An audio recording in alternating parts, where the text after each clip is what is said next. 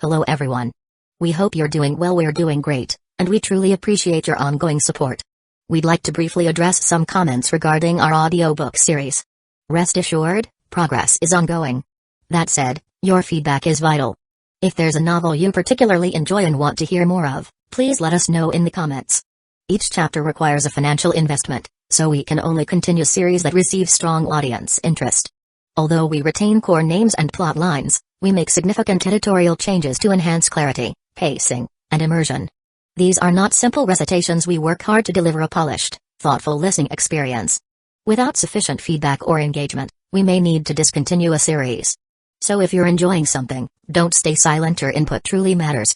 Note, our default audio speed is 3x. If that's too fast, let us know. We're happy to adjust it. Interested in early access to unreleased audiobooks? Visit our Patreon. You'll get to experience new content before it reaches YouTube. Just to clarify, I'm a fan like you. I've purchased these novels and adapted them with care, while respecting all rights and guidelines. For updates, follow us on Facebook and Twitter, X. YouTube update: recently, YouTube flagged some of our content for including mature themes, realistic violence, and darker story elements. As a result, we've decided to stop uploading anything that violates YouTube's guidelines. If you'd like access to the full, uncut versions including the more intense or mature content, you can find them on our Patreon page, where we upload everything first. Available now on Patreon: Shattered Innocence transmigrated into a novel as an extra. Transmigrating over 10,000 years late, I was forced to become a mighty presence. I, the celestial dragon, rule the heavens through the double gate, reigning supreme in countless worlds with peace taming, Tower of God sequence strength, cultivation when you take things to the extreme. Naruto is an Uchiha with cyst. WTF, the centuries-old ancestor in our family take concubine again. Plus 18, Ichi, reincarnated in Bleach as a wizard. Thanks for listening and happy listening. Let's go. Hearing this, Haruto was momentarily stunned. He sensed the house. The man was sitting inside, seemingly having adjusted his emotions and prepared for Annie's departure. It seemed that the father and daughter had reached some kind of understanding. Haruto didn't know if Annie had forgiven the man. But he had no intention of prying further. "You're not taking him with you?" Haruto asked. Annie shook her head. Once the power of the Titans was removed and Paradise Island was liberated, the Eldians from Marley would be extradited. Annie, however, would follow Haruto and leave this world.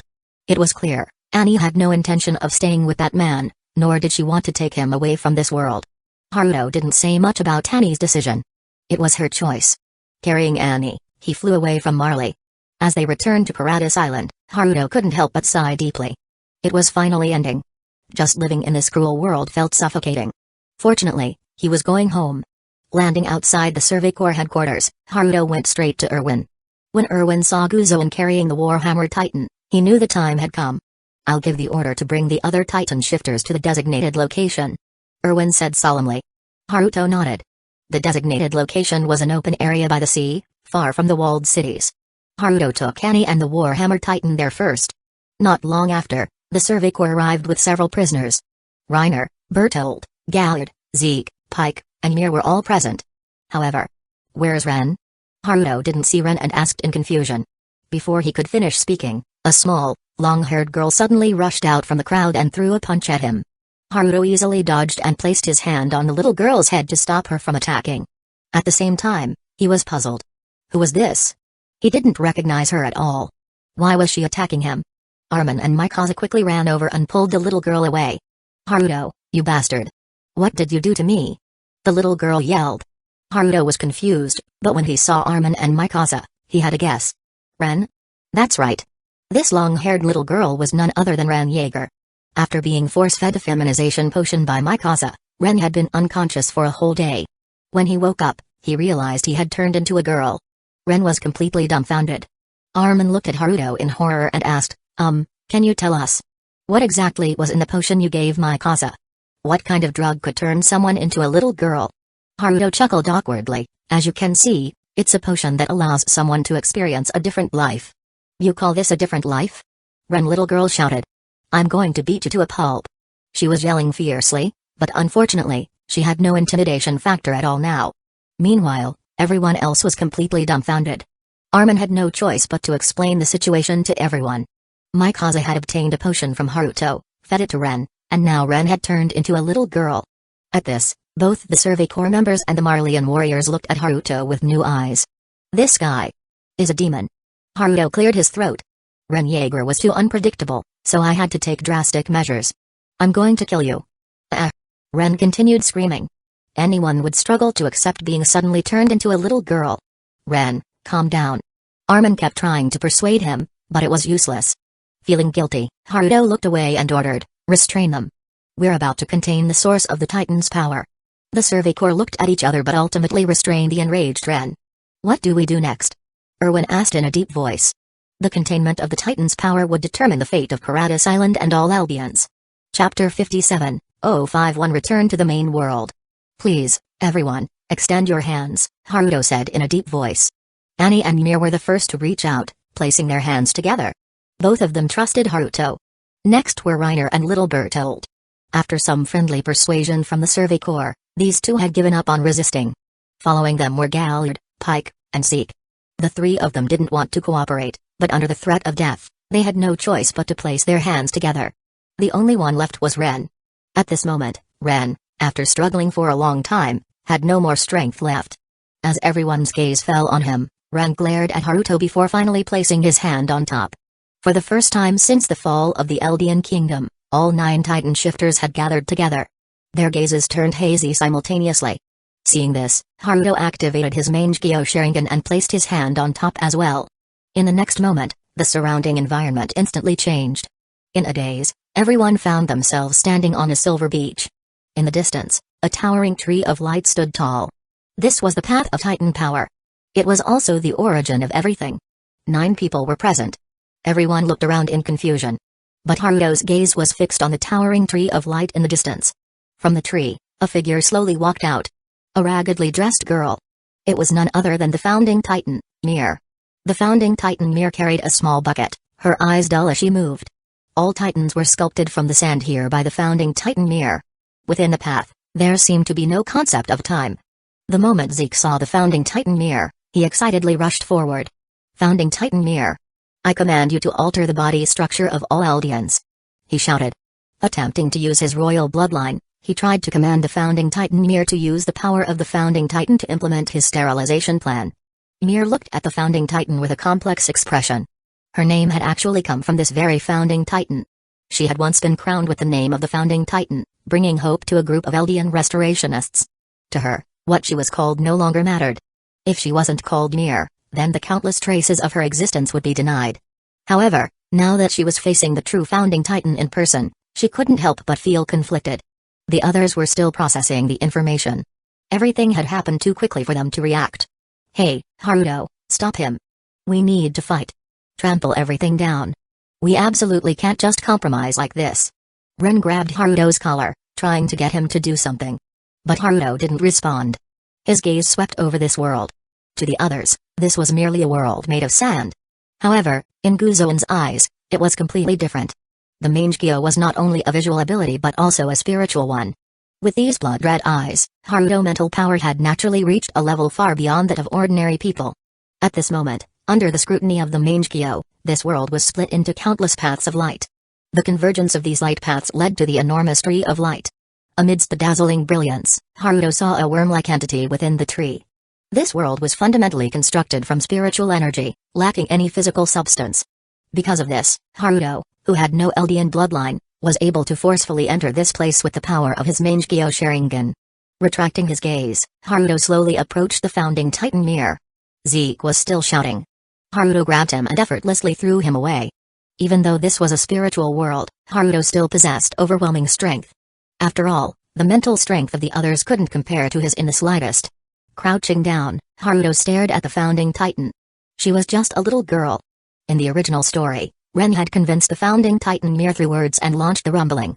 But Haruto, at the moment his gaze met the founding Titan Mir's, the black blades in his eyes spun rapidly, directly taking control of her. Similar to the principle of using the Sharingan to cast illusions. He simply used his powerful spiritual force to dominate her. The founding Titan Mir's dim eyes were instantly consumed by a blood-red glow. In the next moment, within the world of the paths, countless people appeared. All Eldians were simultaneously pulled into the paths. Haruto straightened up, using his immense spiritual power to amplify his voice. Attention, all Eldians. I am an SCP Foundation Executor, responsible for containing all anomalies in the world. At this moment, the Foundation is proceeding with the containment of Titan power. From today onward, Titans will cease to exist in this world. All Eldians will lose their Titan abilities and return to being normal humans, devoid of any anomalous traits. Paradise Island will develop its technology normally and accept all Eldians. The world will return to proper order. As Haruto finished his declaration, all individuals within the paths were forcibly expelled. Haruto took one last look at the founding Titan mirror. This little girl existed solely due to Titan power. Once the Titan power was contained, she would completely disappear. But for her, this should be a form of release. With that thought, Haruto no longer lingered and took large strides toward the towering tree of light. Back in reality, everyone snapped back to their senses simultaneously. They had all heard Haruto's proclamation within the paths. Their eyes instinctively turned toward Haruto. At that moment, from his hand, a translucent worm suddenly appeared. A golden lightning bolt struck from the sky. The translucent worm rapidly expanded into an incomprehensible size. Even a colossal titan couldn't compare to its terrifying mass. Seeing this, everyone was filled with horror and despair. Such an enormous being, falling from the sky, there was no escape. At that moment, Haruto moved. In his blood-red eyes, 3 black blades spun rapidly. Kami. The massive worm that had just formed its enormous body twisted in space. Its immense body was instantly severed. Moreover, the cut was exceedingly precise. At the cut surface, the original translucent worm could be seen. A pair of enormous black wings extended from Guzoan's back, flapping once.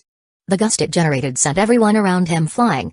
Haruto, however, transformed into a black blur and shot straight toward the cut section of the monstrous worm. The severed giant worm was rapidly regenerating, trying to reconnect itself. But at its core, its true body was forcibly extracted by Haruto. After pulling it out, the black wings behind Haruto split into countless feathers, wrapping around the grotesque worm. Layer upon layer, they soon enclosed the original worm, which was only the size of an arm, into a 2-meter-wide black cocoon. Those feathers were actually Haruto's own cells. Having assimilated the Titan power and ghoul abilities through the Black Light virus, Haruto's cells formed a prison stronger than any material in this world. Successfully contained anomaly, origin, grotesque worm, containment level, 4 doomsday. Containment quality, excellent, reward, level 4 lottery draw, congratulations to the host for containing the core anomaly of the Titan world. All anomalies in this world have been fully contained, the Titan world can now open a portal and permanently link with the main world, reward, a portion of world power. As the system panel popped up, it signaled the complete containment of Titan power. The massive worm in the sky evaporated into steam. Haruto, carrying the cocoon that had contained the grotesque worm, slowly descended and exhaled deeply. Chapter 58, no title needed, too much happened XD it's over. Erwin and the others gathered around, looking at the giant cocoon in Haruto's hands, their eyes full of questions. Containment successful. Haruto smiled and said, "This world no longer has titans." At his words, everyone was stunned for a moment, then erupted into cheers. Zeke and the few Marlians were left standing aside. Seeing that Haruto wasn't paying attention to them, they experimented by making small cuts on their fingers. However, nothing happened. The Titan power they had once controlled so skillfully was gone. No golden lightning struck down, no titans appeared out of thin air, and even their wounds bled without healing. They exchanged glances, realizing that it was truly over. The titans had vanished. At the same time, across Paradise Island, countless mindless titans wandering about were instantly reverted back to human form. And the 3 towering walls of Paradise Island dissolved into steam and disappeared. The walls had been part of the titans' hardening ability, and with the abnormal worm being contained, they simply vanished. For the first time, the sunrise shone unimpeded into the world of Paradise Island. After that, there were a lot of miscellaneous matters to handle on Paradise Island. Only a few were worth mentioning. First, Erwin signed the Absolute Contract Codex and officially joined the SCP Foundation. Afterward, he would follow Haruto to the main world and study various fields within the Foundation.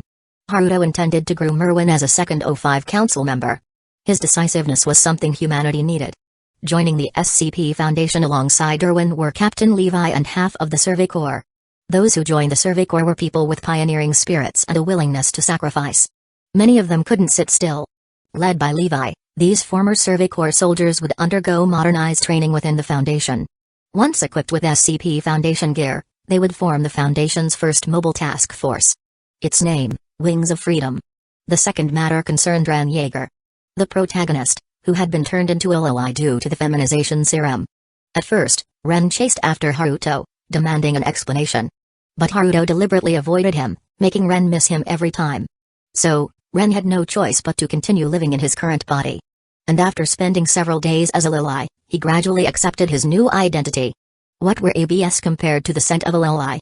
At an appropriate moment, Haruto reappeared before Ren, explaining that the feminization serum had a time limit, it would wear off in about a year. And so, Ren, the little lily, panicked. In the end, after much hesitation, Ren requested several more doses of the feminization serum from Haruto. Hey, truly addicted. For some reason, Ren had recently been spending a lot of time with Armin. Mikasa, meanwhile, gradually distanced herself from the two and joined Levi's former squad, now part of the Foundation. The third matter. Historia, you were looking for me? Haruto looked at the slightly fidgety girl in front of him, surprised. After all, in his impression, Historia always spoke directly to him about anything. Historia rubbed the hem of her skirt, mustering her courage. I'm the one who asked Haruto to come out, I have something to say. Haruto had been incredibly busy these past few days. As the head of the SCP Foundation, he was about to establish cooperation with the newly formed Eldian Republic. It was unrealistic to just sit back and do nothing. Historia had wanted to meet with Haruto for a long time but only found the opportunity today. Meanwhile, at the street corner, Mir cautiously peeked out, checking the situation. Even though she wasn't directly involved, she was incredibly nervous. After all, she had been the one to egg Historia on. If you like him, just go for it, she had said. Yet, she herself lacked the courage her words implied. Now, hiding in the shadows, she both hoped Historia would succeed and dreaded that she actually would.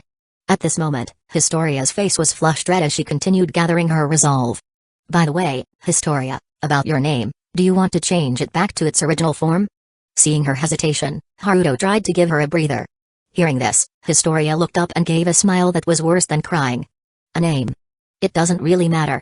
Haruto was momentarily speechless. Call me Krista, just Krista, no surname.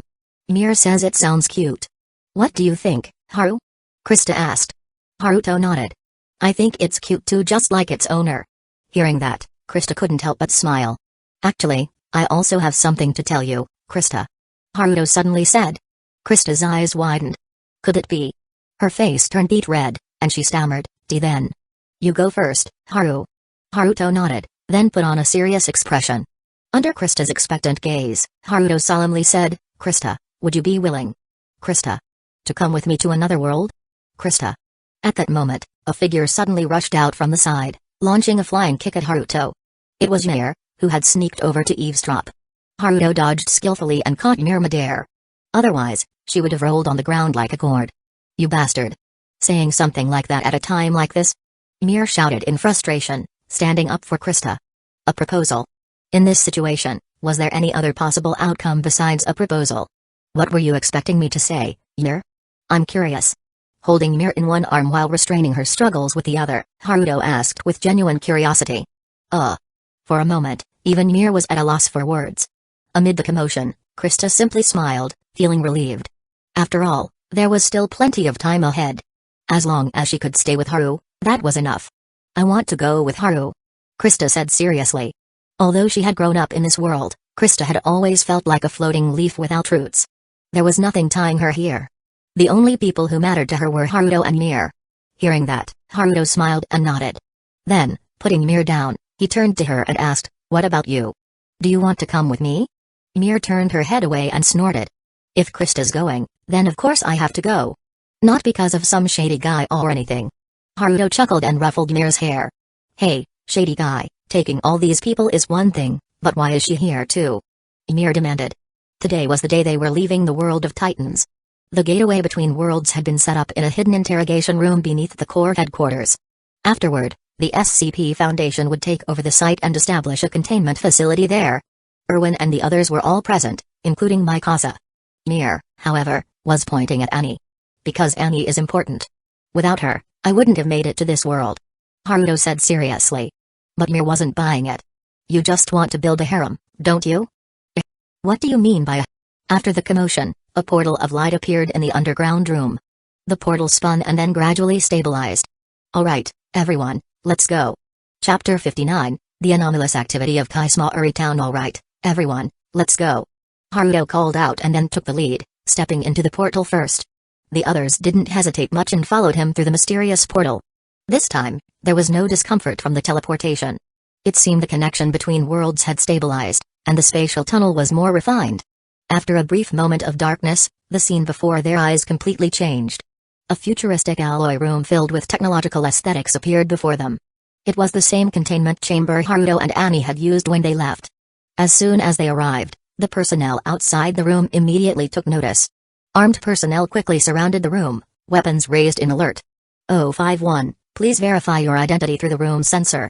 A voice came through the microphone from one of the armed personnel. Mir scoffed and nudged Haruto with her elbow. Your subordinates don't seem to respect you much, huh, leader? Haruto shook his head. First of all, within the Foundation, we are all colleagues. Outside of containment operations, there is no strict chain of command. Secondly, such security measures are necessary for the Foundation. We can't rely on appearances alone to confirm identities. If an anomaly were to be released due to negligence, that would be the true failure of a Foundation personnel. Beep. Identification confirmed, 051. Trust level, level 5, Thami Eel. Unlocking the room. After undergoing multiple layers of verification, password authentication, identity card scan, fingerprint match, iris scan, DNA sampling, and a cognitive recognition test, Haruto's identity was finally confirmed. The containment room was unlocked at last. Our apologies, 051. This is a necessary security procedure of the Foundation. The armed personnel addressed Haruto. Haruto shook his head. No need to apologize. This is necessary. After all, these protocols were his own design. Some anomalies could mimic appearances, and if proper screening wasn't conducted, the consequences of an anomaly infiltrating the Foundation would be catastrophic.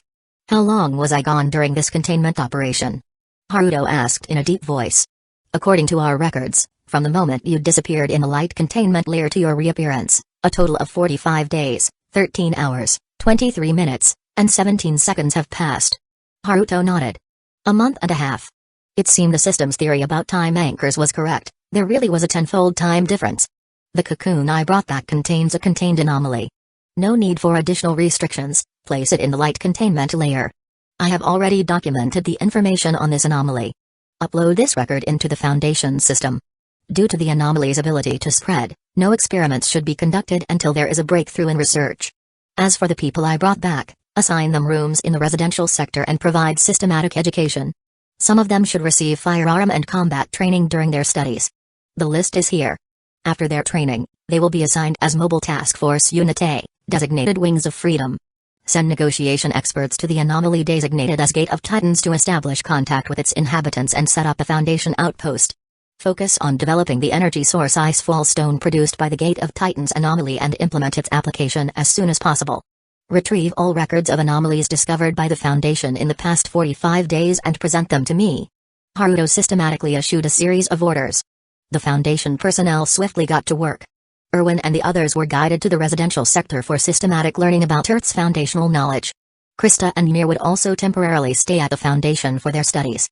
Meanwhile, the Foundation dispatched personnel to the Titan world to make contact with the Survey Corps. Developing the Titan world was a crucial step for the Foundation's future growth. Then, a tablet was handed to Haruto. The device contained only a single documented detailed record of the Foundation's activities and anomaly discoveries over the past month and a half. Haruto quickly skimmed through the document. Big brother, you're finally back. A playful voice came from the side. Without looking up, Haruto responded, yeah, the containment operation in the Titan world is complete. Now, have you been staying in the facility this whole time? A silver-haired girl appeared beside him. Yep. While Big brother was away, I was helping to manage the Foundation's affairs. Nao placed a finger on her cheek in a thinking pose before continuing. By the way, the sister you recruited before Mihari Oyama has arrived. She's temporarily staying in the residential sector and conducting some preliminary research. Hearing this, Haruto raised an eyebrow. Mihari Oyama, the girl who could create anomalous potions by hand, was a talent he was particularly interested in. She hasn't been exposed to any sensitive Foundation matters, has she? Haruto asked. From his observations, Mihari had a kind-hearted nature. If she were to learn about the Foundation's use of D-class personnel in experiments, or about the inhumane experiments conducted on humanoid anomalies, although explanations could be provided, it would likely damage her trust and loyalty to the Foundation. Nao shook her head. She hasn't been given access to much information. Her clearance level is only 1 for now. Haruto nodded in approval and reached out to ruffle Nao's silver hair. You've worked hard while I was away. He felt that this girl's way of handling things was becoming more and more in tune with his expectations.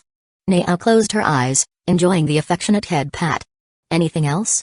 Haruto put away the tablet and directly asked Nao. Hearing this, Nao nodded seriously. Kusagakure town has been drastically diminished. The town's population has been reduced by 90%, leaving only a handful of survivors. This happened 7 days ago. Here are the aerial photos comparing the town before and after the incident. Nao handed a set of aerial images to Haruto. Glancing at them, Haruto couldn't help but be taken aback. Although Kusagakure town wasn't exactly prosperous, it still had a considerable population. The streets and houses were neatly arranged, exuding a rustic charm. But the later images were horrifying. It looked as if the entire town had been plowed over. The terrain itself had even changed slightly. On the aerial map, numerous destruction marks were visible. It was as if someone had randomly scribbled chaotic lines over the town in the images. These lines cut across buildings, streets, and infrastructure. Everything along their path was utterly obliterated. In some areas, even the ground had been upturned. Haruto examined the images, his expression growing solemn. If this level of destruction was caused by an anomaly, then it was incredibly dangerous and needed immediate containment. Seeing that he had finished looking at the photos, Nao continued, the Foundation deployed armed personnel immediately and took control of Kusagakure town. To the public, we announced that a massive earthquake had struck and that emergency relief efforts were underway. However, the Foundation's takeover has met resistance from the Japanese government, and we won't be able to hold them off for long. Through our contacts within their government, we discovered that Kusagakure town housed a secret Japanese military base. But now, it appears that the base was also wiped out. No information has surfaced from it. Hearing this, Haruto's brows furrowed deeply. A secret military base in Kusagakure town? This just made things even more complicated. Earth's technology wasn't weak. If an entire military base had been erased, then the threat level of this anomaly needed to be raised even further. Moreover, while the Foundation held great power, dealing with a military base incident would make things even more difficult. They needed to contain the anomaly quickly and withdraw from Kusagakure town. Have we sent D-class personnel to investigate the area? Any findings? Haruto asked. Nao nodded. 3 teams were sent. All were killed instantly before they could report anything. The first team encountered military personnel in the town. When they retrieved a tactical helmet from one of them and accessed its footage, they were wiped out immediately. Chapter 60, The World. The Foundation determined that the anomaly might be image-triggered, so the next 2 teams of D-class personnel were not allowed to wear any recording devices. These 2 teams of D-class personnel did not touch the armed personnel's equipment, yet they were still completely annihilated. Before their annihilation, the following information was transmitted through their earpieces. After finishing her explanation, Nao handed an audio file and its transcribed text to Haruto. Upon playing the audio file, heavy breathing and voices could be heard inside. Reporting to the Foundation, we've found a humanoid life form. He looks really strange. The life form is male, completely unclothed, with oddly proportioned features. His height might be over 2 meters. Since the target is crouching, I can't determine exactly. His arms and legs have almost no muscle, extremely thin. He seems to be crying? I don't understand. Hey, can you hear me? Attempting communication was ineffective. No, wait, he's turning around. The sound abruptly stopped. What followed was an ear-piercing shriek loud enough to rupture eardrums. And a massive explosion. The earpiece was likely destroyed at that moment as well. The D-class personnel were killed instantly, not even able to scream, suggesting immediate death. Closing the audio file, Haruto took a deep breath. This was a serious problem. I'll go handle the containment, Haruto said. Hearing this, Nao nodded with concern. Afterward, she went to prepare a vehicle to head to Kusagakure town. Although Haruto could fly there much faster. On Earth, where surveillance cameras were everywhere and satellites conducted aerial photography, it was best not to reveal anomalous abilities unless necessary. Otherwise, they'd have to deal with online information suppression and offline memory erasures. A huge hassle. Instead of heading directly to Kusagakure town, Haruto first went to the containment room for Root, grotesque bug. He needed to assess the gains from containing the attack on Titan World, using the rewards to strengthen himself as much as possible. After all, the next containment operation was quite dangerous. Currently, Haruto's blacklight virus had already consumed Titans and ghouls, granting him terrifying vitality. Though untested, he estimated that even if his head was cut off or his heart exploded, he could easily regenerate. As for whether he could regenerate from a single drop of blood, that was untested, so he couldn't say. Inside the containment room, there was only a giant cocoon wrapped in black feathers. Upon entering, Haruto extended his hand, pressing his fingers against the cocoon. These black feathers were, in fact, all Haruto's cells. The moment he made contact, he could effortlessly control these detached cells. Manipulating the feathers inside, he pierced the grotesque bug's body, extracting a single drop of fluid. The grotesque bug struggled within the feathers, but to no avail. The drop of liquid was passed along by the feathers and, ultimately, transferred into Haruto's body through his fingers. The black light virus immediately devoured it and began feeding back into Haruto, evolving him on the spot. His body suddenly became somewhat translucent, with his skin turning semi-transparent. Just like the grotesque bug. But soon, he returned to normal. Opening his eyes, Haruto sensed the changes in his body and the information that appeared like an instinct. A huge gain, Haruto murmured. From the grotesque bug, he obtained only one trait. That was propagation. Now, Haruto could use his blood to induce an inferior assimilation in others. Essentially, he could infect others with his blood, granting them Titan-like abilities. More importantly, Haruto could modify the infected individual's physical structure, thoughts, and memories. Just like how the founding Titan controlled the Eldians. Besides the D-class memory wipe method, now I also have an A-class memory wipe method. Haruto marveled. Compared to amnestics, his assimilation-based memory control was much more refined. Far more advanced. After absorbing the grotesque bug's genes, Haruto pulled up his system interface. Previously, after continuously containing various anomalies and harvesting rewards from the Attack on Titan world, he had accumulated enough for a 10-pull level 3 lottery and a single level 4 lottery. Additionally, the containment of the Attack on Titan world granted him a reward, World Energy. He had been too busy recently to properly study this World Energy. World Energy, a reward given when containing root anomalies. Extremely valuable, can be used to upgrade the multiverse containment system. Reading the system's description, Haruto raised an eyebrow. So it was for upgrading the system. Without hesitation, Haruto clicked the upgrade button. The system interface flickered briefly, then returned to normal. Haruto? Was that it? Wasn't that a bit too simple? Although it felt sketchy, Haruto still checked the upgraded system. The system interface hadn't changed much, except for 2 new options. One was the Anomaly Monitoring Program. The other was Anomaly Trait Viewing. Anomaly Monitoring Program can monitor anomalies within a 6,371 km spherical radius. Brilliant. Previously, the system could detect and mark anomalies. But the range was severely lacking. Now, the monitoring radius was exactly Earth's radius. For the Foundation, this monitoring program was immensely significant. Anomaly Trait Viewing can view all traits of anomalies within a 10-meter radius. Even better. Being able to see an anomaly's traits would make containment operations and subsequent experiments much easier.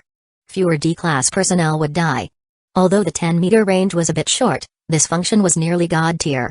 After reviewing the system's upgrades, Haruto turned his attention to the lottery. Time to test his luck. Rubbing his hands expectantly, Haruto clicked on the 10-pull level 3 lottery. 10 streaks of light flashed across the screen. Damn. Just clouds and blue sky. No one could stay lucky forever this time. Haruto's luck was finally punished.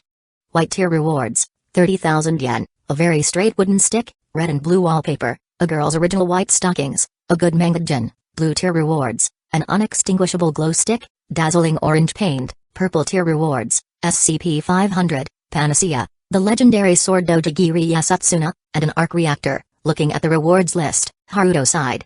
No gold tier items. After staying lucky for so long, it was time for a downturn. Still, 3 purple tier rewards weren't bad. SCP 500 was a small bottle of red pills. 1 pill could effectively cure all diseases. This included anomalies classified as diseases. As for so-called terminal illnesses like cancer or leukemia, 1 pill and they'd be cured instantly. Dojigiri Yasutsuna was a legendary sword said to have slain the demon Shutendoji, carrying a grievous injury effect that inhibited regeneration. The arc reactor was a high-tech cold fusion energy source. It wasn't useful for Haruto himself, but for the Foundation's technological development, it was invaluable. If their researchers could crack its secrets, the Foundation's energy tech would advance significantly. Still got 1 level 4 lottery. No one stays unlucky forever. Haruto took out his phone and played Good Luck Comes. Then, he clicked the level 4 lottery. A golden streak flashed across the interface. Haruto was relieved. No red tier, but at least gold tier. At least this lottery session wasn't a total loss. Gold tier reward, the world, Zawarudo, woo. Brilliant. Haruto cheered. The world. Not the stand, but the power itself. With this power, Haruto could pause the entire world's time for 9 seconds. This was the power of the world. Zawarudo. As Haruto let out a light breath, the entire world suddenly fell into stillness, turning slightly gray. Haruto looked around. Whether it was the Foundation personnel outside the room or the dust in the air, everything had been paused. Chapter 61, The Only Survivor of Kaismaori Town, Shiro and the Shy Containment Objective. Full 9 seconds passed. Only then did time begin to flow again. The Foundation personnel outside the room continued their actions from before the pause, completely unaware. As if the world had never stopped for 9 seconds. This was the power of the world. Satisfied, Haruto put away the system panel. Then, he handed the arc reactor over to the Foundation's research personnel. As for the panacea, he kept 2 pills for himself and placed the rest into the Foundation's containment. At the same time, he documented the panacea's anomalous properties and uploaded the report to the Foundation's database. After that, Haruto left the Foundation, got into a vehicle, and headed toward Kaismaori Town. By the time night fell, he had arrived at his destination. This small town was situated in a lowland area, surrounded by a few modest mountain ranges. The mountains weren't high enough to isolate Kaismaori Town from the outside world, yet they seemed like a natural barrier, offering protection. Such an environment was reminiscent of a utopia, a paradise hidden from the world. Unfortunately, standing at a high vantage point, Haruto looked down at the town and shook his head. The actual scene of Kaismaori Town was far more tragic than what the images had shown. Earth and stone were overturned, buildings were shattered by unknown forces, and the entire landscape of the town had nearly changed. Closing his eyes slightly, Haruto held his breath.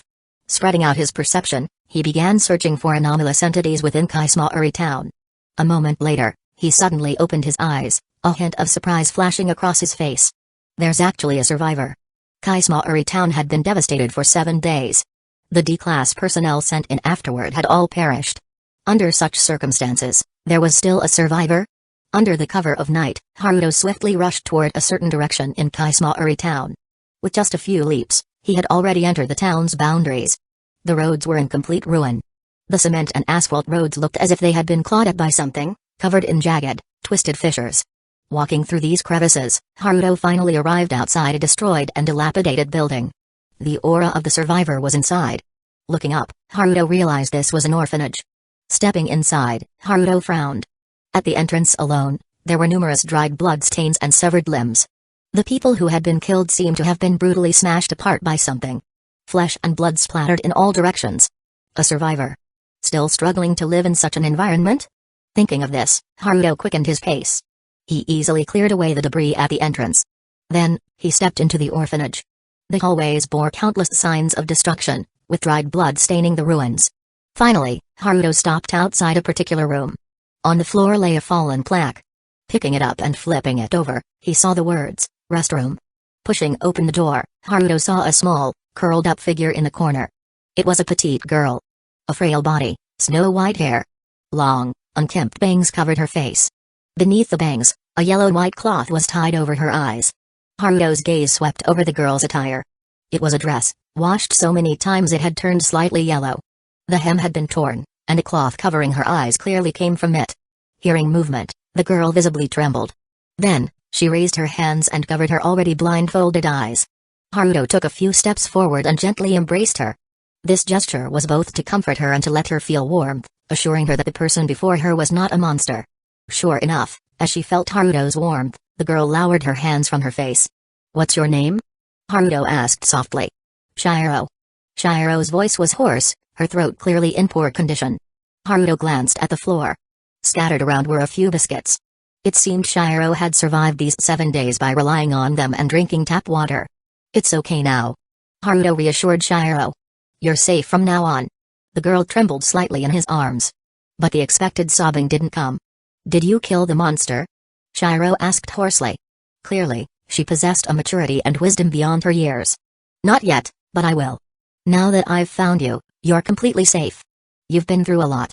Haruto's voice was filled with certainty. "The monster is strong. Guns can't kill it."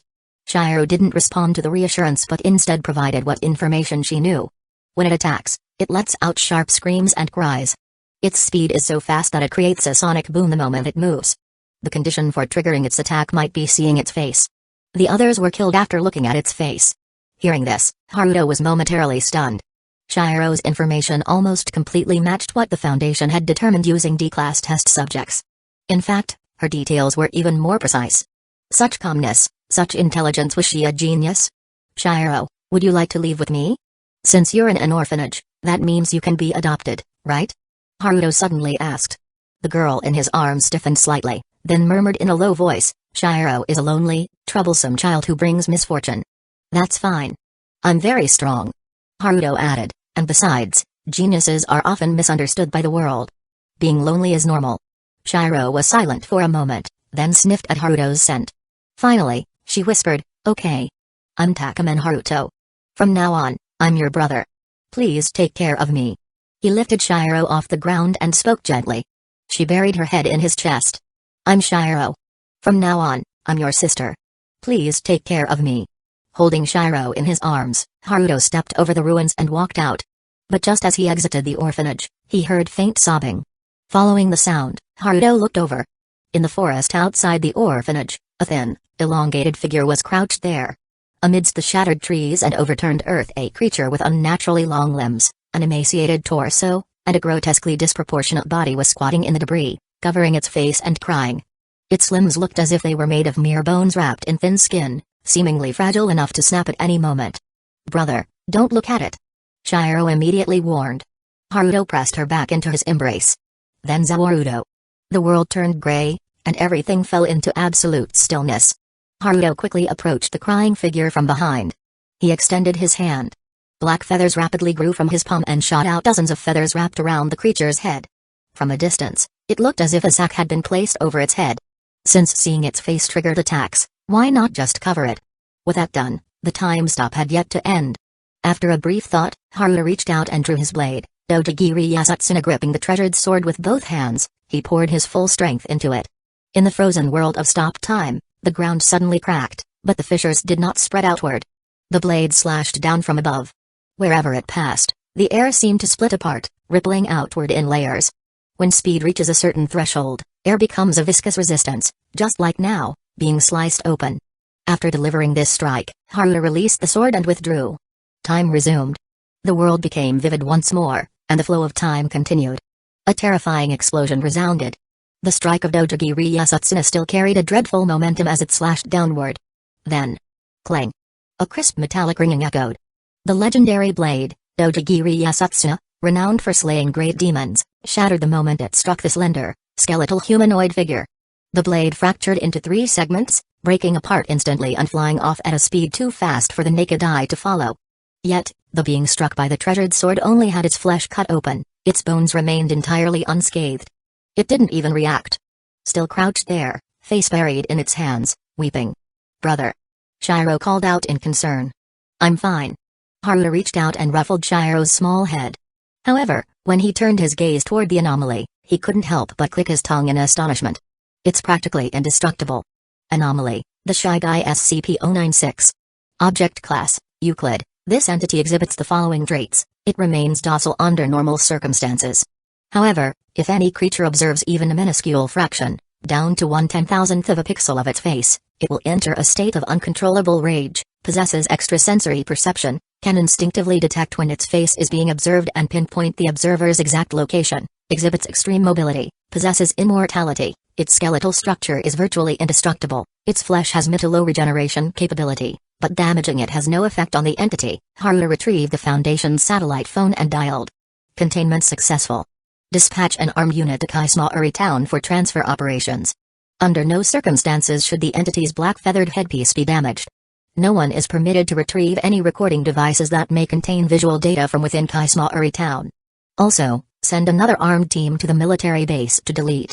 Never mind, I'll handle it myself. After issuing his commands, Haruto ended the call. Chapter 62, Erasing Shy Guy's data and a girl named Mimizu Mitsuha. At this moment, Shiro, nestled in his arms, reached up and removed the cloth wrapped around her head, which had been covering her eyes.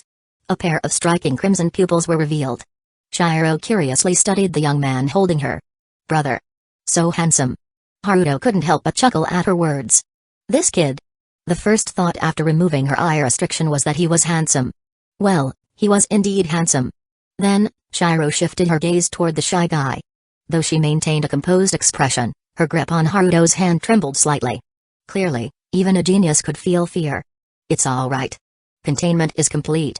As long as nothing unexpected happens, it will never appear in this world again. Haruto reassured her. As long as the containment facility didn't explode or fail, this kind of dangerous entity would never be released. Brother, are we heading to the military base? Shiro withdrew her gaze and asked. Haruto nodded. This entity's face, even in images or artwork, can still trigger its attack. We need to purge all recorded images from this location. Otherwise, taking the entity back is pointless, containment would fail. The military base in Kusagakure town had been destroyed. Its stationed personnel had been completely wiped out. There was only one possible reason.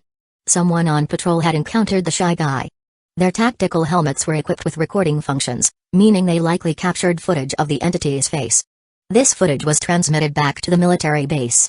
And then, the consequences were obvious. The shy guy was an indestructible entity with a minimum speed of subsonic levels.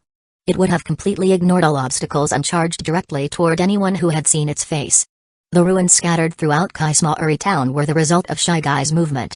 Nothing could obstruct its destruction. Fortunately, the military base had not transmitted the footage externally. Otherwise, the entire world would be doomed. Before long, the Foundation personnel arrived. Haruto set Shiro down, intending to leave her with the others while he handled the deletion process himself. However, Shiro clung tightly to Haruto's arm. Brother, Shiro looked uneasy. Clearly, she wasn't comfortable dealing with strangers. Haruto thought for a moment and ultimately decided to bring Shiro along. However, he needed to put the tactical visor back on her. For safety, he planned to use time stop while deleting the images to ensure the shy guy's trigger conditions weren't accidentally met. He couldn't entrust this task to anyone else. Even the slightest accidental glimpse of a pixelated fraction of its face, and the shy guy would instantly breach containment. Fortunately, after a week of Foundation investigation, the military base's location had already been pinpointed. Secure it in a pitch-black containment chamber. No surveillance devices allowed. Absolute isolation. Haruto ordered. The Foundation's armed personnel nodded, keeping their heads lowered as they escorted the shy one into a completely enclosed cell, sealing it away. Anomaly successfully contained. The shy guy, Anomaly Level 4, Destruction. Containment rating, excellent. Reward, 1 Level 4 lottery draw. As the system notification popped up, Haruto carried Shiro and confidently headed toward the military base. The Kusagakure town military base was built underground, not a particularly large facility. It didn't seem to contain any classified information either. Which made sense. If it were an important base or housed critical secrets, the Foundation's external authorities wouldn't have been able to negotiate for an entire week to secure containment. The interior of the base was in an even worse state than Kusagakure town. The underground complex was constructed from alloy materials. Yet now, massive holes riddled the alloy walls, clear evidence of the shy guy's rampage. Haruto found the main computer room. He casually smeared some dried blood on the ground. The dried blood seeped into his fingers, consumed by the blacklight virus. Memories of the blood's owner flooded his mind.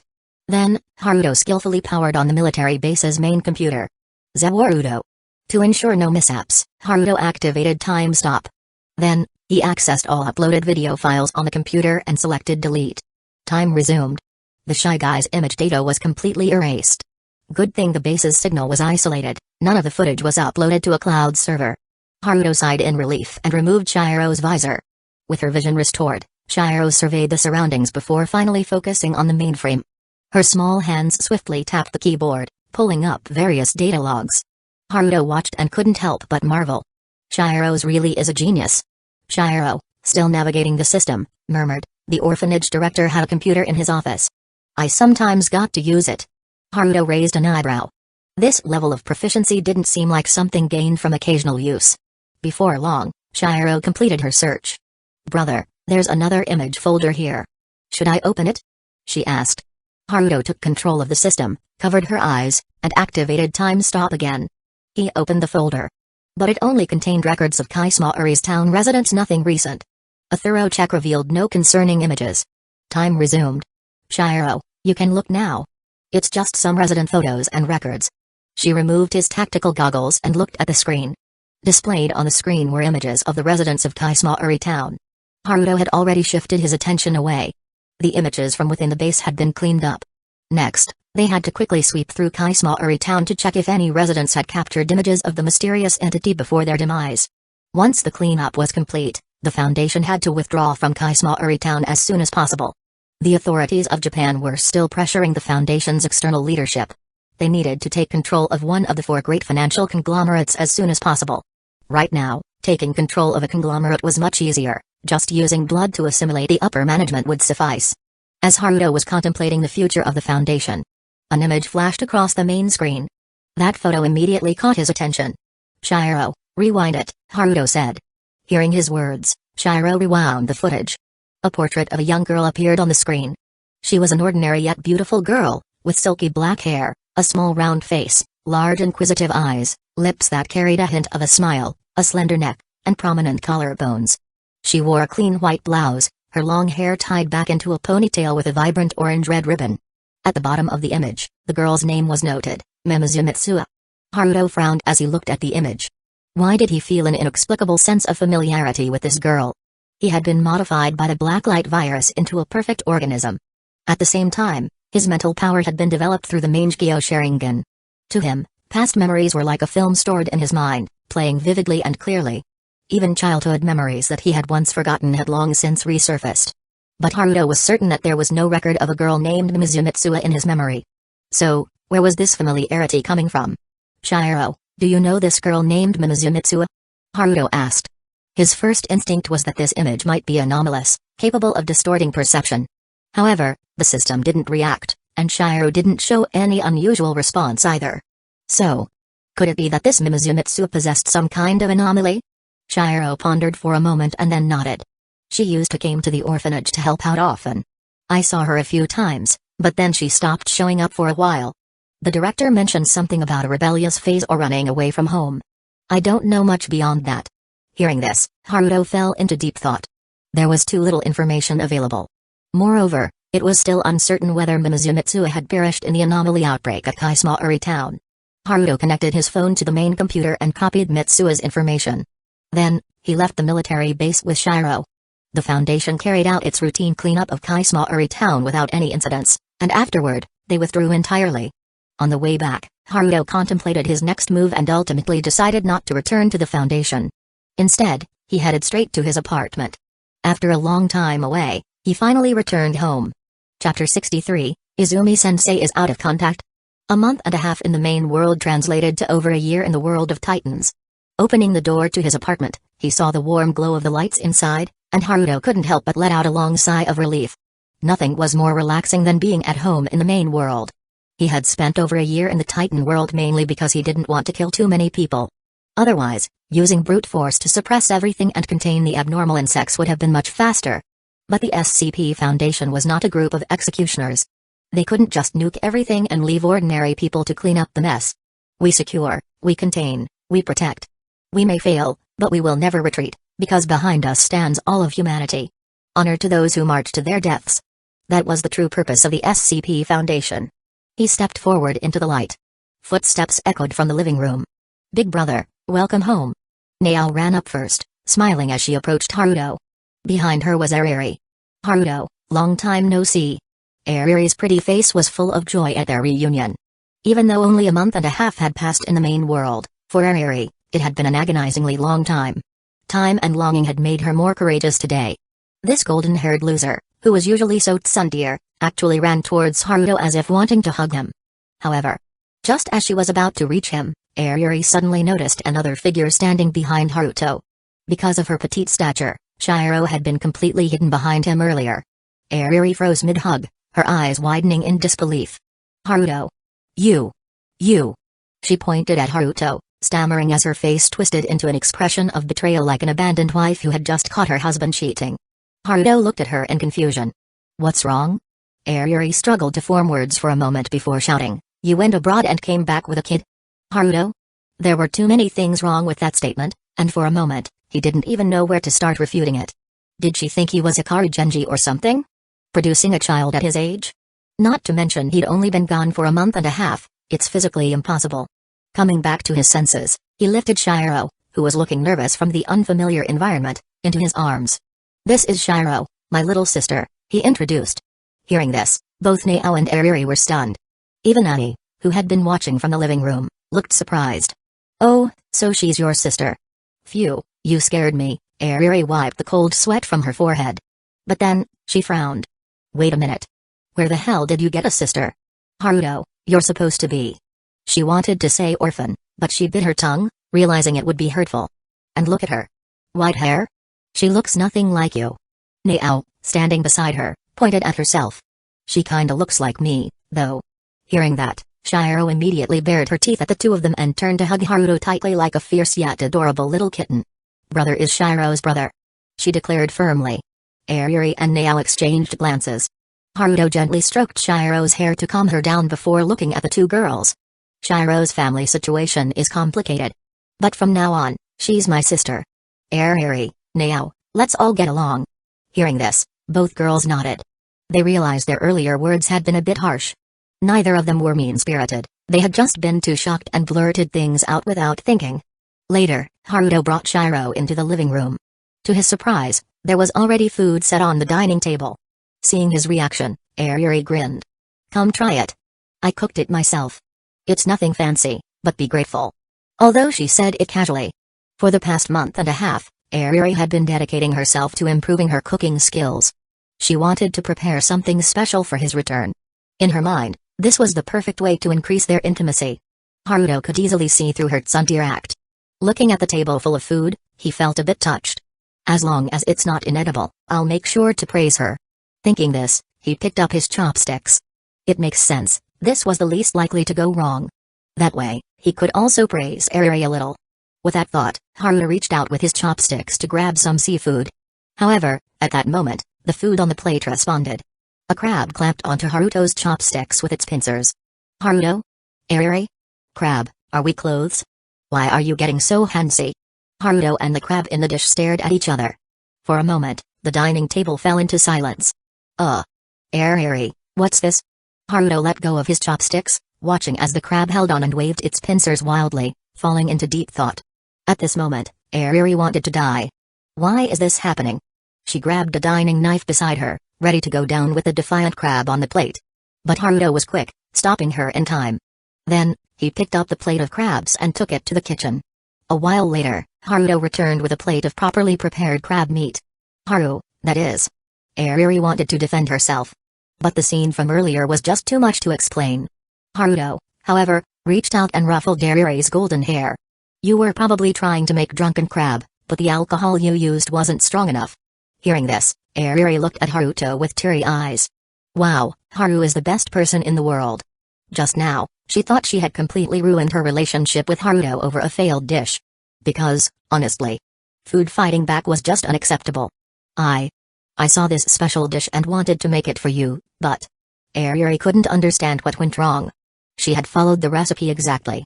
She wasn't an idiot. How could such a disastrous mistake happen? The steak that you bought isn't strong enough, that's why this happened. Don't worry about it. Haruto comforted her gently. Then he sat down, picked up new chopsticks, and took a bite of the food. The taste wasn't bad.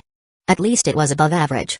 Anime heroines always seem to make Judgment Day-level cooking disasters no matter how much they practice. Turns out, that's mostly for dramatic effect. Soon, Annie, Nao, and Shiro also sat down. Although the earlier crab incident made them a little wary of the dishes, Haruto had helped Airi to redeem herself well. So, it was fine. And as it turned out, aside from the drunken crab, none of the other dishes failed, they were all above the passing mark. Shiro ate quickly, almost desperately. Haruto didn't stop her, simply pouring a glass of water and placing it beside her. When Shiro inevitably choked, he handed her the water and gently patted her back. For Bae to have survived in Kaismaori town was already a miracle. She had long been starving. And binge eating could actually help relieve psychological stress. Even though Shiro was precocious and intelligent, that place was like hell. Even Shiro couldn't have come out of it without psychological scars. She just didn't throw tantrums to show it. By the way, Haru, have you checked the news? Your debut is blowing up. Airi snapped out of the earlier disaster and brought up a new topic. Haruto froze. Debut? Blowing up? Seeing his reaction, Airi widened her eyes. Wait. Did you completely ignore the news after going abroad? As she spoke, she pulled out her phone and showed him a trending news article. Your Titan manga is a massive hit in Weekly Shonen Jump. Your popularity is through the roof. Haruto took Airi's phone and glanced at the screen. Oh, right. He had submitted Attack on Titan for serialization. Back then, he had planned to earn his first fortune through manga. But plans never keep up with changes. The Adolescence Syndrome Laboratory practically handed itself to him.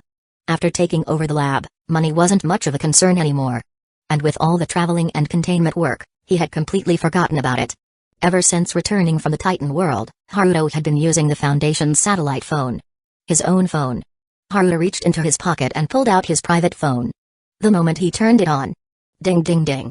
A flood of notifications and missed calls popped up instantly. Haruto rubbed his forehead. Airi stared at him with wide eyes. Wait. Haru. Don't tell me you were completely out of contact for the past month and a half? Haruto nodded. Airi was speechless. If I were your editor, I'd go insane. She sighed. A popular manga artist suddenly disappearing without a word. Any editor would be ready to grab a knife. Luckily, Haruto had submitted a good amount of manuscripts before leaving. The series could still run in the magazine for a few more weeks. Big bro is a mangaka? Shiro curiously leaned over. Sort of, Haruto chuckled. Airi covered her face with both hands. Haru. Out sales are through the roof, the hype is insane, and the industry says you're the frontrunner for Rookie of the Year. And that's just sort of? But at this moment, Haruto was more worried about something else. How should he deal with editor Furukawa? If he were Furukawa, he'd probably want to kill someone right now. Opening line. Sure enough, there were tons of messages from Furukawa. Izumi-sensei. Out is exploding. It's selling like crazy. Izumi-sensei, you have a huge chance at winning Rookie of the Year. Izumi-sensei, are you busy? Izumi-sensei? 1.3? Izumi-sensei, please don't joke around like this. My editor's fragile nerves can't take it. Izumi-sensei. Haruto thought for a moment and replied, sorry, I was abroad recently. No signal. Furukawa replied almost instantly, Izumi-sensei, you're alive. The backlog is running out, where's the next manuscript? Haruto, out doing research, skipping one isn't an issue. Furukawa. Izumi-sensei, if I knew your home address, I'd be there with a knife right now. The fans are going to lose their minds. You're skipping at such a critical moment? Haruto, hey. Furukawa, thank you, Izumi-sensei. My years of low blood pressure have just been cured. And with that, their conversation ended. Haruto sighed in relief. Thankfully, Furukawa was a really nice woman. But there was still another unread message online. Chapter 64, The Genius Girl Shiro and Kasumijoku-senpai's Invitation. Kasumijoku-senpai, Kuhai, I saw your manga promotion published. Congratulations. Although I thought it was amazing when I first saw it, I didn't expect it to become this popular. Kuhai? Are you there? I want to talk to you about your work. Kuhai, not replying to messages for a long time is an impolite behavior. Could it be? I've been played? Looking at the messages, Haruto was a little puzzled. Wasn't Kasumijoku-senpai supposed to be the cold and sharp-tongued type? Why did it feel like she was acting like a fangirl? After thinking for a moment, Haruto typed a reply, sorry, senpai. I was out of the country recently, and I couldn't get a signal, so I just received your messages. Typing, deleting, considering, Kasumijoku-senpai, I'll believe you for now. Looking at Utaha's reply, Haruto couldn't help but smile. This senior felt a little different from her anime counterpart. So, regarding discussing your work, what's your answer, Kuhai? Utaha followed up online. Haruto, of course, that's fine. Kasumijoku-senpai, then let's meet at a cafe tomorrow and talk a bit. Haruto, isn't his a little sudden? Kasumijoku-senpai, it's still the holidays, right? You should have time, Kuhai. Kasukajoku Utaha, or have you already made plans with someone else? Haruto, no, I haven't. Haruto considered the situation. Right now, most of the Foundation's efforts were focused on developing the Titan world. They were working on establishing containment site stations there. At the same time, they needed to gradually teach the Eldian Kingdom some industrial knowledge. These tasks didn't require his direct involvement, but they did consume a lot of the Foundation's manpower. So, for the time being, there wasn't much for Haruto to handle. And according to the reports he received, there weren't any tricky anomalies that needed urgent attention. The only major issue, the shy individual, had already been contained. Taking a short break outside didn't seem like a bad idea. A little relaxation could help ease the nerves.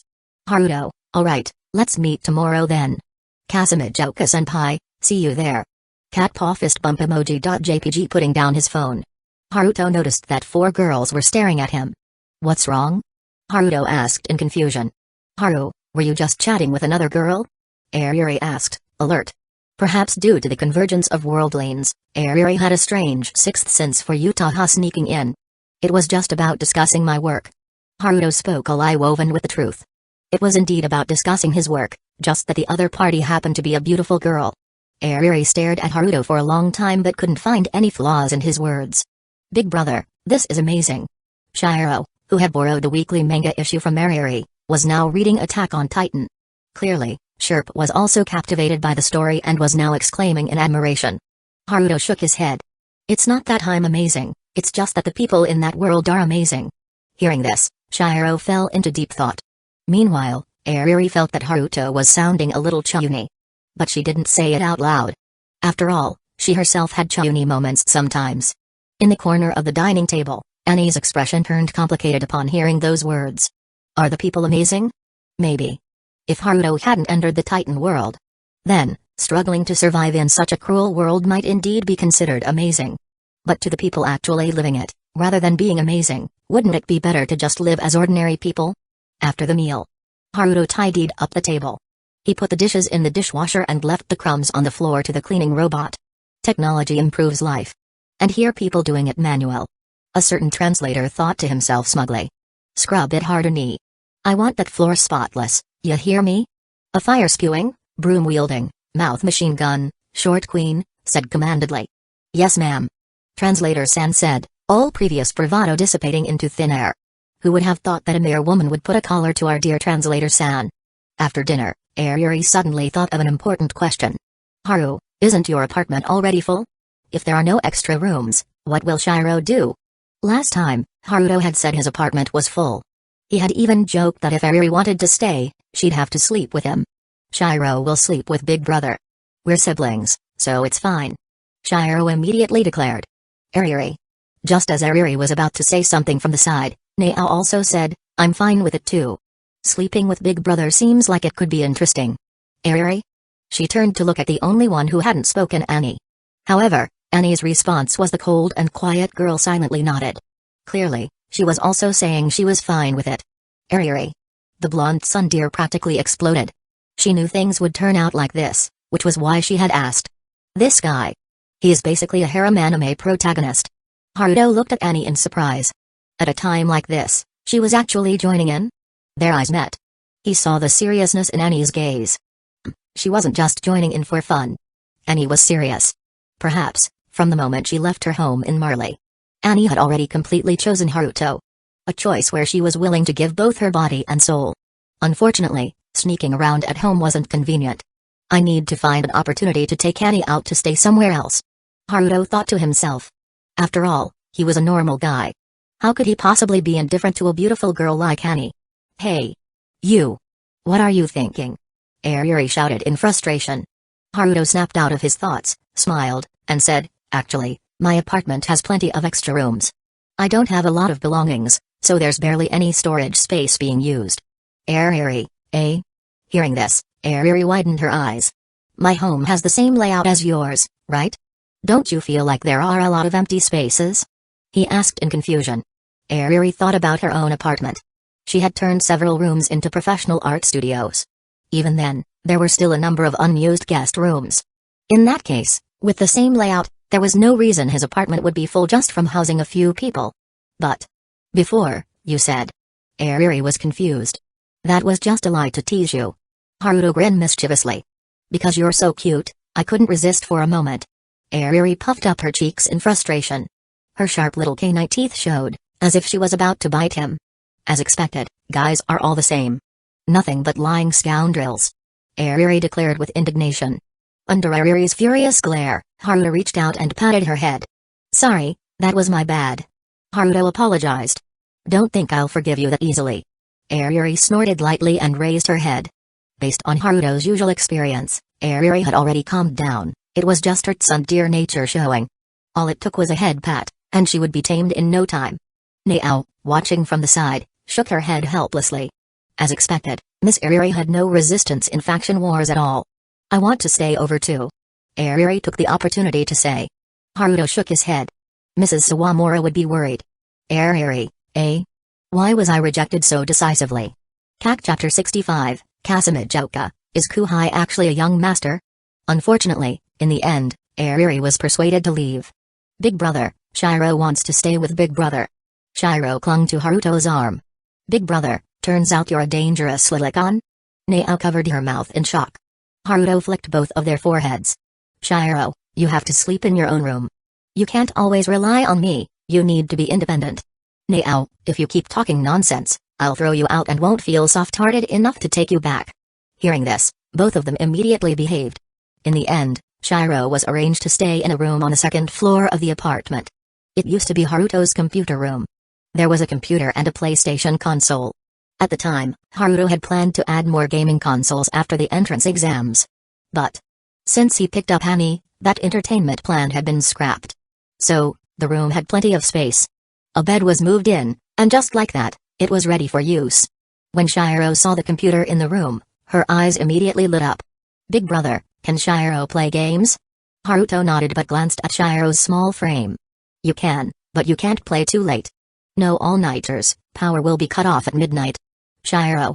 Big brother.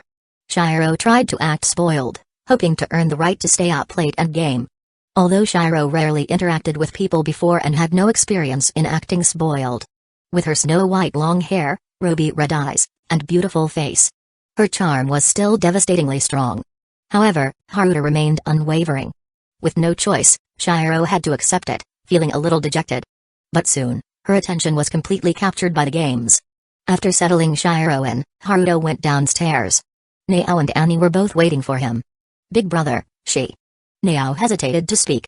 They both knew that he had gone to Sekimori town on a containment mission. Yet, he suddenly brought back a little girl. No matter how they thought about it, it was strange. Haruto sighed. I found her in an orphanage in Sekimori town, a miraculous survivor. Hearing this, Nao and Annie fell silent. They had both seen the satellite images of Sekimori town. It was nothing short of a nightmare. To think there was a survivor there. Even without knowing the details, they could imagine how hard it must have been for a child as young as Shiro to survive the Sekimori town incident. Shiro is a genius. She'll soon walk out of the shadows and grow stronger in the future, so there's no need to worry. Haruto spoke seriously. Shiro was not a child who needed pity or concern. She was a true genius. Hearing this, Nao and Annie nodded. In that case, they just needed to treat Shiro normally. Later, the lights in the apartment were turned off. Haruto returned to his bedroom for the first time in a long while and lay down on his soft bed. Even though this body didn't need rest, even if it never slept, Haruto still planned to get some sleep. After more than a year in the world of Titans, he really missed his own bed. Closing his eyes, he soon fell into a deep sleep. The next morning, Haruto vaguely felt something in his arms. However, because he sensed no malice or danger, he didn't wake up immediately. Instead, he found it so soft and comfortable that he subconsciously hugged it tighter. The texture was unbelievably soft, like the highest quality body pillow, perfectly to his liking. Just holding it made him want to sleep longer. Getting up suddenly felt like an impossible task. This blissful sleeping experience lasted until a soft whimper came from within his embrace. Haruto. Opening his eyes, Haruto realized that, at some point, a snow-white-haired girl had appeared in his arms. The true identity of this top-tier body pillow was his own sister, Shiro. Haruto fell into deep thought. Scenes from before he fell asleep resurfaced in his mind. He clearly remembered locking his bedroom door before going to bed. So, how did Shiro get in? Perhaps sensing his movements, the girl in his arms fluttered her long eyelashes twice before opening her eyes. Her ruby red irises were like the most beautiful gems in the world. Good morning, big brother. Shiro greeted him. Shiro, before saying good morning, explain to me how you got in here and why you crawled into my bed. Haruto sighed helplessly. Shiro tilted her head slightly, unintentionally revealing her cuteness. Because I wanted to be with big brother. Big brother's scent is comforting. I learned how to pick locks from tutorials online and used a hairpin to open the door. Haruto held his forehead. Don't use your talents on weird things. Facing the excessively cute Shiro, he couldn't bring himself to scold her. Might as well. Just ignore it. After getting up in the morning, Haruto looked at Shiro's messy hair and felt a bit helpless. She might be a genius, but she had some trouble taking care of herself. He picked her up and placed her in front of the mirror. Then, he carefully brushed her long hair. Shiro's hair was snow-white, smooth as silk. So, it didn't take much effort to tidy it up, only a few stubborn strands stuck out. After some thought, Haruto tied her hair into a side ponytail. Looking at the adorable girl in the mirror, Haruto nodded in satisfaction. As expected, Shiro looked great with a side ponytail. I should find some gemstones or a crown as accessories for it. Haruto muttered to himself. There were no clothes in the apartment that fit Shiro. Nao and Annie's clothes didn't suit her either. In the end, Shiro simply wore one of his hoodies. Once she put it on, it was so big that it looked like a nightgown, giving her the vibe of a lazy shut-in. But since Shiro was cute, it wasn't a problem. "Big brother, are you going out?" Shiro asked curiously. He nodded. "Shiro, stay home. I'll bring you something delicious when I come back. Don't get too immersed in the internet." Before leaving, Haruto reminded her. Shiro, though reluctant, still nodded. Today, Annie and Nao weren't home. Nao had gone to the Foundation. She actually enjoyed managing affairs there. And Annie? I heard that she had an appointment with Krista, so she also went to the Foundation. Regarding this, Haruto was somewhat puzzled. Since when were Annie and Krista so close? "I'm heading out." He pushed open the apartment door and stepped out of the entrance. Today, he had an appointment with Uchiha, and now he was on his way. After following the location sent online, Haruto arrived at a dessert shop. He looked up at the sign that read umbrella. He fell into deep thought. "What's wrong? Kuhai, you seem dissatisfied with this place?" A clear and cold voice, as crisp as silver bells, came from behind. Haruto turned around and saw Uchiha dressed in professional attire. A white collar blouse paired with a blazer, a black pleated skirt on the bottom, and her long, slender legs wrapped in sheer black stockings. The stockings were not too thick, allowing a faint glimpse of her fair thighs, making them look rather alluring. Haruto naturally held the door open, stepping aside like a gentleman to let Uchiha enter. "Senpai, why such a serious outfit today?" After taking their seats, Haruto asked curiously. Uchiha blinked. "Kuhai, questioning a girl's outfit instead of complimenting it first, that's something only a leech would do, you know." Duly noted, Haruto chuckled. "Senpai, you look amazing today, both intellectual and sexy, truly a sight to behold." Uchiha had expected Haruto to argue back or be flustered by her teasing. Unexpectedly, he responded with a straightforward compliment. Her fair face flushed slightly, and she averted her gaze. "Thanks for the compliment," she muttered softly before changing the topic. "Kuhai, you seemed puzzled by this recently popular chain dessert shop?" Hearing this, he shook his head. "Not exactly. The main issue was that ever since he stepped into the shop, the staff had immediately tensed up. They were subtly watching him. As if the moment he gave a command or made a gesture the shop would be cleared out instantly, entering an armed containment mode. This was just. Kuhai, with that hesitant expression, you look like the kind of rich heir who secretly blends in with common folk, only to be unknowingly invited to his own family's business."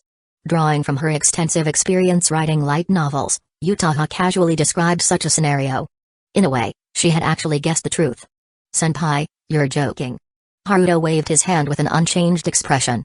Uchiha, however, narrowed her eyes. That reaction. Could she have actually guessed correctly? So this talented Kuhai, who debuted explosively, actually came from a wealthy family. Did he start his career purely for his dreams? If his manga career didn't work out, would he just go home and inherit billions? Chapter 66, Kasumajoka Uchiha, Kuhai, are you a playboy? You're too smooth. Shaking her head, Uchiha felt she was overthinking things. There was no way such a cliché light novel setting could happen in real life. Meanwhile, as Uchiha was lost in thought, Haruto had finished placing their order. He also subtly signaled to the staff, Foundation personnel, that no alert was necessary. "Senpai, shall we talk about literature?" Haruto asked. Uchiha snapped out of her thoughts and nodded. She then pulled two light novels from her handbag. One was a currently popular romance light novel, and the other was titled Love Metronome. "I'd like you to read these two books and compare them. Although you debuted as a manga artist, your strength lies more in storytelling rather than pure artwork, so I'd like to hear your thoughts on these two books." He took the novels and began flipping through them. Uchiha rested her hands on the table, quietly waiting. Love Metronome was her own work. To be honest, Uchiha considered herself fairly skilled in literature. She had poured a lot of effort into this debut novel. She didn't expect it to become an instant hit, but at the very least, she had hoped for some decent feedback. However, the sales had been unexpectedly dismal. It was a complete failure with no hope of a reprint. Uchiha had her own pride. She wasn't in denial but simply wanted to understand what went wrong. Asking her editor felt a little embarrassing. And coincidentally, she saw her Kuhai's work explode in popularity. So she wanted to hear his opinion. Haruto skimmed through both novels, reading the first 3 chapters. Although he hadn't read them in their entirety, the first 3 chapters generally set the tone of a book. It was like catching a glimpse of a leopard through a narrow tube, just enough to make a judgment. Closing the books, he thought for a moment and then looked at Uchiha. "Senpai, I've gone through the opening chapters of both books. My evaluation might not be entirely thorough, but please hear me out." Uchiha nodded, signaling she was all ears. Haruto pushed forward the more popular light novel. The writing is decent, light-hearted, and humorous. The plot is a bit cliché but has its own fresh elements, which is why it's doing so well. Uchiha nodded. His assessment matched her own thoughts. And this one? Haruto pushed Love Metronome forward. Uchiha immediately perked up. The writing is excellent, smooth, expressive, and filled with genuine emotion. Uchiha blinked. That was too much praise. She wondered if Haruto knew she was the author and was just flattering her. But, it likely hit a wall in sales, right? It probably flopped badly. He stated bluntly. Why? Uchiha asked immediately. Kuhai, you rate this one higher, yet you think it failed? He shrugged helplessly. Because it's completely unconventional. Uchiha was stunned. That was a reason? Senpai, writing with genuine emotion is great, but only if the readers take the time to immerse themselves in it. Clichés have their advantages, they quickly establish familiarity, allowing readers to effortlessly breeze through the story. Haruto explained. I see, Uchiha nodded. That cleared things up for me.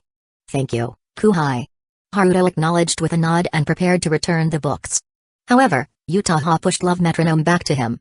As thanks, this one is for you. She smiled, a hint of mischief in her eyes. He looked at his senpai and suddenly asked, could this be your work, senpai? Uchiha. Being exposed so suddenly left her flustered. I see, Haruto said before she could deny it. He accepted the book. I'll make sure to read it carefully. Their desserts and coffee arrived. Uchiha quickly picked up her cup and took a sip, using the steam and the rim to hide her expression.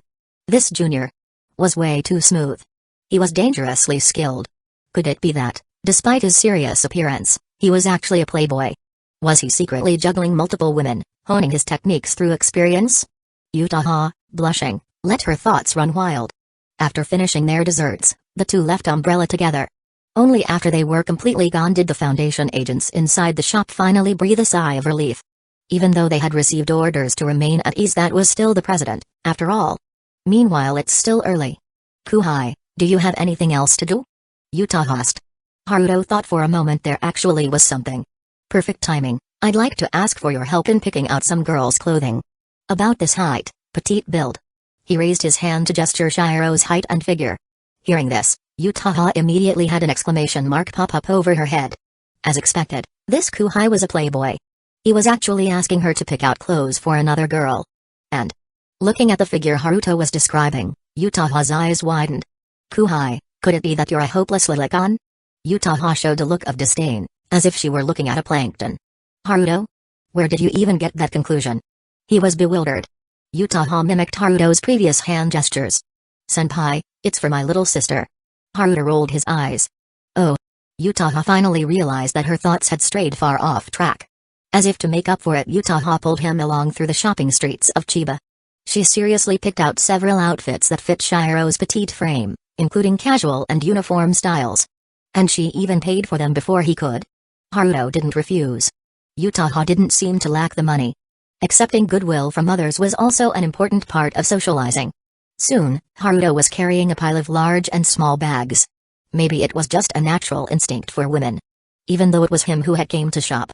The one who had been asked for help, Uchiha, was now the one fully enjoying the shopping spree. Haruto could barely hold everything, yet Uchiha was still going strong. Senpai, I think this should be enough. Haruto spoke calmly. He was exhausted. Even with his current body, he actually felt tired from shopping. Was this wear and tear? Hearing this, Uchiha turned around to look at Haruto and finally realized she might have gone a bit overboard. Ahem, since Kuhai thinks this is enough, then let's stop here. Consider it my way of thanking you for enlightening me earlier. Uchiha did some self-reflection. Since he said it was for his little sister, she subconsciously associated it with the role of a younger sister in romance light novels, always acting as the supportive wingman. Able to provide subtle pushes at just the right moments. So she got a little carried away and bought too much. Damn, what am I even thinking? I've only met this Kuhai twice. As Uchiha was lost in thought, a woman hurriedly brushed past her. Seemingly unintentionally, she bumped into Uchiha's shoulder. The impact made Uchiha stumble, her body tilting to the side. Chapter 67, Sometimes, cliché tropes are more than enough. She barely had time to let out a small yelp before closing her eyes, tensing her body in preparation for the pain of hitting the ground. But she never hit the ground. Instead, she felt herself fall into a warm embrace. Opening her eyes, she saw that Haruto had somehow appeared right beside her. He caught me. In that instant, Uchiha suddenly understood why some cliché light novel scenes sold so well. Because right now, her heart was uncontrollably racing. After savoring the moment for a second, she hurriedly straightened up. Kuhai, you're really just like a male protagonist. Unlike Ariri, who was never honest with herself, Uchiha was the type to say what she felt directly.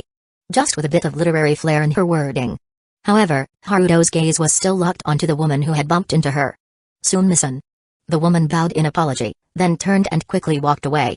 Uchiha huffed. Seriously, she didn't even apologize properly after bumping into someone. She's worse than a plankton. But in the next moment, she saw Haruto put down his shopping bags and stride forward. Her eyes widened. Kuhai wouldn't actually go as far as hitting someone just for me, would he? This thought flashed through her mind, and she quickly reached out to stop him. But Haruto moved far too fast. In the blink of an eye, he had already caught up, using a grappling technique to pin the woman to the ground. The woman screamed in terror. This was Chiba's busiest shopping street, so the scene immediately attracted a crowd. Such a bold act of violence in public was extremely eye-catching. People were already pulling out their phones to record. Uchiha hurried over in a panic. Kuhai. Stop. But before she could even finish her sentence, she saw Haruto, while holding the woman down with one hand, casually brush his other hand over her body. When he lifted his hand, there was a pink wallet in it. Her eyes widened in shock. That was her wallet. When did she? Taking the wallet, Uchiha opened it and immediately saw her student ID inside. When she bumped into you, she swiped it. She's a repeat offender, report her to the police. Haruto said. This woman was quick with her hands. Unfortunately for her, Haruto's eyes were more precise than the most advanced high-speed cameras. Unless someone had a reality-warping cognitive interference ability, fooling his perception was impossible. Seeing this, the crowd quickly understood what had happened. Someone started clapping. Acts of heroism like this always earned applause from bystanders. Uchiha finally snapped out of her shock and pulled out her phone to make a call. After hanging up, she looked at Haruto, the image of his swift and decisive movements replaying in her mind. She had to admit, he looked incredibly cool. Not long after, officers from the Chiba Police Department arrived. Haruto released the woman, handing her over to the police. The woman still tried to argue her way out of it. But with so many witnesses around, and countless surveillance cameras covering the shopping street, caught red-handed, there was no way to escape. Hello, I'm Inspector Magure. Would you mind coming with us to give a statement? After getting the woman into the police car, an officer approached Haruto and Uchiha. The two nodded and got into another police car. You've got some serious skills, kid. Not only did you protect your girlfriend, but you also caught a criminal. Impressive. Inside the car, Inspector Magure praised him with a grin. He had already reviewed the surrounding store surveillance footage. Haruto's movements were indeed remarkable. Hearing this, Uchiha glanced at Haruto, curious about how he would react. They had just been mistaken for a couple. Would he flusteredly try to explain, like a typical light novel protagonist?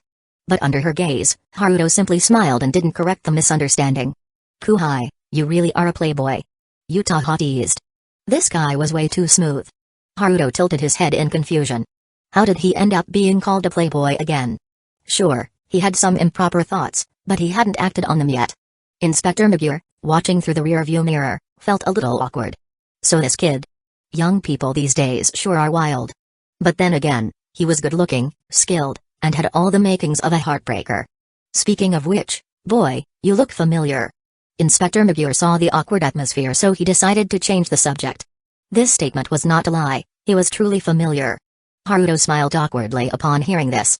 He was nominally affiliated with the Chiba Police Department, which had falsified documents, but the photo was real. It was normal for the other party to find him familiar. However, now that this identity was exposed, there was no way to explain it to Uchiha.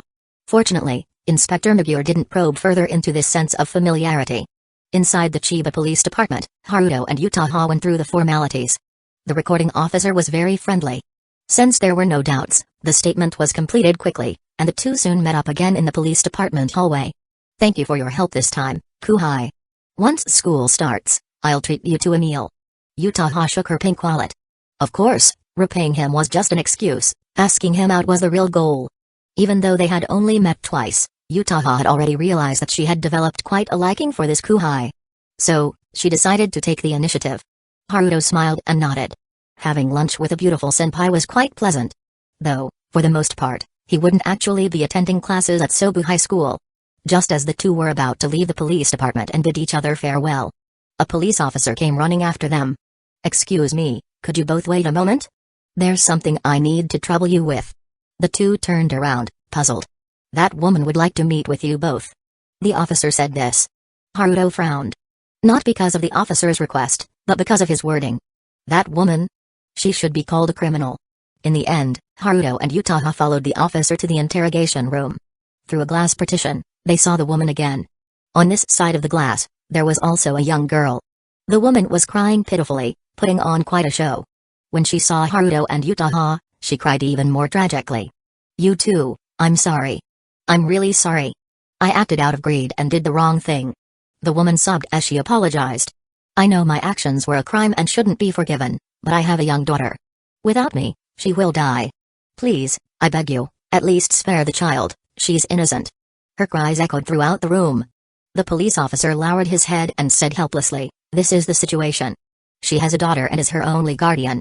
If she receives a severe sentence, we wanted to ask if you two would be willing to issue a letter of understanding so that she could receive a lighter sentence." Before Haruto could respond, Kasumijoka Uchiha became furious and questioned, "Officer, may I know your name?" Takagi." Officer Takagi was stunned by the question. "Officer Takagi, are you trying to use moral coercion to help a criminal?" Uchiha said coldly. "Aren't we the victims here?"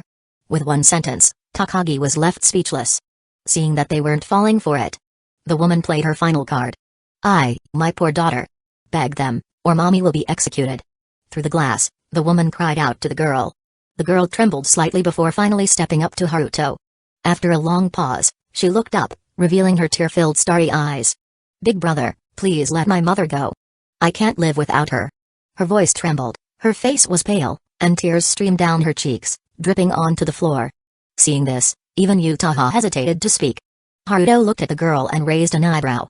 Chapter 68, The Lies of Hoshino I and the Absurdity of Shinomiya Kaguya. Haruto squatted down with interest. "Your name is I, right?" The girl sniffled and nodded. "I. Hoshino I." Haruto reached out and wiped the tears from the corner of Hoshino I's eyes. Then, he looked back at the woman behind the glass. Seeing this, the woman was overjoyed. To her, getting the letter of understanding was now almost certain. However, what she heard next was Haruto's cold voice, "Your lies are too clumsy, and your acting is so exaggerated it's nauseating." The woman froze, her eyes widening. Meanwhile, Haruto stared at her through the glass. His icy gaze made the woman feel as if she had fallen into an ice cellar, her entire body turning cold. With such a practiced technique, was this really just a momentary lapse of judgment? At least think it through before you lie, would you? Haruto sneered as he pointed out her deception.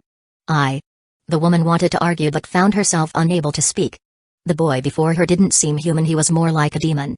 The pressure he exerted was overwhelming. And when speaking to your daughter, at least show a little love.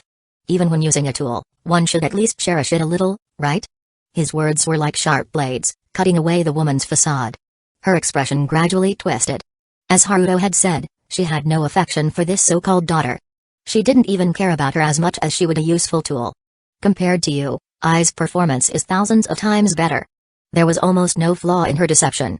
Haruto turned his head away from the woman and shifted his gaze to the girl named Hoshino I. "You have an exceptional talent." Finally, Haruto smiled and said this. He handed a business card to Ai and whispered in her ear, "If you have nowhere to go, you can come find me." Then, Haruto turned to Officer Takagi. "Officer Takagi, I'm sorry, but we have no intention of signing a letter of understanding for this criminal. And it's getting late. I doubt the police department is offering us dinner, right? So, we'll take our leave. If there's anything else, please call me." With that, Haruto took Uchiha by the hand and walked out of the room. Officer Takagi stood in place for a long time before finally lowering his head.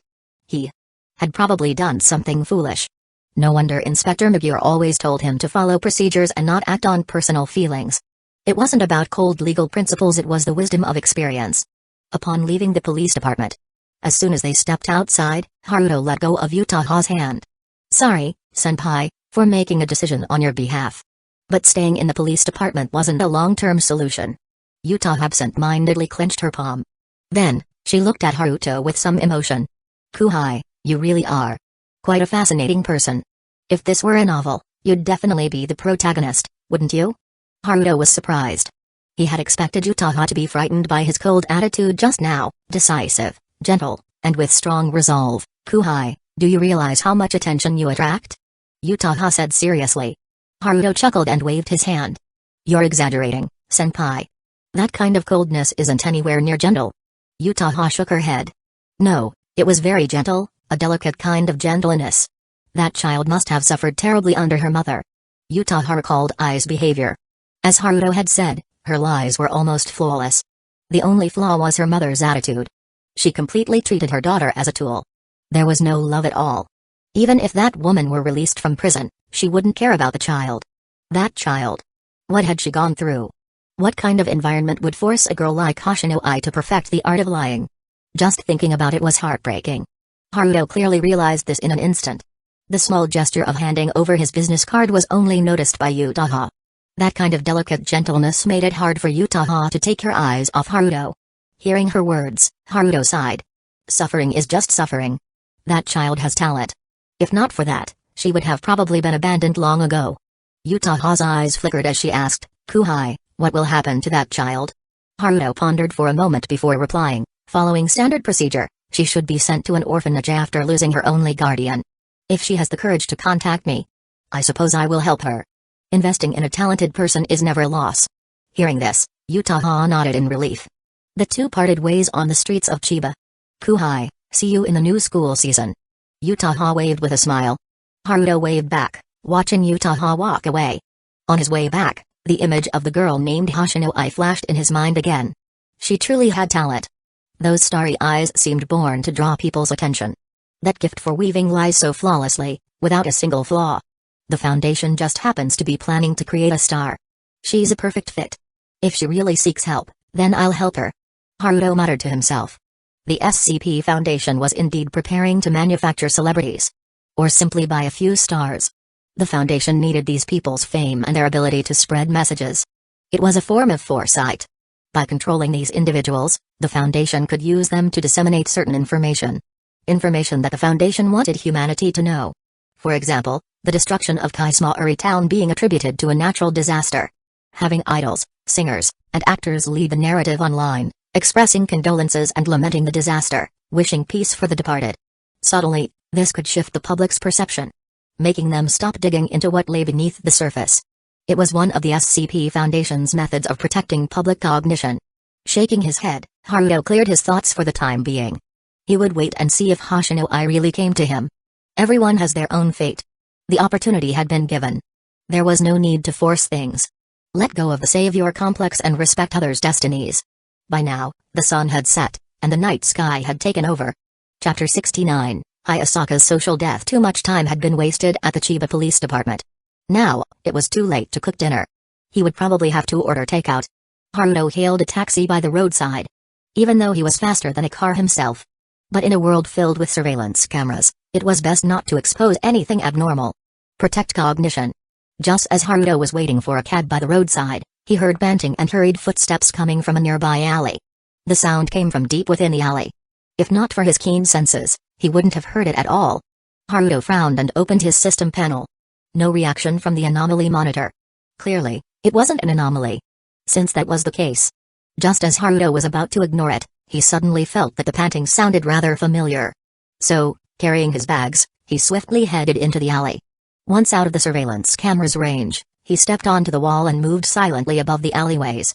Following the sound, turning left and right, he finally found the source of the panting. It was a blonde girl. No wonder it sounded familiar.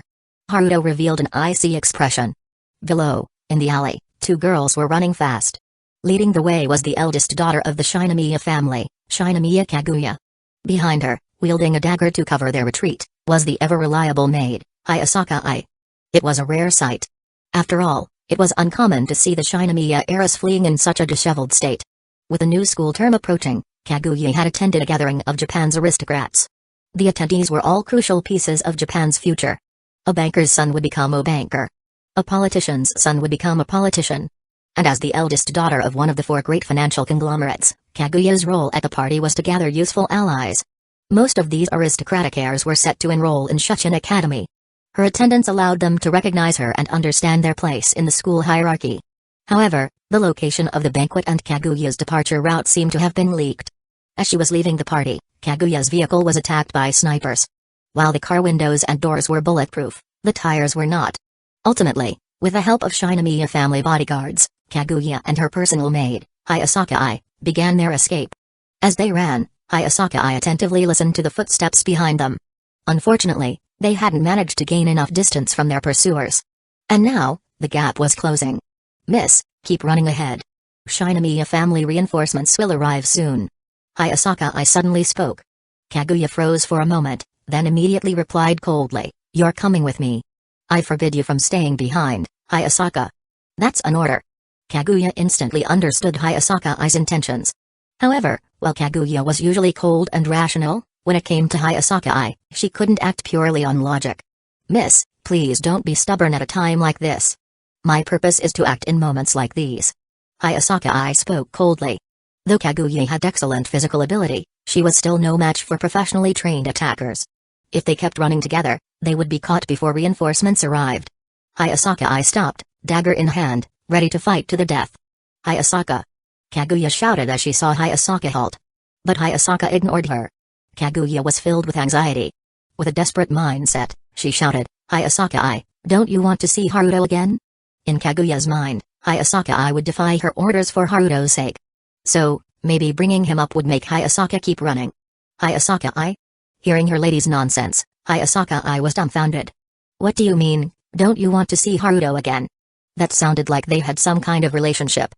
Why would she want to see that black-hearted president again? To throw herself into exploitation? Did her lady bathe last night and let water get into her brain? Even someone as highly trained as Hayasaka Ai was mentally shaken. At that moment, a voice came from behind them. "Eh? So, Hayasaka actually really wants to see me?" Hayasaka Ai's body trembled. In that instant, her heart rode a roller coaster of emotions. First, relief and relaxation. That was Haruto's voice. And she knew just how terrifyingly powerful this black-hearted president was. Even if the enemies had RPGs, they were just delivering themselves to death. Then, intense worry and tension. Her lady had been fixated on this inhuman, black-hearted president for a while now. And he, too, had shown interest in the four great financial conglomerates. Hayasaka Ai didn't care about the Shinomiya family. But she did care about Shinomiya Kaguya. So, she had always kept the two of them apart. Yet now, they had met face to face. And in the end, it was pure social death.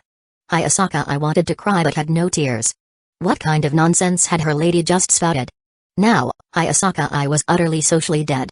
At this moment, she had absolutely no desire to turn around. She had a strong sense of not wanting to face reality. She could already imagine the expression on that black-hearted, scummy president's face. Meanwhile, Kaguya immediately turned her head warily.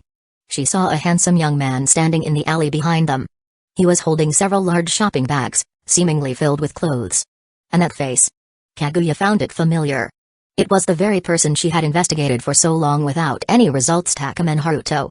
Kaguya's mind worked rapidly before she grabbed Hayasaka Ai's hand, leaned in, and whispered, "Let's keep running and let him block these people for us." Hayasaka Ai, being pulled by her lady, turned back with a hopeless expression. Sure enough, past her lady, she saw Haruto's amused expression. It was as if his face was saying, "So Miss Hayasaka Ai wanted to see me this badly, huh? My lady, I don't think we need to run anymore." Hayasaka Ai said helplessly.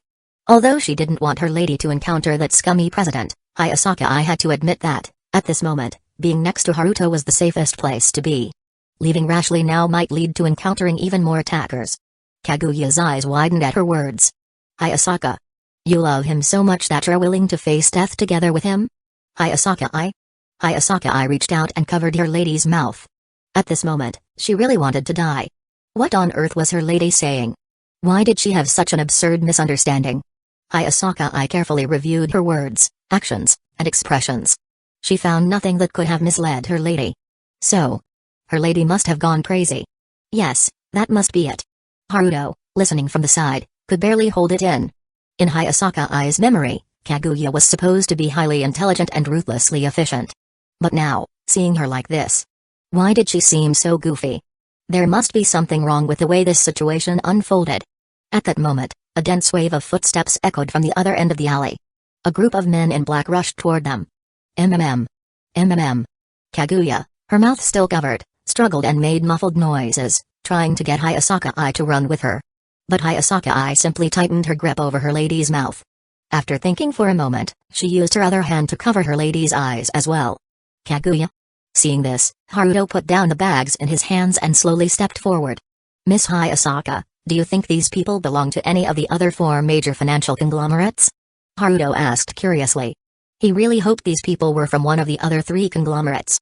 If he could extract some memories and uncover information, he might dig up a high-ranking figure from one of the 4 financial giants. Then, he could just storm in, take over the conglomerate, and be done with it. Thinking of this, Haruto excitedly rubbed his hands together. Hyasaka, knowing exactly what he was thinking, shook her head. Not sure? The Shinomiya family was too massive. And a big tree attracts the wind. Countless people and organizations wanted to take down the Shinomiya family. Who knew if these guys were from one of the other 4 conglomerates? Hearing this, Haruto shrugged helplessly. Oh well. By now, the group of men in black had already closed in. Kid, there's a road to heaven, yet you refuse to take it. Instead, you barge into hell. The leader, wielding a machete, sneered coldly. Hearing this, Haruto instantly lost interest. These weren't trained assassins at all. Compared to Hyasaka, they were worlds apart. His expectations were completely dashed. Chapter 70, Kaguya's plan is in motion. Haruto's disappointed and disdainful attitude successfully enraged the group of men in black. Kid, if you want to blame someone, blame yourself for meddling. Die. The leader of the group charged forward, bringing his machete down fiercely at Haruto. Judging by his ruthless strike, he wasn't just some street thug. However, to Haruto, they were all the same. The descending machete moved so slowly that it almost made him yawn. Raising his hand, he easily caught the man's wrist. The downward force of the machete stopped abruptly in midair. Then, Haruto exerted a little strength. A crisp crack echoed. The man's wrist instantly shattered, blood splattering everywhere, exposing white bone fragments. With a metallic clang, the machete fell to the ground. The man let out a blood-curdling scream. His wrist had been crushed entirely, the pain nearly making him pass out. The blood that splattered onto Haruto's hand quickly seeped into his skin. Haruto scanned through the man's memories. As expected, the group behind these thugs wasn't even on the same level as the 4 major financial conglomerates. They were just part of an underground gang from Chiba. Barely better than common thugs. Something even Inspector Magure could handle. In fact, these guys didn't even know Kaguya's true identity. They were simply sent here to carry out an attack. The trail of clues ended there. Unless Haruto raided the gang's headquarters and devoured their leader, he wouldn't find out who was behind it all. The wailing continued. Behind Haruto, Hyasaka twitched slightly at the gruesome scene. Meanwhile, Kaguya, still blindfolded by Hyasaka's hand, could only hear the harrowing screams. Despite her strong will, she was trembling with unease. Her mind kept conjuring terrifying images of herself being attacked. After all, she couldn't imagine how Haruto could possibly handle an entire group of armed men by himself. Haruto thought for a moment, then made a decision. He twisted the man's neck to the right, ending the endless screaming. With a thud, the corpse collapsed to the ground. The horrific scene left the remaining gang members too scared to advance. They had attacked and even killed people before, sure. But they had never seen anyone kill like this. A single squeeze, and the bones shattered. A single twist, and the neck snapped like a twig. As Haruto turned his gaze toward them, the entire group instinctively took 2 steps back. Haruto, however, made no further move. Blood dripped from his fingertips, and with a flick of his hand, it turned into a crimson mist. The mist rapidly spread toward the gang members. Run for your lives. Someone, overcome with terror, screamed. The men in black scrambled, tripping over each other in a desperate attempt to escape. But it was too late. The blood mist had already engulfed them. It didn't even require them to breathe it in. The moment it touched their skin, it seeped directly into their bodies. Haruto snapped his fingers. The group of people who had just been trying to escape suddenly froze in place, standing still with vacant eyes. Assimilation, or rather, degradation. Their bodies had been invaded by blood containing the blacklight virus. These people had now become puppets at Haruto's disposal. He could even alter their genetic sequences, physical structures, and brain memories. Most of their memories were wiped clean, leaving only basic knowledge. Then, he implanted the behavioral protocols of D-Class personnel and the SCP Foundation's personnel reception location. Soon, in a daze, these people walked out of the alley together. They were heading to the Foundation to report in, where they would become D-Class personnel, dedicating themselves to protecting humanity. Hyasaka watched this scene, feeling a chill run down her spine. This kind of domination was far more terrifying than simply killing them outright. The gradually fading sounds left the blindfolded Kaguya in confusion. What happened? It's already fine now. Haruto turned around and smiled at the two of them. Hayasaka I felt like crying. Compared to these small fry, the scummy president was clearly a much greater threat. But right now, she was powerless to do anything. Hayasaka I could only release her hand. As her vision returned, Kaguya hurriedly looked around. However, the black-clad men who had filled the alley just moments ago had all vanished without a trace. Only one person remained lying on the ground, clearly lifeless. Meanwhile, the boy named Haruto showed no signs of having fought at all, his clothes were still perfectly neat. What was going on? Doubt crept into Kaguya's heart. Could it be that these people were actually arranged by this guy? A staged hero saving the beauty act to gain favor? Kaguya was used to assuming the worst of others. But soon, she dismissed that thought. Haruto's background wasn't strong enough to infiltrate the Shinomiya family and track her movements. So, what really happened? Kaguya turned to Hayasaka I, hoping for an explanation. But when she looked over, she saw her personal maid exchanging meaningful glances with the boy. Kaguya's mood instantly soured. As expected, her maid had already been blinded by love. Meanwhile, Hayasaka I was indeed negotiating with Haruto through eye contact. Who knew how they managed to converse using just their eyes? But the rough exchange went as follows: Hayasaka I, requesting the use of D-class memory wipe on a civilian. Haruto, request denied. Hayasaka I, apostrophe? Haruto, apostrophe. Hayasaka I, President, please don't lay a hand on the young lady, I'm begging you. Haruto, I'll try my best. Hello, Takuman-kun. I'm Shinomiya Kaguya, a friend of Hayasaka I. She often talks about you when we chat. Kaguya suddenly stepped between the two, cutting off their exchange, and extended her hand toward Haruto. She was about to execute her plan. Make Haruto fall for her, make him confess, bring him under her control, and take back Hayasaka I. Haruto raised an eyebrow. Hayasaka I talked about him? Unlikely. However, Haruto still smiled and extended his hand, shaking Kaguya's. Nice to meet you, Shinomiya-san. Kaguya flashed a perfect smile, her eyes seemingly twinkling with admiration, acting. Thank you, Takuman-kun, for lending a helping hand. If those people had surrounded us, the consequences would have been unimaginable. Arigato. It was just a small effort. Haruto shook his head. No need to remember it, Shinomiya-san. Looking at the boy's sunny smile and feeling the warmth of his hand, Kaguya suddenly felt her body temperature rise, her heart pounding. Even more intense than when she had been running away just moments ago. What's going on? Kaguya was puzzled by her own reaction. Right. Didn't that magazine say that when you meet someone you like, your heart beats faster, and your face gets hot? Could this be love at first sight? Kaguya felt like she was going crazy.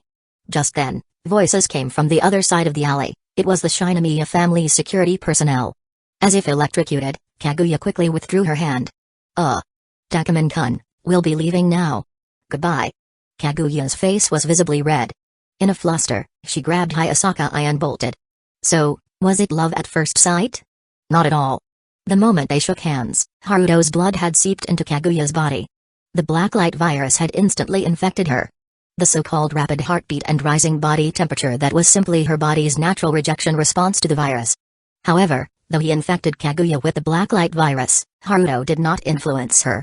Instead, he kept the virus in its incubation stage. As previously mentioned, while Shinomiya Kaguya was a noble lady, she didn't have absolute control over the Shinomiya conglomerate. Haruto wanted to use her to infect the head of the Shinomiya family, and thereby take control of the Shinomiya conglomerate. Influencing Kaguya prematurely would only alert them. Chapter 71, The Foundation's Breakthrough. Meanwhile, Kaguya pulled Hayasaka I into the Shinomiya family's car. Kaguya-sama, it was our failure to protect you. I apologize for the distress we caused. The security captain responsible for Kaguya was anxiously apologizing. Her whereabouts had been leaked, putting her in danger, and he bore undeniable responsibility. Luckily, Kaguya was unharmed. Otherwise, his career as a bodyguard would have been over. Even now, he remained uneasy, unsure how the lady would punish him. After all, this Kaguya was known for her ruthless nature. However, no harm done. You may leave. Kaguya responded curtly. The security captain was stunned for a long moment before leaving in confusion. Today's Kaguya-sama seemed to be in an unusually good mood. Meanwhile, inside the car, Kaguya and Hayasaka I sat side by side, their expressions strange. My lady. Are you alright? Hayasaka I asked suspiciously. She couldn't shake the feeling that her lady's panicked retreat earlier was a bit odd. Kaguya glanced at Hayasaka I, feeling a bit guilty. There was no way she could admit that she had felt her heart racing and face heating up because of her boyfriend. Kaguya chose to change the subject. How did he do it? Since she had been blindfolded, she hadn't seen Haruto's battle. Hayasaka answered without hesitation, that man has immense combat prowess. He brutally killed the leader of those people. The sheer brutality of his methods terrified the rest, so they fled. This excuse was plausible enough to cover up Haruto's abnormality. Hayasaka emphasized the word brutal twice. She hoped it would make her lady cautious and stay away from that scummy president. I see. He is amazing. Kaguya muttered, blushing as she lowered her head. Hayasaka really wanted to ask her lady what that shy demeanor was all about. My lady, why are you acting like a love-struck maiden? Hayasaka internally screamed but still tried to warn her. My lady, that man is dangerous. But didn't he save us? Kaguya instinctively defended Haruto. Hayasaka was completely dumbfounded. Her lady was beyond saving. Might as well let the world burn. By the way, my lady, could you explain what you meant earlier?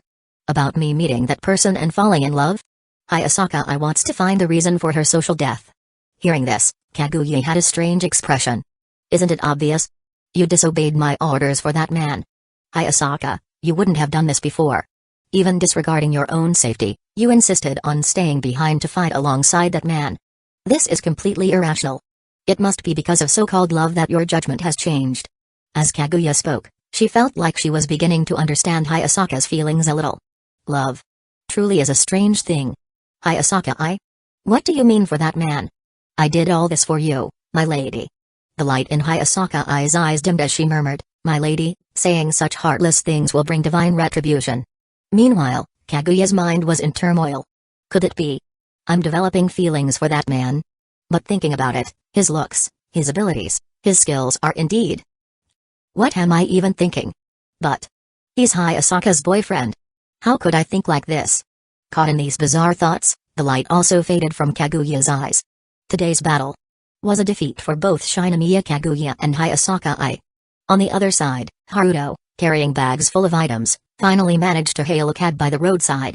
By the time he returned to his apartment, it was already quite late.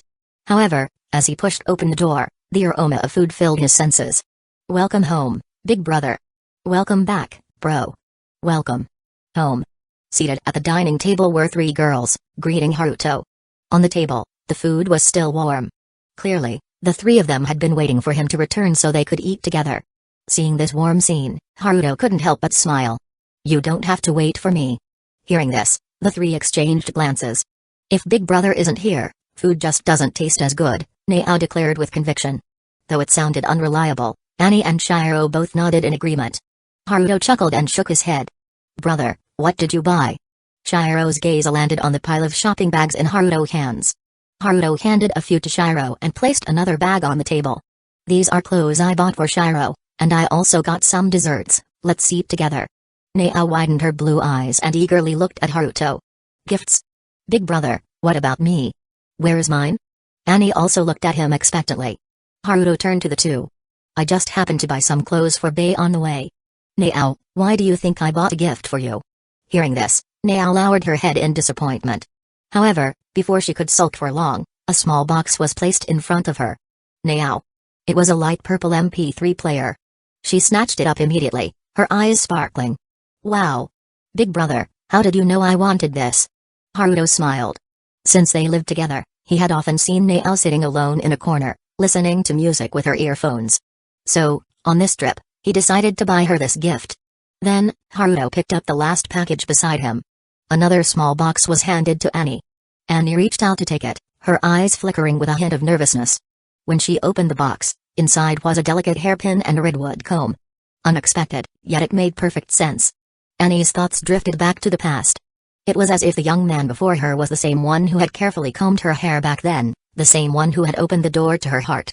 I really like it. Annie held the comb and hairpin tightly in her hands and looked at Haruto, speaking with sincerity. Haruto nodded. As long as you like it. The atmosphere at the dining table was harmonious. Warm, like a real family. Or rather, wasn't this already a family?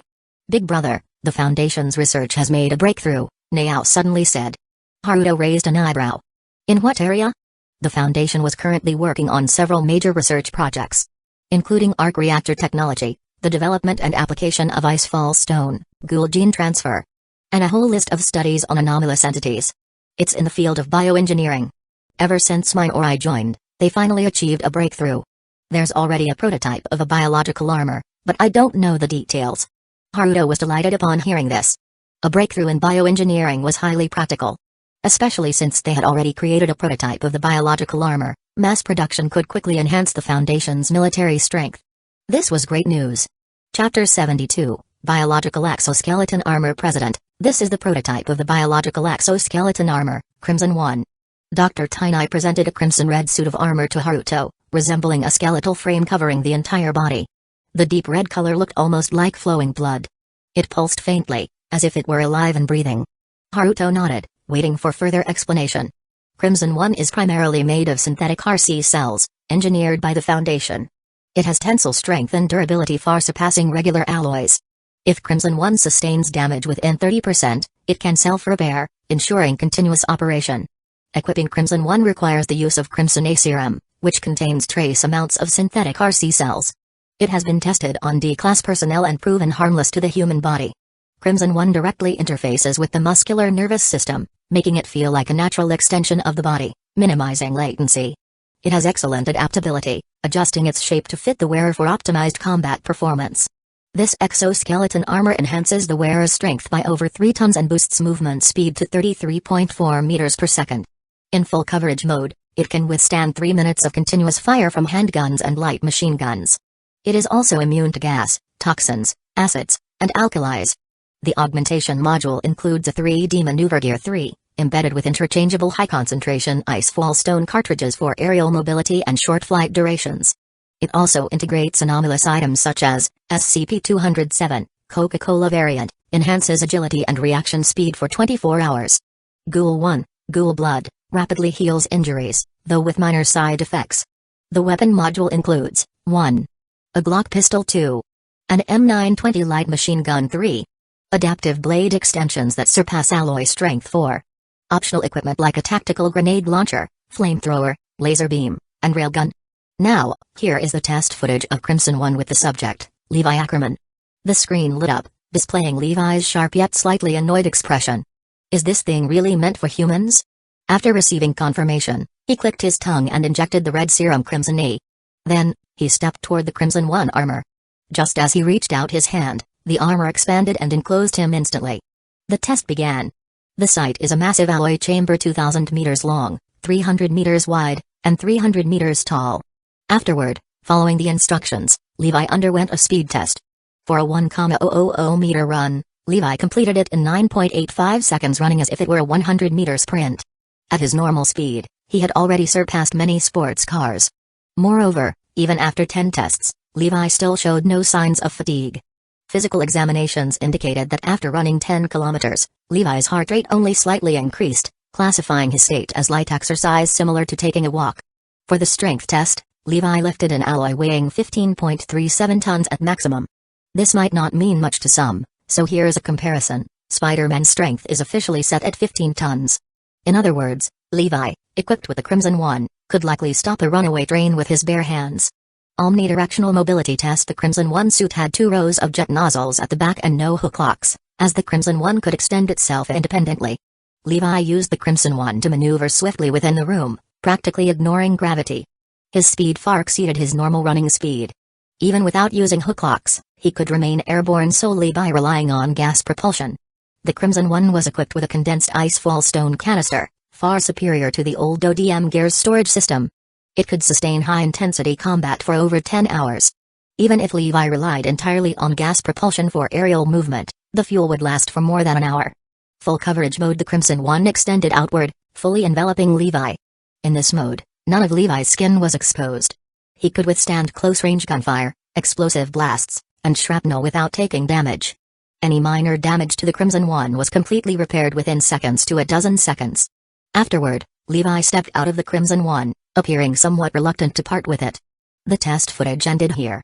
Dr. Tainai turned off the video and then looked at Haruto, saying, "President, the augmentation module test footage previously featured D-class personnel. This time, no personnel were expended. As for the weapon module, most weapons are still beyond the control of the test subject, Levi Ackerman, so they were not tested here. Due to Levi Ackerman's outstanding physical test results, these test data will be used as a reference. When others equip the suit, performance may slightly decrease. Haruto nodded. To be honest, he was already quite satisfied. The Crimson One, though still a prototype, demonstrated exceptional performance and a well-developed system in nearly every aspect. If it became standard equipment for the mobile task force, then, the combat power of this task force would be unimaginable. Even standard level 3 anomalies wouldn't stand a chance against them. Even level 4 anomalies would struggle to resist being taken down. What about production difficulty and costs? Since the performance was flawless, it was time to discuss the cost. It would be disastrous if the Foundation had to exhaust all its resources just to create one Crimson One. Dr. Tainai handed him a cost report. The main issue is the excessive consumption of pseudo-RC cell cagn. Cultivating pseudo-RC cells can only be done bit by bit. Haruto skimmed through the report and nodded. In short, they lacked RC cells. Currently, the Foundation had only one captured ghoul Rise Kamishiro. Even if they drained her completely, they wouldn't have enough material for 2 Crimson One suits. For now, they could only extract Rise Kamishiro's cells and have the Foundation cultivate them. The cost of this process was manageable, but the time required was too long. If only they could capture more ghouls. Unfortunately, Rise did not possess coordinate power. Haruto wasn't sure how she differed from Annie. While pondering this, Haruto suddenly remembered something. Didn't he have the ability to assimilate others using the Blacklight virus? The Blacklight virus contained recorded ghoul genetic data. Dr. Tainai, bring in some D-class personnel. A not-so-ethical idea crossed his mind. Dr. Tainai was puzzled but still followed the order, instructing armed personnel to escort several D-class individuals into the room. Haruto approached them and injected his blood into their bodies. He then manipulated the Blacklight virus, assimilating them while fully degrading their genetic makeup to match a ghoul's. The D-class personnel underwent a short adaptation period before showing immense pain. Soon after, their eyes turned blood red, and their expressions became frenzied. Cagnize? Chapter 73, New O5 Council Member and a Jackpot Draw. Dr. Tainai exclaimed in shock. The D-class personnel, now displaying Cagnize, attempted to attack the armed guards nearby. Their speed and strength had already surpassed that of normal humans. However, they were far weaker than Rise and had not manifested any Cagn. With a single gesture, Haruto stopped them instantly. These individuals had exhibited ghoul traits, but at their core, they were still degraded Blacklight virus hosts. They were completely under his control. Dr. Tainai, test their cellular data. Dr. Tainai nodded. After drawing blood and analyzing it, he returned with the report, visibly excited. President, these individuals have RC cells in their bodies. Though the concentration is low, they are usable. Haruto nodded in satisfaction. Then bring in a few more D-class personnel. All of them will be used as raw materials for Crimson One research. Thus, the material shortage was resolved. Haruto couldn't help but marvel at how convenient the Blacklight virus was. With this, the mobile task force was finally taking shape. Rubbing hands excitedly. JPG.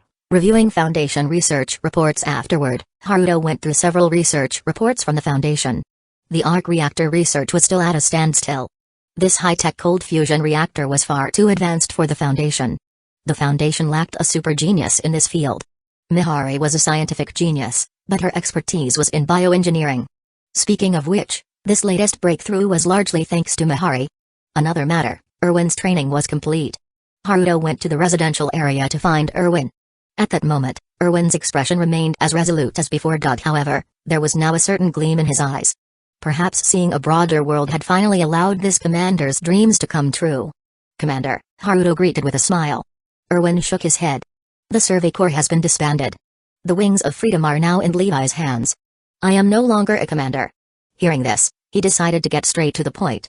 Erwin, I hope you will dedicate your heart once more to serve as a commander and contribute to humanity. Erwin was not surprised by this request.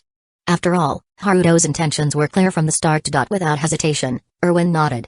Seeing this, Haruto was pleased. He then inserted his identification card into a nearby terminal. From now on, Erwin, your identity is O5, a member of the O5 Council. Aside from you and me, no one else will know your identity. It is classified as Level 5 confidential. Now, continue to dedicate your heart to humanity. He erased all records of Erwin from the system, only a fake C-class personnel file under the name Erwin remained. O5 Council members, +1. However, there was no written description.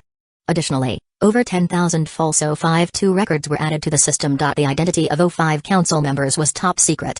Even council members were not allowed to know each other's identities. The only exception was Haruto. With his immense power, he was the sole O5 member allowed to reveal his identity freely. He was also the only one who had access to all O5 member records. A special identification card ejected from the Foundation's mainframe. Haruto handed it to Erwin. On the surface, it's a Class C clearance card. But after verifying Erwin's identity, it became clear that this card actually had the highest level of access. For now, Erwin would remain at the current Foundation site. However, he would soon be dispatched to other locations. The Foundation wasn't limited to just one site, nor was its activity confined to the land of Sakura. Eventually, Erwin would be sent to the northern nation to oversee and coordinate operations on a broader scale. Haruto couldn't handle everything himself. There were limits to his reach, and he was already stretched thin. Afterward, Haruto went to meet Historia, Mir, and Mikasa. Their learning progress was far slower than Elwin's, so they would need to stay at the Foundation for a while longer. Historia was visibly happy to see Haruto. Mir, on the other hand, rolled her eyes, but her subtle expressions and small gestures betrayed her true feelings. She was also glad to see him. As for Mikasa, after leaving the world of Titans, she seemed lost. Perhaps it was because she no longer had family. Or perhaps it was because, ever since losing her mother, Mikasa had never truly had a family. Haruto had used the excuse of being family of the same clan to bring her back. Over time, he believed things would get better for her. Seemingly wanting to help Haruto, Mikasa joined the Wings of Freedom and began training with weapons. In the future, she would likely become a member of the Mobile Task Force. Haruto didn't say much about this. With her Ackerman bloodline and exceptional combat talent, joining the Mobile Task Force was a good fit for her. Historia and Mir, however, had no plans to join the Mobile Task Force. Their previous enlistment in the Training Corps and later the Survey Corps had been out of necessity. Now, they had other options and could live peaceful lives without fighting. Haruto wasn't surprised by this. Once they finished their modern education, he planned to buy them an apartment where they could live normal lives. As for why he didn't bring them home, Haruto was starting to realize that he couldn't just bring everyone home. Doing so would only cause problems. For example, he couldn't even deal with Annie now because there were already two little ones at home keeping an eye on him. After handling Foundation matters, Haruto was on his way back when he spotted two adorable creatures by the roadside. Pulling up his system panel, he was puzzled. Why didn't these two trigger any anomaly detection? Deciding not to overthink it, he walked over and picked them up. They were a pair of teardrop-shaped entities, one a burning orange, SCP-131-A, and the other a mustard yellow, SCP-131-B. Two iPods. Completely harmless and undeniably cute. While they didn't have the same euphoria-inducing properties as SCP-999, the tickle monster, they were still rare, harmless anomalies. Haruto decided to take them home and later send them to the Foundation as mascots. Finding the two iPods made Haruto feel like today was his lucky day.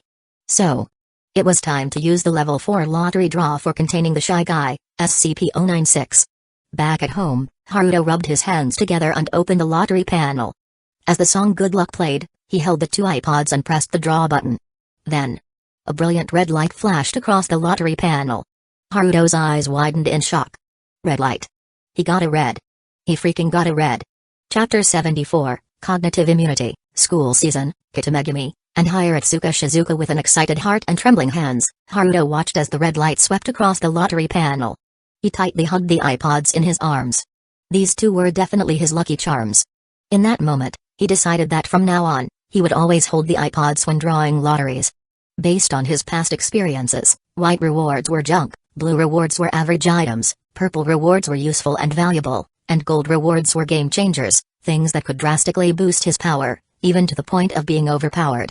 For example, the Infinite Devour Evolution, which was even stronger than the Blacklight Virus, or the World, which could stop time and affect the entire world. If gold rewards were already this overpowered, what kind of insane reward would a red light bring? Could it involve a supreme deity? Haruto felt like he was about to become invincible. As the red light finally settled, he cautiously looked at the result. Red reward obtained, Fragment of the God of Knowledge, Cognitive Immunity. Note, non-level 6 lottery draws cannot provide complete supreme deity rewards. Seeing this note, Haruto sighed in disappointment. As expected, reaching the top in one step was impossible. But at least he got a red light. He extracted the reward. Fragment of the God of Knowledge, Cognitive Immunity. This red reward had no physical form. It couldn't even be observed. Haruto only felt a strange power surge into his mind. In an instant, the entire world seemed different. For a brief moment, It was as if he could see the code running the world, like in the Matrix. When that strange feeling faded like a receding tide, he felt a sense of loss. Was this what it felt like to experience a supreme deity? Even though it was just a tiny fragment, it made him feel omnipotent for that brief moment. The ability granted by this fragment of supreme deity was exactly as its name suggested, cognitive immunity. Anomalies weren't just physical entities. There were also unobservable, indescribable mimetic anomalies. Memes and anti-memes. Memes were cognitohazardous information with potentially strong contagious properties. Simply knowing this information could lead to irreversible anomalous transformations. Anti-memes, on the other hand, were self-concealing information that couldn't be described, recognized, or observed. If you somehow became aware of an anti-meme, you would be contaminated, your cognition erased, and you would undergo irreversible anomalous transformations. Mimetic anomalies were terrifyingly weak or devastatingly strong, capable of easily causing world-ending scenarios. Compared to these, the shy guy, SCP-096, seemed almost cute, friendly, and harmless. The fragment of divinity Haruto obtained granted him cognitive immunity. His cognition could not be distorted or interfered with in any way. Whether it was memes or anti-memes, neither could contaminate him. This was the power of a red reward, a fragment of divinity. Haruto decided to test it out. Anomaly item: I am a toaster, SCP-426. He found that he could now describe the item normally.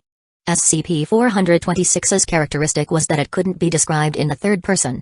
It also influenced the minds of those nearby, making them believe they were actually toasters.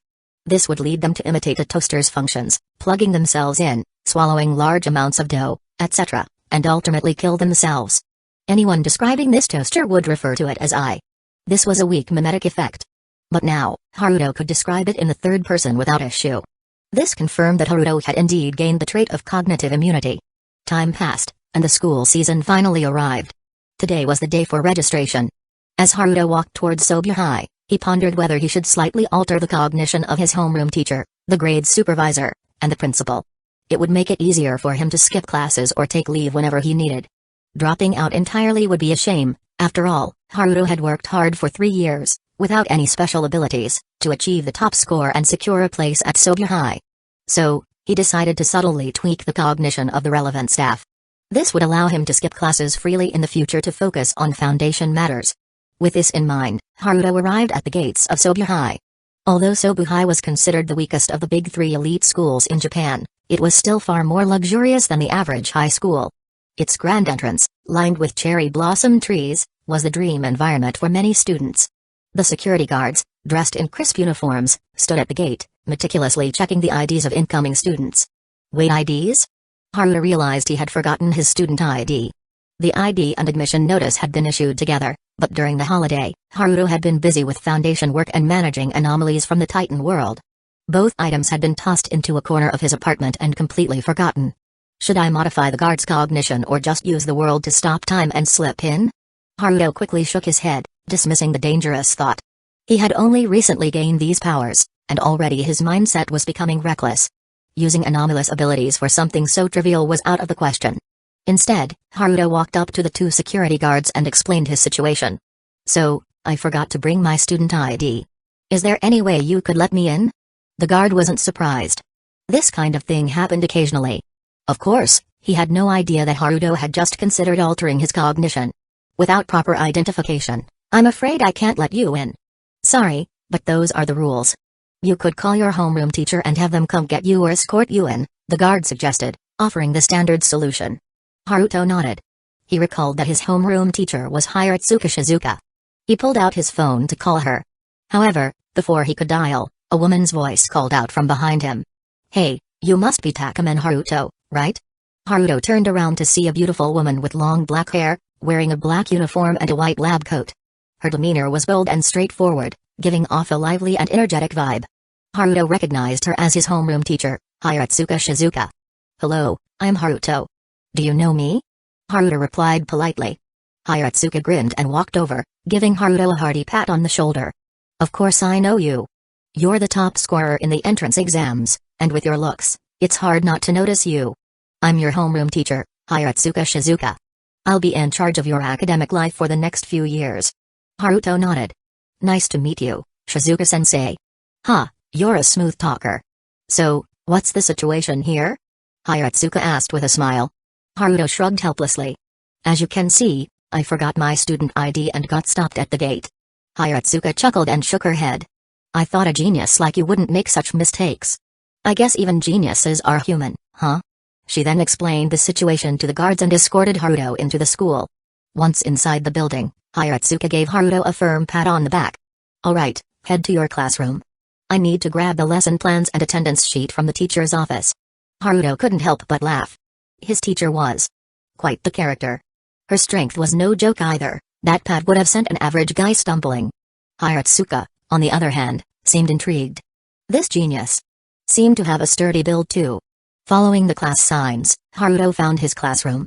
The room was already buzzing with chatter, indicating that Haruto wasn't exactly early. The moment he stepped inside, the room fell silent for a brief moment.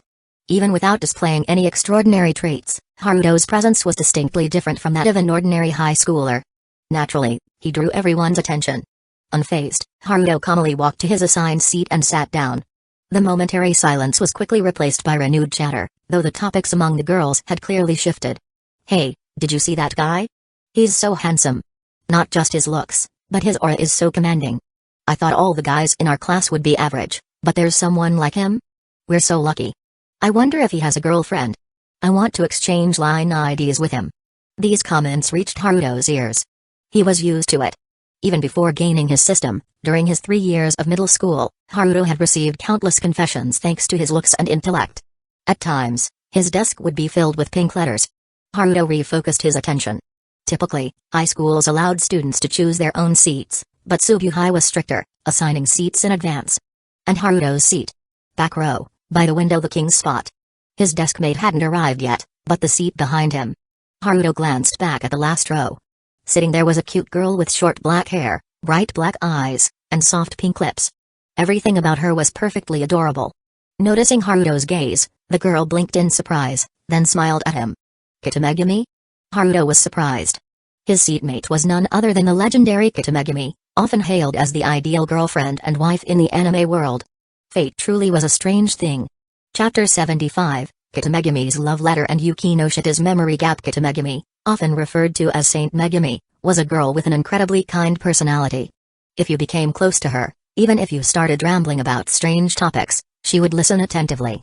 She wasn't particularly goal-oriented and didn't care much about many things, but if someone important to her was interested, she would make an effort to understand. The only downside was that she had a naturally low presence, often being overlooked by others. In every way, she was the perfect wife material. Knowing this was a world of mixed anime, Haruto had thought of Megami the day he met Hariri. Back then, he had eagerly anticipated meeting her. However, 3 years of middle school passed without a single encounter. Yet, on the first day of high school, they ended up as seatmates. Bringing his thoughts back to the present, Haruto felt a sense of warmth from Megami's smile. Haruto-kun, is there something wrong? Megami asked, tilting her head slightly as she noticed his lingering gaze. Haruto shook his head. No, I just think you're really cute, Megami. Megami pressed a finger to her cheek and tilted her head further. Huh? Even if you compliment me like that, it won't get you anything, you know? Haruto was about to respond with a playful remark when Megami continued. So, Haruto-kun actually noticed me and even remembered me. Well, Megami, you're really cute, so of course I'd notice you. Haruto trailed off mid-sentence. Something felt off. What do you mean by remembered me? Haruto asked cautiously. Megami blinked. Exactly what it sounds like. I've always had a low presence, so it's easy for people to overlook me. I'm often forgotten, and my name only comes up during roll call or at home. There was a faint sadness in her words. Even someone as kind as Megami couldn't help but feel hurt by being constantly ignored. I'm pretty confident in my memory. If no one else calls your name, I'll do it, Kitamegami, Haruto said seriously, looking straight at her. Megami was silent for a moment, then smiled gently. Haruto-kun is really special. And very kind. Ah, the classic too kind trope. Just as Haruto was about to modestly brush off the compliment, Megami added, yes, it's really great that Haruto-kun remembers me now. Haruto. Something was definitely off. Wait, Megami, are you saying we've known each other before? Haruto asked nervously. Megami nodded matter-of-factly. Of course. We were in the same class all 3 years of middle school, and we were seatmates, just like now. It never changed. Haruto. Same class for 3 years? And seatmates the whole time? Haruto tried to recall his middle school days. He had often daydreamed about meeting Megumi. Turns out, he'd been daydreaming about nothing. Seeing Haruto's reaction, Megumi seemed to understand something. She playfully covered her face, pretending to cry. So, Haruto-kun was just saying things he didn't mean? Haruto quickly waved his hands. No. I meant every word. From now on, I'll definitely remember you, Megumi, and notice you every time. Megumi lowered her hands, her face completely dry.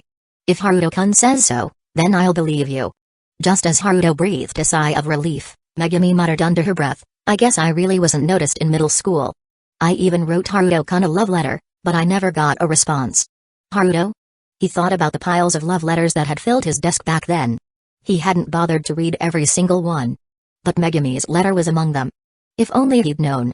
It's not too late. I'll go back and look for it. I'll give you a proper response tomorrow, Haruto said guiltily. Those letters.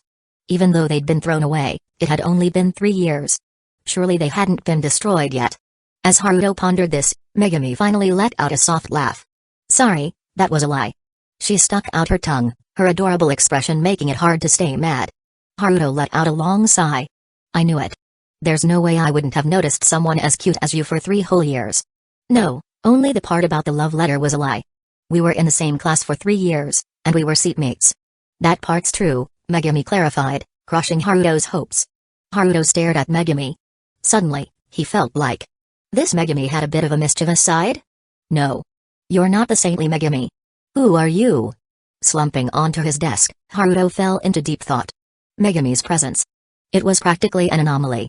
How had he not noticed her for 3 whole years?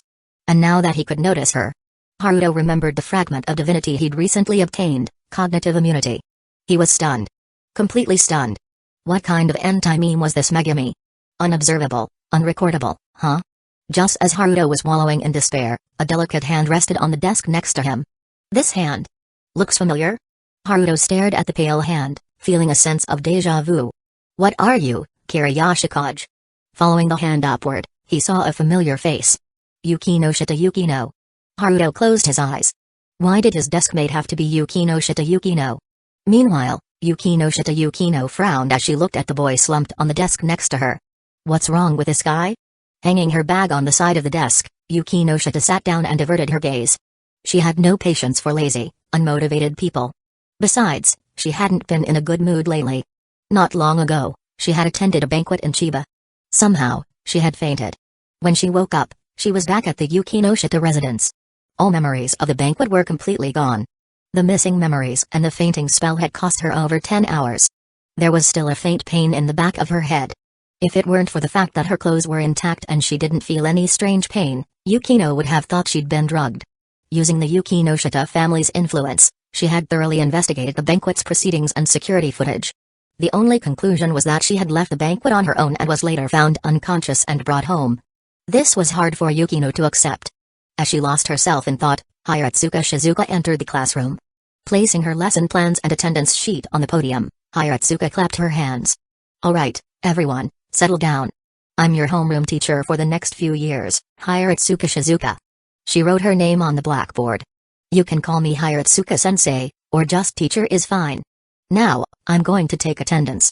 Stand up when I call your name and introduce yourself. With that, Hiratsuka began calling names. Yuagahama Yua. Mira Yumeko. Gabriel White Tenma? Oh, we have a foreign student? Yukinoshita Yukino. Yukinoshita stood up. I'm Yukinoshita Yukino, a perfectionist. Her brief introduction perfectly encapsulated her Ice Queen persona. And finally. That genius over there, stop lying on the desk and get up to introduce yourself. Hiratsuka glanced at the attendance sheet and pointed at Haruto. Reluctantly, Haruto stood up. Hiratsuka-sensei, please stick to the attendance list. I don't consider myself a genius. After the light-hearted jab, Haruto introduced himself. I'm Haruto. Nice to meet you. The moment he finished, the classroom erupted into whispers. That handsome guy is Haruto? The top scorer in the entrance exams. A genius among geniuses. He even beat Shinomiya Kaguya. I heard rumors that the top scorer was coming to Sobu High, but I thought it was just a rumor. Turns out it's true. Even Yukinoshita Yukino, sitting next to him, looked at Haruto with surprise. This lazy guy was the one who had scored several ranks above her in the exams? However, when Yukinoshita saw Haruto's face, An inexplicable sense of unease spread through her heart. What's going on? Why am I feeling so uneasy? Yukino pressed a hand to her chest, her eyes wide with confusion. Haruto noticed Yukino's strange behavior, but it was understandable. The Class D memory erasure method only erased memories, but the intense shock and fear from those memories lingered in the body. The scene of blood and gore that had once terrified Yukino was likely the cause. Seeing him now, it was natural for her to feel uneasy subconsciously. How precise could a Class D memory erasure really be? Since she had no memory of the event, Yukino would probably adjust in a day or two, and the unease would fade. But more importantly, Hiratsuka-sensei, I don't think I'm the last one. You haven't called Kitamegami yet, Haruto said firmly. Hiratsuka paused, then checked the attendance list again. Sure enough, Megami's name was there. Huh? Why had she missed it earlier? Sorry about that, Kitamegami, Hiratsuka said. Under the gaze of the entire class, Megami stood up and introduced herself. When she sat back down, she looked at Haruto with a mix of surprise and gratitude. Even though they had just talked earlier, Haruto really hadn't forgotten her. The class quietly resumed. Haruto listened but found himself growing drowsy. In the past, he would have paid close attention. Even with his sharp mind, studying still required effort. But now, not so much. The blacklight virus allowed him to absorb knowledge by consuming people. He had already gained a wealth of knowledge from the memories of the researchers he'd absorbed. At this point, earning a doctorate would be a breeze. As Haruto considered whether to take a nap and experience the joy of sleeping in class, the system panel suddenly popped up. The anomaly detection program had found something. Haruto's eyes narrowed as he pulled up the system panel to check. To his surprise, the red dot indicating an anomaly seemed to be right inside Sobuhai. Chapter 76, The Neck-Twisting Statue. Looking at the red dot on the system panel, Haruto recalled Sobuhai's emergency evacuation map. The location seemed to be the school infirmary. The anomaly was still about 10 meters away, so Haruto couldn't see its specific details yet. But Sobuhai had nearly 10,000 students and staff. As one of the big three elite schools, if something went wrong here, the public outcry would be catastrophic. So, he had to act fast. Hiratsuka-sensei, I'm not feeling well. I need to go to the infirmary, Haruto suddenly announced, standing up. Hiratsuka's lecture was interrupted. She glared at Haruto. This kid, with his sturdy build, was suddenly causing trouble. Was this payback for earlier during roll call? But seeing the urgency in Haruto's eyes, Hiratsuka sighed. Do you need someone to go with you? Haruto quickly shook his head. Then, bracing himself on the desk, he vaulted right over Yukino's head. Yukino shoulda? Hiratsuka's face darkened. At least pretend a little. Kid, is this what you call not feeling well? That hurdle, that sprint, that speed. Are you training for the Olympics or something? Hiratsuka took several deep breaths to calm herself. Fine, let him do what he wants. He's the top scorer, after all. If his grades drop, I'll just beat him up later. With that thought, Hiratsuka prepared to continue the lesson. However, at that moment, a girl raised her hand. Hiratsuka-sensei, I'm not feeling well either. I'd like to go to the infirmary. Hiratsuka frowned as she looked at the girl. Yukino? The second daughter of the Yukino Shita family? Hiratsuka was puzzled. While she taught at Sobuhai, she was also a wealthy woman in her own right, so she was familiar with prestigious families like the Yukino Shitas. There were rumors about this second daughter, cold, serious, and perfectionistic. She wasn't the type to cause trouble. Go ahead, Hiratsuka finally said. Yukino left the classroom. As soon as the door closed, she found herself staring at the empty hallway, lost in thought. What am I even doing? Why did I follow him out? Yukino couldn't understand her own actions. That boy, aside from having good grades, had nothing noteworthy about him. He wasn't her type at all. So why was she so fixated on him? Why had she, a perfectionist, resorted to skipping class, something so uncharacteristic, just to chase after him? Despite her confusion, Yukino began moving toward the infirmary. Meanwhile, in the infirmary of Sobuhai, Kasumijoka Uchiha, as usual, was pretending to be sick to skip class and read in the quiet infirmary. Although she was reading, her mind was elsewhere, mostly focused on waiting for school to end so she could go meet someone. The image of a certain underclassman flashed through her mind. Unconsciously, Uchiha's lips curved into a smile. Aside from Uchiha, there were only 2 nurses in the infirmary. They were used to Uchiha lounging around here. It had been 2 years, after all. If her homeroom teacher didn't say anything, they weren't going to bother either. In the midst of this peaceful atmosphere, one of the nurses suddenly exclaimed. Huh? Where did that statue came from? Since when did the infirmary have such a weird statue? She pointed to a corner of the room. There, a 2-meter-tall humanoid concrete statue had appeared out of nowhere. The statue was covered in strange red and brown paint, with a peanut-shaped head and a face painted with odd-colored features. Where did this thing come from? Who put an art statue in the infirmary? Seriously. The other nurse also noticed the strange statue and complained. Uchiha, lying on a bed in another corner, heard the nurse's conversation and felt curious. She pulled back the curtain to see what this weird statue was all about. The two nurses had already walked over and were examining the statue. It's so bizarre. Is this what they call art? I don't see any beauty in it, one of them muttered. The other nurse waved her hand. Ugh, I'll go call the art department and have them take this thing back. What's it even doing in the infirmary? It's not like it's a human anatomy model. With that, she turned to leave and fetch someone from the art department. Upon hearing this, the first nurse let out a sound of acknowledgement and curiously observed the sculpture. Then, she blinked. Crack. A crisp sound of bones breaking echoed. The nurse who was about to check on the person turned around in confusion upon hearing the sound. To her surprise, she saw the sculpture, which was originally in the corner, now standing not far behind her. The other nurse who was with her lay motionless on the ground. This nurse's head was twisted 180 degrees. In reality, except for a very few individuals with soft bone disease, most humans cannot twist their necks to a 180-degree angle. Therefore, this nurse had undoubtedly suffered severe physical injury and was already dead. Her eyes were wide open, staring in disbelief. Unable to comprehend the situation, the remaining nurse let out a high-pitched scream. She then turned and ran towards the exit, trying to escape. However, the moment she looked away from the eerie sculpture, crack. Another crisp sound of breaking echoed. She didn't even take a step before the sculpture appeared behind her, instantly twisting her neck 180 degrees. With a thud, her body fell to the ground, blood trickling out. Uchiha lifted the bed curtain and witnessed this horrifying scene. Her eyes widened in shock, and she covered her mouth, suppressing a scream. What was that thing? A sculpture? Why was a sculpture moving and killing people? Various terrifying thoughts flooded Uchiha's mind. But at this moment, she dared not move, speak, or even blink. Fearing that she might be the next to die.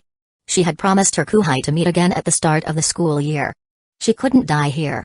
Her eyes began to dry out, and her body trembled violently from the prolonged muscle tension. Uchiha didn't know why the sculpture hadn't moved or came to kill her.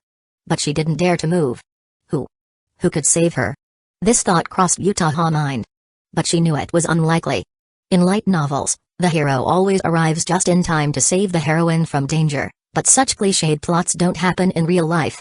Senpai. Keep your eyes on it, don't blink. Suddenly, a boy's shout echoed from the hallway outside. Uchiha. Such a cliched plot actually came true. However, in her moment of relief, Uchiha's dry eyes couldn't help but blink. Zawarudo. A power name the world instantly froze the world, stopping time. Everything turned gray, and all movement ceased. Haruto rushed into the infirmary and saw the eerie sculpture teleport behind Uchiha. Its concrete arm reached out to twist her head 180 degrees. Haruto let out a sigh of relief. On his way, Haruto had already sensed 3 people in the infirmary. As he approached, he recognized one of them as his senpai, Kasumijoka Uchiha. In the hallway, Haruto had seen abnormal records. So, he quickly shouted a warning to Kasumijoka Uchiha. But feeling uncertain, he used the world's power to stop time. Fortunately, he had used the world's power. Otherwise, Haruto quickly walked over and picked up Uchiha, moving her away from the sculpture. The world's power faded. Time began to flow again. Uchiha kept her eyes tightly shut, bracing for the pain to come. Or perhaps, she would die instantly without feeling any pain. But soon, she felt herself in a warm embrace. Looking up, she saw her kuhai right in front of her. Such a cliched plot. Is actually so powerful? Uchiha murmured. Haruto heard her and felt a bit helpless. Senpai, after experiencing such a terrifying ordeal, your first thought is about light novel plots? Uchiha, realizing what she had said, quickly looked around. She saw the eerie sculpture standing next to the bed where she had been lying. She had almost died. Uchiha's heart raced. What is that thing? Uchiha asked, still shaken. An anomaly. It's hard to explain in a short time. Let me put you down first, I need to save someone. Haruto said. Kasumijoka Shiro understood that this was not the time to be sentimental. She got down from Haruto's arms. Haruto kept his eyes on the sculpture while casually reaching into the air. His fingers seemed to disappear into space, and when they reappeared, he was holding 2 red syringes. This was the application of the divine might space. Haruto had stored some items in the Divine Might space for easy access. Like now. The syringes Haruto held were a research achievement of the Foundation. Ghoul 2 injection. Made from Ghoul RC cells, it can temporarily activate a person's body repair function. Without even looking, Haruto precisely injected the serum into the necks of the two nurses. Then, he manually twisted their heads back into place. Seeing this, Uchiha shivered. Can the two nurses be saved? They should be fine. Their bodily functions haven't stopped for long, so they can be revived. Just as Haruto said this, there was a thud at the door. It sounded like someone had fallen to the ground. Haruto instinctively looked over and saw Yukino wide-eyed and pointing at them, looking terrified. Haruto, oh no. Why did it have to be Yukino Shita again? Who would be so unlucky to encounter anomaly containment twice? But the bigger problem was. Crack. Chapter 77, containing Little Peanut and the almost crying Yukino. In Yukino's gaze, an eerie sculpture suddenly appeared behind Haruto. It twisted his neck, turning his head 180 degrees. Witnessing this, Yukino's eyes widened in shock. She never imagined that following him would lead her to such a horrifying scene. Why does this feel so familiar? For a moment, Yukino was lost in confusion, but it was quickly replaced by panic. Meanwhile, in the infirmary, Uchiha covered her mouth, tears streaming down her face as she watched the scene unfold. She couldn't understand. Shouldn't the protagonist always find a way to escape danger? Why? Why had her underclassman's story come to such an abrupt end? In her overwhelming grief, Uchiha didn't even glance at the statue that was now right in front of her. However, under the watchful eyes of the two girls and the statue, Haruto, whose neck had been twisted 180 degrees, raised his hand and adjusted his head. Crack. With a crisp sound, Haruto's neck returned to its normal position. Uchiha, Yukino Shita, the strange statue, the poor statue, unable to even utter a WTF, looked oddly confused and dejected. Its painted face seemed to express a sense of defeat. It was officially having a meltdown, folks. Kuhai, are you okay? Uchiha rushed to Haruto's side, checking him over. I'm fine. I'm just built different, Haruto replied casually. Not only was Haruto's body far stronger than reinforced concrete, but his regenerative abilities were also off the charts. Even if his head were ripped off, he could regrow an entirely new body from either the head or the torso. Compared to having his neck twisted by a statue, the real headache for Haruto was Yukino Shita Yukino outside the infirmary. How had he managed to get caught by the same girl twice during an anomaly containment? Sighing, Haruto pulled out his phone and called the Foundation. Hey, big bro, found an anomaly. Nao's voice came through the receiver. Nao, have the Foundation's higher-ups coordinate with Sobuhai, then send a team of armed personnel over.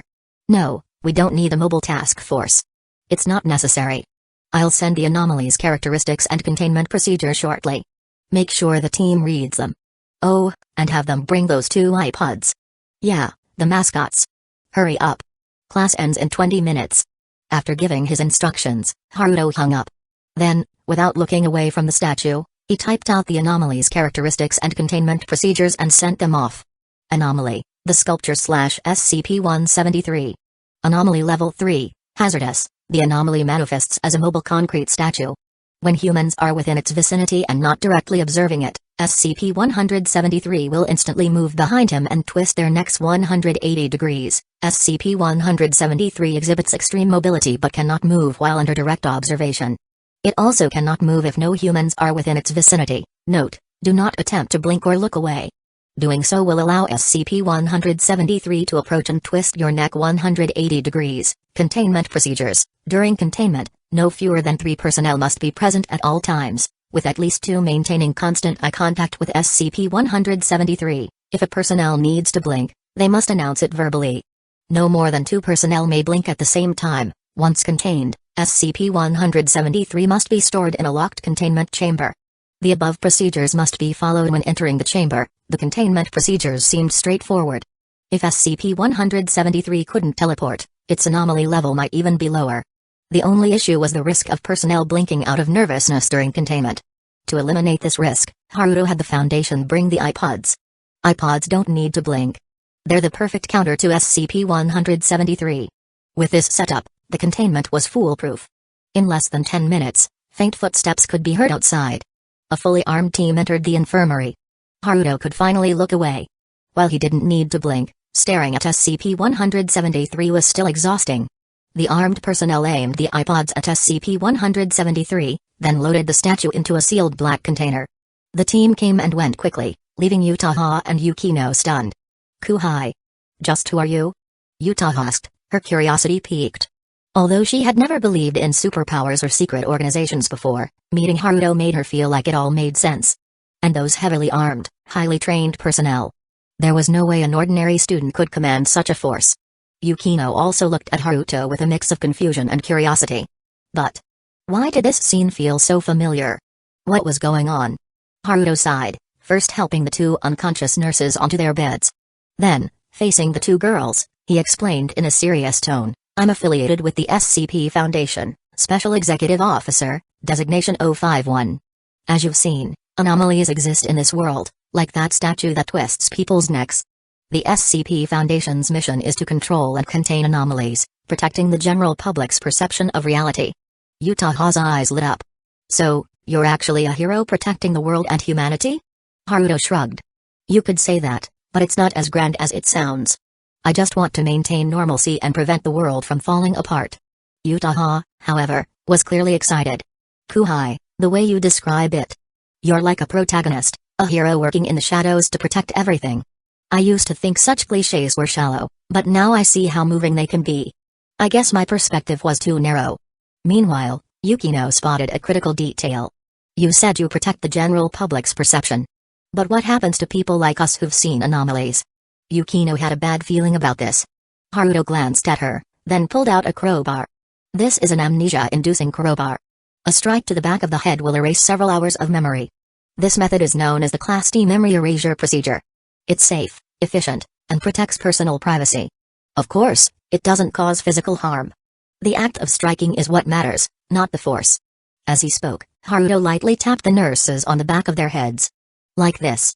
The teachers will forget the last few hours and wake up still living in a world of normalcy."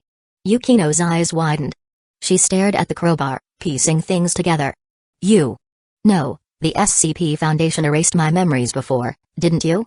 She almost immediately connected this to the banquet incident, where she had lost several hours of memory and woke up with a sore head.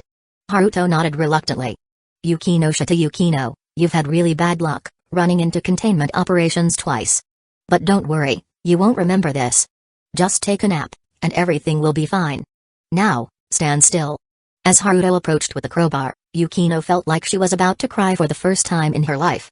"Shouldn't I have the right to control my own memories?" Yukino protested. "I'm sorry, but the SCP Foundation's procedures are mandatory. We have to make decisions for the sake of all humanity," Haruto said coldly. Uchiha, watching this, wasn't scared. In fact, she found it somewhat amusing. Unlike Yukino, she knew Haruto's gentle nature. "Kuhai, isn't there another option besides the Class D memory erasure procedure?" Seeing Yukino on the verge of tears, Uchiha spoke up. Haruto paused, then looked at Uchiha. "Senior, knowing too much isn't always a good thing. Like that statue and the terrifying scene earlier. You might have nightmares or constantly worry about anomalies. It's a kind of curse of knowledge." Uchiha nodded in understanding.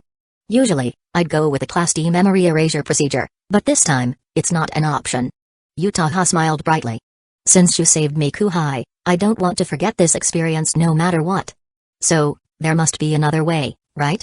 Haruto sighed and nodded reluctantly. Putting away the amnesia crowbar, he pulled out another anomaly, the Absolute Contract Codex. "If you want to retain memories of anomalies and the Foundation, you'll have to join the Foundation and abide by its confidentiality agreements. This is a special anomaly. Once you sign the contract, it becomes absolutely binding. There's no way to escape its enforcement. If you're both willing to sign this and join the Foundation, then we won't need to perform the Class D memory erasure procedure." Without hesitation, Uchiha snatched the Absolute Contract Codex and signed her name decisively. Meanwhile, Yukino glared at Haruto with a mix of anger and frustration. "Why didn't you mention this earlier? You already forcibly erased my memories once." Yukino complained bitterly. Haruto glanced at her. "Yukino, joining the Foundation isn't as simple as you think. Here, take a look at the terms first." He flipped to the previous page of the contract and handed it to her. Yukino's eyes widened as she read the blatantly unfair terms. What does this clause mean? The signee's physical autonomy is fully transferred to the Foundation director. Haruto shrugged. Exactly what it says. Disgusting. Perverted. Hentai. Yukino shouted, tears welling up in her eyes. Haruto immediately pulled out the amnesia crowbar again. In the end, Yukino signed the contract, quietly sobbing as she did. Chapter 78, Saintly Gabriel and Hoshino Eyes Call, Anomaly successfully contained, the original SCP-173, Anomaly Level 3, Hazardous. Containment status, Stable, Reward, Level 3 Lottery Draw. The system notification sounded, indicating that the Foundation personnel had successfully contained SCP-173 in a locked containment chamber.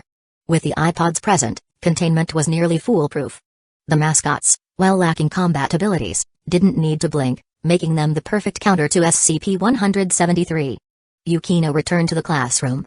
But Hiratsuka Shizuka and the other students quickly noticed that the usually composed Ice Queen had red, puffy eyes, looking as if she had just cried.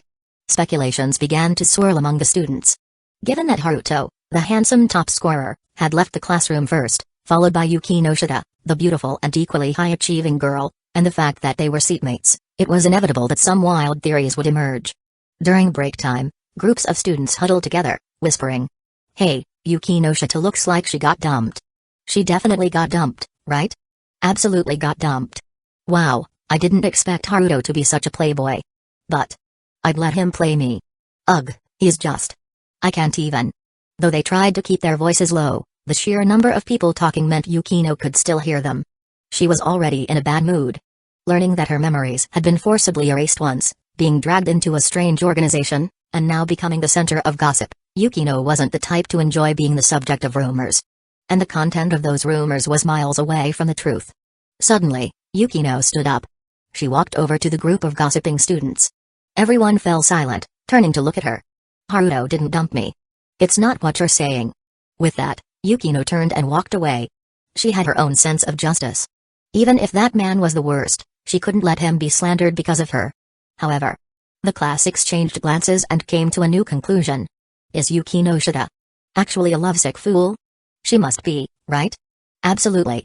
Even after being hurt so badly by that man, she still loves him and protects him. Ugh, it's so tragic. Gabriel-san, what do you think about this? Suddenly, the spotlight shifted to a girl with smooth, golden hair like satin, her uniform impeccably neat. She had been quietly listening to the gossip without joining in. But her gentle demeanor made it easy for the others to include her. Gabriel lowered her gaze, thinking seriously for a moment. Then, she looked up and gave everyone a radiant smile. "Everyone, I think it's a bit inappropriate to gossip about others' private matters. Of course, I'm not saying you're wrong. It's human nature, but maybe we should talk about something else." In that moment, it was as if a divine light had descended upon the classroom. Gabriel stood there, glowing like a saint, so bright that it was hard to look directly at her. All the negativity in people's hearts was swept away, replaced by guilt and reflection. Light. Such radiant light. Gabriel-san is too dazzling. How could I be so mean?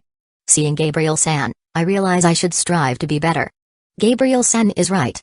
We should reflect and stop gossiping about others. And just like that, peace was restored in the classroom. What the heck was that? Haruto, sitting in the back corner, pointed at the glowing Gabriel, utterly confused. As you can see, it's Gabriel-san. Such a radiant personality, Katamegami replied. No. Personality shouldn't emit visible light. Haruto waved his hands frantically. What kind of anomaly was this? Megami tilted her head and smiled. Isn't that what a radiant personality is like? In that moment, Haruto felt like Megami was also glowing softly, her warmth making his heart skip a beat. So, Haruto accepted this bizarre reality. He had been ready to call the Foundation, stop time with the world, and knock Gabriel out to take her away.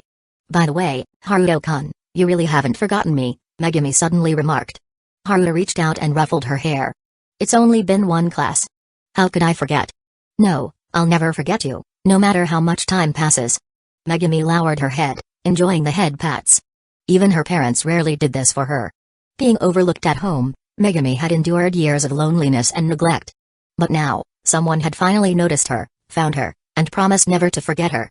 The rest of the school day went smoothly. Except for after school, when Hiratsuka Shizuka pulled Haruto aside for a private talk. She questioned him about Yukino Shida. In the end, with a suspicious look, she advised him, as a man, you need to take responsibility. As your homeroom teacher, I don't encourage early relationships. But if you've already started something, make sure you handle it properly. Don't just play around and abandon her. Haruto face-palmed internally but nodded. What playing around and abandoning? It was all because Yukino had the worst luck, running into his anomaly containment operations twice. After leaving Sobuhai, Haruto planned to return to his apartment. But halfway there, he received a phone call. So, he abruptly changed his course. In front of a small, unremarkable family restaurant, a girl dressed in somewhat shabby clothes stood waiting quietly. Haruto spotted her immediately as he approached. She was the kind of person who naturally drew attention just by standing there. Haruto walked over. Seeing him approach, the girl put on a practiced, standard smile, as if she had rehearsed it many times. "Let's go." Without saying much, Haruto led her into the restaurant. After they sat down, Haruto asked, "What would you like to eat?" Hoshino-ai hesitated, then shook her head. "I don't." Before she could finish, her stomach let out a loud growl. I froze, caught off guard. She hadn't expected her lie to be exposed by her own body's instincts. Haruto simply pushed the menu toward her. "I ordered the cheapest set meal. Family restaurants usually serve rice-based dishes, but I didn't order any." "Don't like rice?" Haruto asked casually. I, sitting across from him, nodded. "My mother used to mix sand and glass into the rice, so I've developed a bit of an aversion to it." She said this with a smile. Haruto paused. What kind of childhood had this 14-year-old girl endured? Note: the timeline has been altered here. Hoshino-ai's mother was imprisoned during her early childhood, around 6 to 8 years old. She became an idol at 12, but that felt too young, so I've adjusted her age to 14 for this story. In that case, your mother being sent to prison for a few years might actually be a good thing, Haruto said. I looked at him. Maybe. I'll be sent to an orphanage. Even if my mother gets out, she probably won't come to see me. Surprisingly, Haruto detected a hint of sadness in her voice. This was strange. Most people would be relieved if an abusive parent was locked away, freeing them from further torment. But it seemed. True to her name, I, which means love, was still seeking love, hoping to be loved, even by a mother like hers. Are you telling me all this to scare me off? Haruto asked, his fingers tapping rhythmically on the table. I was a smart girl. She knew that sharing such a tragic backstory would normally push people away. After all, a girl from such a troubled family sounded like nothing but trouble. I nodded. Silence fell between them. The food arrived. I picked up her chopsticks and began eating slowly. But the way she held her chopsticks was odd. It wasn't hard to guess why. With a mother like hers, who would have taught her how to use chopsticks properly. Hoshino-ai, Haruto called. I looked up. She saw Haruto pick up a pair of chopsticks. Place your index finger here, rest it in the hollow of your hand, and use these two fingers to apply pressure.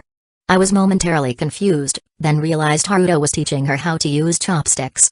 She tried to mimic his grip. It felt much more comfortable. But then Haruto reached over and adjusted her hand. This part is wrong. It'll feel awkward if you apply force like this. Do it like this. Feeling the warmth of his fingers as he guided her hand, patiently explaining each step, I was puzzled. Why was he going this far? Why? I asked. Haruto simply smiled. You called me, didn't you? Even though I had tried to push him away with her words, she had still reached out. That was enough. Normal people won't hurt you. Love isn't some luxury. It might be hard to accept at first. But change is a good thing. Take it slow. Haruto said with a smile. Chapter 79, Adopting Hoshino-ai and a New Neighbor. Change is a good thing. Huh? I repeated the words. Her star-like eyes, which naturally drew people in, sparkled with a new light. For I, change meant the unknown. And the unknown usually brought pain.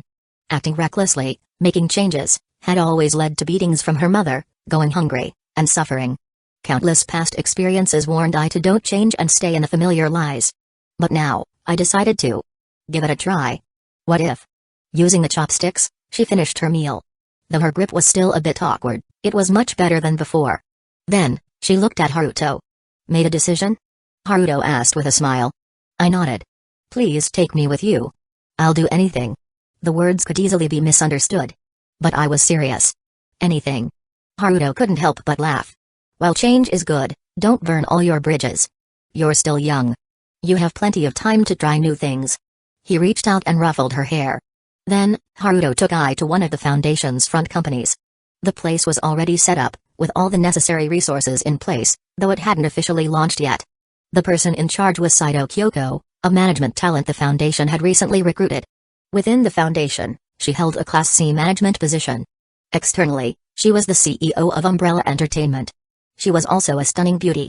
When Hueco saw Haruto, her eyes widened in surprise, and she seemed a bit nervous. Director, Hueco greeted him.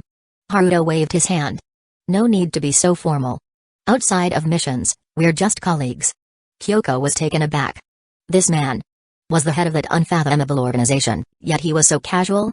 Haruto's identity within the Foundation wasn't a secret. He was the only O5 Council member whose identity was known to everyone. This design served a purpose. First, if any hostile forces targeted the Foundation, most of their attention would focus on Haruto. But compared to the Foundation, Haruto was much harder to target. Second, it made situations like this much easier. Haruto's identity required no explanation, making things more convenient. Hueco, starting tomorrow, Umbrella Entertainment will officially launch. Focus your resources on her. Build her into an idol. The goal? Start with becoming a national idol, then aim for world fame. Hueco looked at the girl Haruto had brought. A young girl, dressed in cheap clothes. The director wanted to turn someone like this into a national idol? The original plan for Umbrella Entertainment had been to buy out established idols and actors. Then, by focusing resources, they could make these idols explode in popularity, thereby controlling the means of public opinion and communication. Starting from scratch to cultivate an idol was inefficient. But when Hoshino-I looked up, Saito Kyoko's doubts vanished. If it was her, starting from zero shouldn't be a problem. Those eyes. They naturally drew people's attention. I'm going to be an idol? I nervously held on to Haruto's hand. She rarely showed nervousness, usually masking it with lies and acting. But becoming an idol. She had heard that idols brought smiles to others, that they were loved by many, many people. Someone like her. Could she really do it? Haruto nodded. You have talent. But I was still nervous. I don't know how to love others. Haruto shook his head. It's fine. Just be yourself. Don't overthink it. Be myself. I was lost. She had built herself up with lies since childhood. Being natural. It didn't suit her at all. Exactly. A cute girl like you, just standing there naturally, will make many people fall for you. Besides, idols? With enough resources, it's easy to make one. Don't stress about it. Haruto dropped this bombshell, leaving Kyoko speechless. As someone who had worked in the idol industry, she wanted to say that training and marketing were crucial. But thinking about it, if an organization like the Foundation poured resources into it, it really would be easy. Being an idol is that simple? From now on, you'll live here. I'll take care of the adoption paperwork and such. Finally, Haruto ruffled Ai's hair again. Will you come visit me, director? I asked nervously. More than being an idol, the person who had patiently taught her how to use chopsticks was more important to her. Of course, I'll visit. Since I've brought you here, I'll take responsibility. And just call me Haruto. In the past, I would have dismissed such a promise as a casual lie. But now. Okay. I responded eagerly. Then, Haruto left Umbrella Entertainment. I and Kyoko were left staring at each other. The former wasn't sure how to interact with this stranger. The latter, intimidated by the director's authority, felt a bit nervous around the girl. After all, this was someone the director had personally brought in and endorsed. I was the first to speak. Kyoko Obasan, are you close with Haruto-nichan? What kind of person is he? Kyoko's mouth twitched. She'd been called Auntie. While it wasn't inaccurate age-wise, she'd been called Auntie. Sighing, Kyoko recalled the records within the Foundation. Then, she spoke seriously. Haruto-sama is an incredible person, wielding power and authority beyond ordinary comprehension. I blinked. She didn't quite grasp it. In her mind, someone like Kyoko, who ran a company, was already amazing. Or rather, being self-sufficient, earning money, having food to eat, and a warm place to live, that was amazing. But Haruto-nichan seemed to exist in a completely different world. However, Haruto-sama is also incredibly kind. The power and authority he holds are tools to protect others, not weapons. Kyoko spoke earnestly. Haruto-sama must deeply love humanity, every single person. He does everything he can to protect everyone, and that includes you. Ai's eyes widened. Haruto-nichan loves her too? When Haruto returned to his apartment, he noticed a flurry of activity next door. Moving trucks were coming and going, carrying furniture. Haruto tried to recall. To the left of his apartment was Ariri's place, while the apartment to the right had been vacant for a long time. During his 3 years of middle school, he'd rarely seen the owner. It was a boy named Kudo Shinichi, right? He seemed like a sharp kid. But at some point, Haruto had stopped seeing Shinichi. The apartment had been empty for nearly 3 years. Now, it seemed, it had finally been sold. As Haruto pondered this, Ariri came running out of her apartment. Haruto, what are you doing here? Ariri asked, moving closer. It was the first day of the school year. She wanted to sniff out whether Haruto had any traces of other women on him. Unfortunately, Ariri's grades were only good, not good enough to get into Sobya High. She had cried about it in her room, deeply regretting not studying harder. Haruto pressed a finger to Ariri's forehead. Her thoughts were too easy to read. He had hugged Uchiha earlier. While Ariri might not be able to smell it, it was better to avoid trouble. Look over there. Seems like we have new neighbors. Haruto pointed to the apartment, diverting Ariri's attention. Sure enough, Ariri stopped worrying about the scent and looked over. Coincidentally, a blonde girl walked over. Hello, you two. I'm Gabriel White Tenma, just moved in nearby. This is a small gift for you. Huh? Haruto-kun. Gabriel handed over 2 small gifts. But as she got closer, she realized one of the neighbors was someone she knew. Gabriel-san, it's you. What a coincidence. Haruto was surprised. Earlier that day, he had considered whether to contain this Gabriel. Now, they were neighbors. Ariri. Alert, the blonde loser immediately sensed danger. What was this atmosphere? A classmate, and a new neighbor. What kind of girl next door plot was this? Ariri felt a surge of hostility. However, as if sensing Ariri's gaze, Gabriel turned to her and smiled warmly. With that smile, it was as if a radiant light emanated from her, making it impossible to look directly at her. Ariri. Her hostility melted away instantly. Someone this kind. How could she possibly steal Haruto from her? She must have been overthinking it. Hi, Gabriel. I'm Ariri. We're neighbors now, so let's get along. Ariri took Gabriel's hand, and the atmosphere between them became harmonious. Haruto, standing to the side, stroked his chin. Maybe. I should still consider containing her. This girl. She's definitely not normal. But in the end, he didn't act. After a friendly conversation, the 3 went their separate ways. When Gabriel returned to her new apartment, she cleaned it from top to bottom. Phew, all done. The girl wiped the sweat from her brow, feeling satisfied. But then, a strange sound came from the computer on the table. Gabriel opened her computer, puzzled. She found a game interface popping up on the homepage. A game character, severely injured by a monster, lay on the ground. Given Gabriel's personality, she couldn't just ignore it. So, young lady, ahead lies hell. Chapter 80, The Cult Organization. The next day, Haruto woke up and opened his eyes.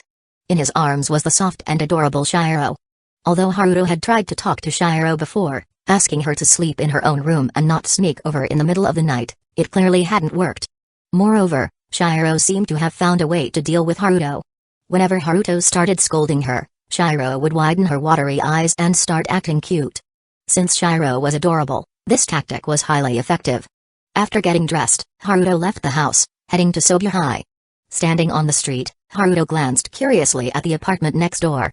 Even through the walls, he could sense someone inside. Checking the time, it was almost late for school. Shouldn't the model student Gabriel be heading to school by now? Though puzzled, Haruto didn't plan to knock on the door and ask. They weren't close, so there was no need to meddle. Then, Haruto headed to Sobya High alone. After class, Hiratsuka Shizuka called him over. Haruto, how about being the class representative? Hiratsuka suggested. Haruto immediately shook his head. He didn't want the hassle of being a class representative. He still had to skip classes to deal with foundation matters. No way was he taking on that role. Seeing Haruto's firm refusal, Hiratsuka sighed. I figured you wouldn't want to, but there doesn't seem to be a good candidate in the class. Haruto thought about the class composition and suggested, how about Gabriel? She seems pretty well liked by everyone. He expected Hiratsuka to agree. But instead, Hiratsuka sighed again. I thought the same thing, but today, on the second day of school, Gabriel skipped class. Haruto? Recalling Gabriel's personality, she didn't seem like the type to skip class. But she had been home that morning. And she hadn't shown up for class. Seeing Haruto's surprise, Hiratsuka raised an eyebrow. What, do you have any other ideas? Haruto shook his head. No, it's just that Gabriel lives pretty close to me. I saw her last night. She didn't seem like the type to skip class, so I'm a bit surprised. Hearing this, Hiratsuka stood up and gave Haruto a firm pat on the shoulder. Great, Haruto, Gabriel is your responsibility now. Make sure you drag her to school tomorrow. Haruto. Hiratsuka-sensei, isn't this?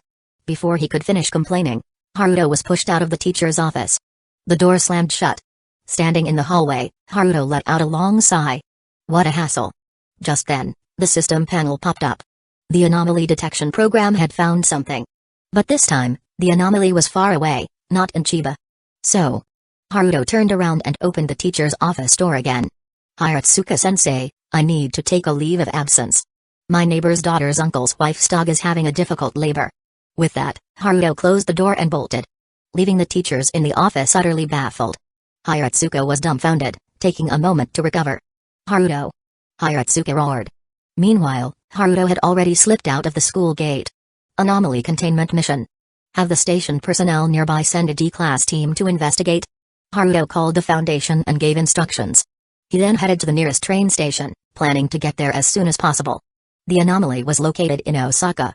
Although the Foundation hadn't yet established additional containment sites, personnel stations had already been set up across the land of Japan. Even in the northern nation and other regions, companies and organizations had been established to distribute personnel, waiting for the construction of proper sites. At this moment, the Foundation personnel near Osaka, upon receiving the order, immediately sealed off the area. Armed personnel escorted a group of D-class personnel to the scene. The anomaly site was an underground structure in Osaka. Below is the D-class personnel contact record. D-181's log. This is D-181, leading the team on this anomaly contact mission. "Can you see me?"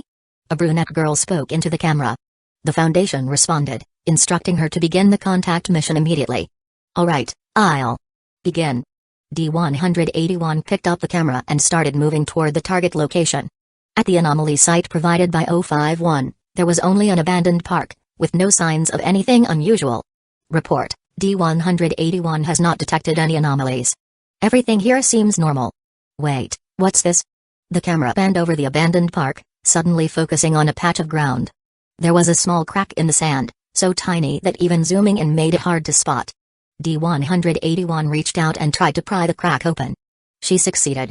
The crack widened, and the sand in the park sank, revealing a staircase leading downward.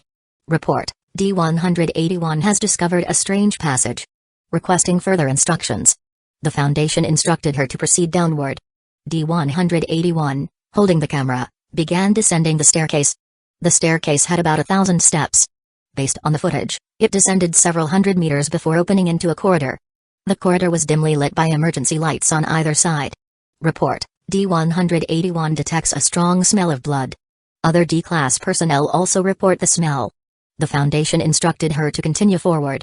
The camera moved further down the corridor. Blood and chunks of flesh began to appear. The blood on the walls formed strange symbols.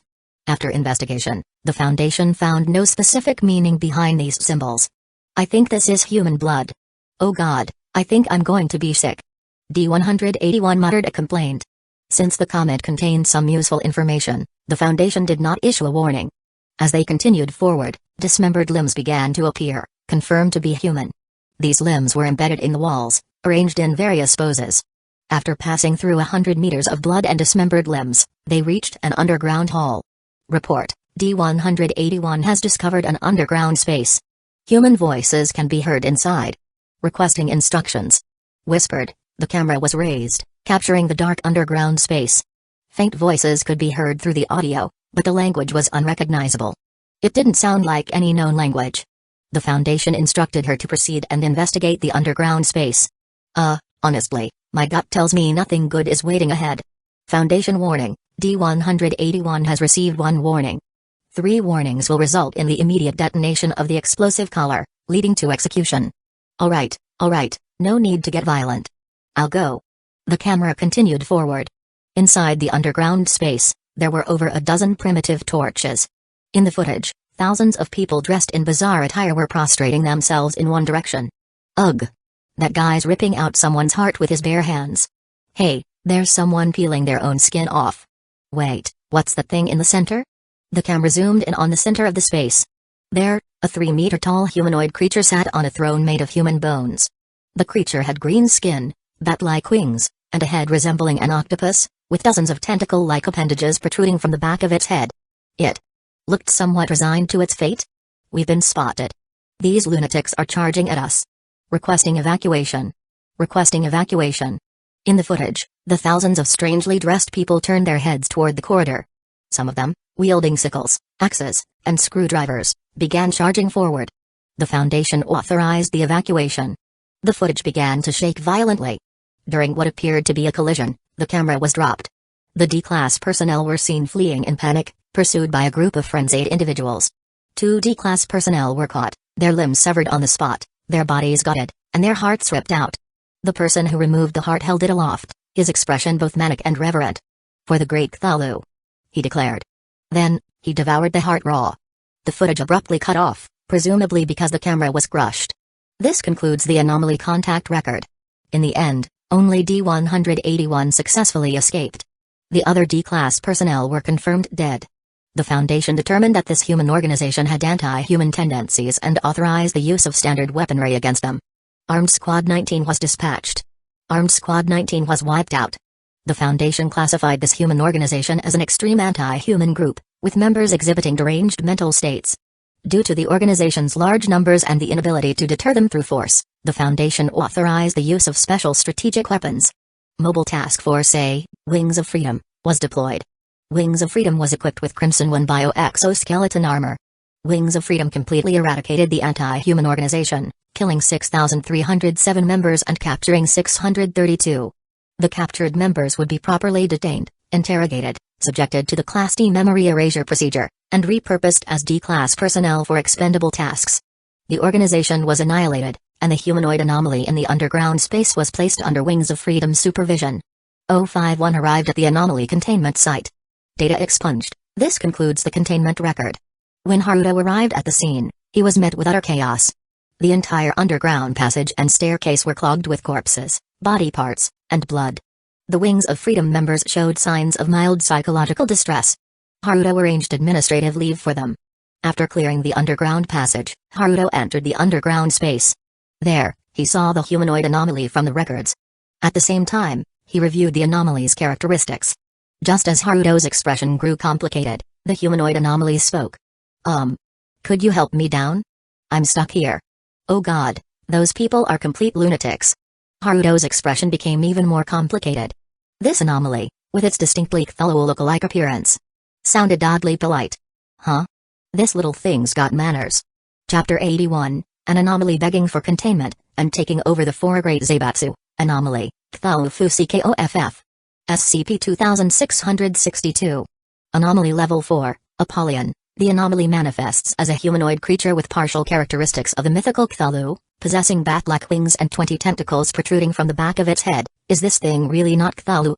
It can flexibly use its tentacles and handle up to 11 tasks simultaneously. The anomaly exhibits weak cognitive contamination, affecting humans with a cognitive level of 1, causing them to believe the anomaly is the supreme being Cthulhu and attempt to perform sacrifices, chants, and rituals in its name. Note, do you know how terrifying the cognitive level 1 range is? It includes about 3% of the entire human population. Only fools, delusional individuals, and a small fraction of humanity fall into this category. Reading the anomaly's characteristics, Haruto fell into deep thought. Thank you so much. Levi helped it down from the throne of human bones. The throne, pieced together from human bones, was surrounded by sharp bone fragments. Cthulhu Fusikoff didn't want to get cut up, so it had been stuck on the throne. As soon as it was freed, it began thanking the Foundation personnel. Levi, wearing the Crimson 1 exoskeleton, stood beside Haruto and whispered, "What is this thing? Since when do monsters have manners?" Haruto shrugged. Apparently, it's an anomaly that can communicate and has a relatively friendly behavior pattern. Levi smirked. "Excuse me, what organization are you? Can you take me with you? I can't stand those lunatics anymore." "Oh god." Cthulhu asked Haruto, pleading. Haruto's mouth twitched involuntarily. The other Foundation personnel were also somewhat stunned. This was the first time they'd seen an anomaly begging to be contained by the Foundation. It was just too damn weird. Rubbing his temples, Haruto asked, "Can you tell us more about why you couldn't stand these followers?" Cthulhu immediately launched into a tragic tale. "Oh god, these people dragged me here out of nowhere and put me on the bone throne. The blood on the bones wasn't even dry. There were still bits of flesh stuck to them. Ugh. And they cut me. Then, they started these rituals I couldn't understand, dismembering people, skinning them, ripping out their hearts. They even tried to make me eat the hearts. Oh god. I can't even talk about it anymore. Ugh." Seeing that Cthulhu was about to vomit, Haruto quickly waved his hand, signaling it to stop. While it wasn't certain, preliminary observations suggested that this anomaly had a normal human sense of morality and preferences. Its diet wasn't human fear or anything like that, it preferred sandwiches and ham. "If you come with us, You'll be confined to a room and won't be allowed to leave. Haruto tested the anomaly. Cthulhu hesitated. Haruto's eyes grew cold, and he glanced at Levi, ready to give the order to attack. Will there be food? It asked hesitantly. Haruto. The Foundation provides 3 meals a day. Breakfast includes bread, fried eggs, and bacon. Lunch is 1 meat dish and 2 vegetable dishes. Hearing this, Cthulhu's eyes lit up. Haruto continued, your containment room can have a computer, but no internet access. You'll get a daily newspaper or light novel, manga, etc. every month. You'll have a budget of 6,000 yen, about $300, to buy single-player games, entertainment items, and so on. At this point, Cthulhu Get Out slid over to Haruto's feet. Please, contain me. Thank you so much. Haruto rubbed his forehead and let out a long sigh. Prepare a containment unit. Transport it to the containment site. Equip the room as I just described. Haruto ordered. The Foundation personnel exchanged glances, then numbly went to prepare the containment unit. Levi and Haruto walked out of the underground passage together. Later, the area would be cleaned up by the Foundation's external assets, so there was no need to worry. Some of the cultists had chased them out of the underground passage. Fortunately, the Foundation had already cleared the surrounding area. As long as some surveillance footage was erased, this containment operation would be considered a success. As they walked side by side, Levi suddenly asked, "Where did you send Erwin?" Haruto wasn't surprised by the question. To a large extent, Levi had joined the Foundation because of Erwin. He has more important tasks. You know, that man has the ability to shoulder the future of humanity. Haruto replied. He couldn't reveal Erwin's status as an O5 council member. Levi didn't press further. As Haruto said, Erwin was someone who would never waver, no matter the difficulty. Even if it meant sacrificing himself, he would calmly give orders to fight for humanity's future. As they exited the underground passage, Haruto's gaze inadvertently fell on a brunette figure. On his way here, he had watched the real-time transmission of the containment footage. He knew this was the sole surviving D-class personnel, D-181. Come to think of it, she was at the front when they went down, yet she was the only one who made it out alive. Haruto walked over and gently tapped D-181 on the shoulder. The D-class turned around immediately. When she saw it was Haruto, her eyes lit up. Director. As a D-class personnel, she knew very few Foundation staff, but she definitely knew the director. After all, Haruto's exploits were widely celebrated within the Foundation. You did well on this mission, Haruto praised. Huh? D-181's eyes widened. The director praised me. Does that mean I can be removed from the D-class list? Haruto smiled. Of course not. D-181's hopeful expression instantly turned into a dead fish stare. Just kidding, did D-class personnel really think they could escape their fate? You're all death row inmates, for crying out loud. However, you'll be removed from this month's execution list. Please continue to contribute to humanity. Haruto offered some appropriate encouragement to the brunette girl. D-181 burst into tears. Even if she wasn't executed, being a D-class meant she'd still have to perform dangerous contact missions or be used as a test subject.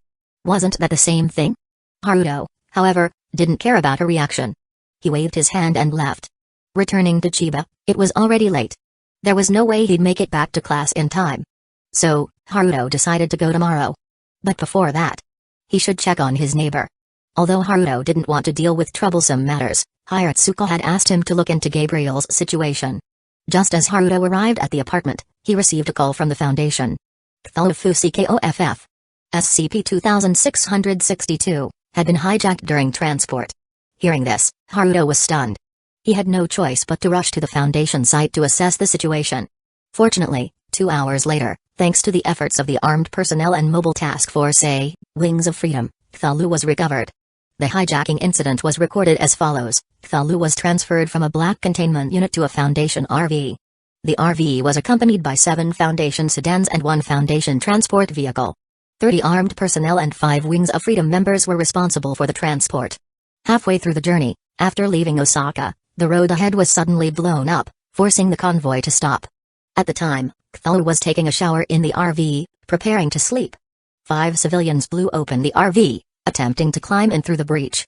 The armed personnel and Wings of Freedom immediately intervened, subduing the 5 civilians. However, 2 D-class personnel took the opportunity to rush into the RV. To avoid the explosive collars on the D-class personnel harming the anomaly, remote detonation was not an option. 1 D-class personnel used a shard from the explosion to cut their hand, smearing blood and drawing strange symbols inside the RV. The other D-class personnel pulled out their Data expunged, and performed a data expunged act on the anomaly. Cthulhu, oh god, you too, this is unsanitary and completely unnecessary. After the act, the D-class personnel cut off their data expunged, and smeared the blood and bodily fluids on the anomaly, all while singing loudly. Cthulhu, God. Stop. Please. I just took a shower.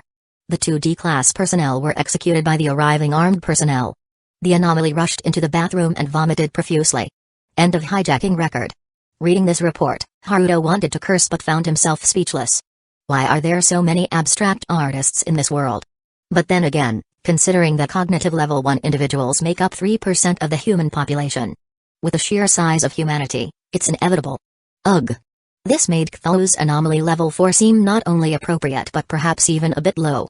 Fortunately, Cthulhu was now securely contained in a containment chamber at the site. Anomaly successfully contained, Cthulhu Fuckoff. SCP-2662, Anomaly Level 4, Apollyon. Containment status, excellent, reward, Level 4 lottery draw. Although the containment was successful, this incident served as a wake-up call for Haruto. Some anomalies simply weren't suitable for containment in urban sites. The consequences of a containment breach were too severe. Establishing secondary sites, especially in remote areas, had become an urgent priority. Haruto pondered the Foundation's future development.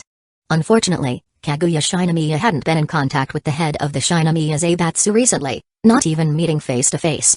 The Blacklight virus hadn't infected the Shinomiya Patriarch yet. It was time to take the initiative and bring the other 4 major Zaibatsu under control. Chapter 82, The Phoenix Project and Dragging Gabriel Out of Bed. It's time for the fun lottery draws. 1 level 3 draw and 1 level 4 draw. Since Haruto was at the Foundation site, he decided to bring the 2 iPods along for luck. The 2 iPods, watching their director act like a maniac, exchanged a glance. They were used to it. As usual, he'd start with a level 3 draw to warm up. He pressed the draw button. A purple light flashed across the lottery panel. Reward obtained, Anomaly, Rainbow Lollipop, SCP-3329, Haruto. As the reward was extracted, a bucket of rainbow lollipops appeared in Haruto's hands. Anomaly, Rainbow Lollipop, SCP-3329. Anomaly Level 0, Safe. Anomaly Characteristics. The item appears to be a delicious-looking lollipop.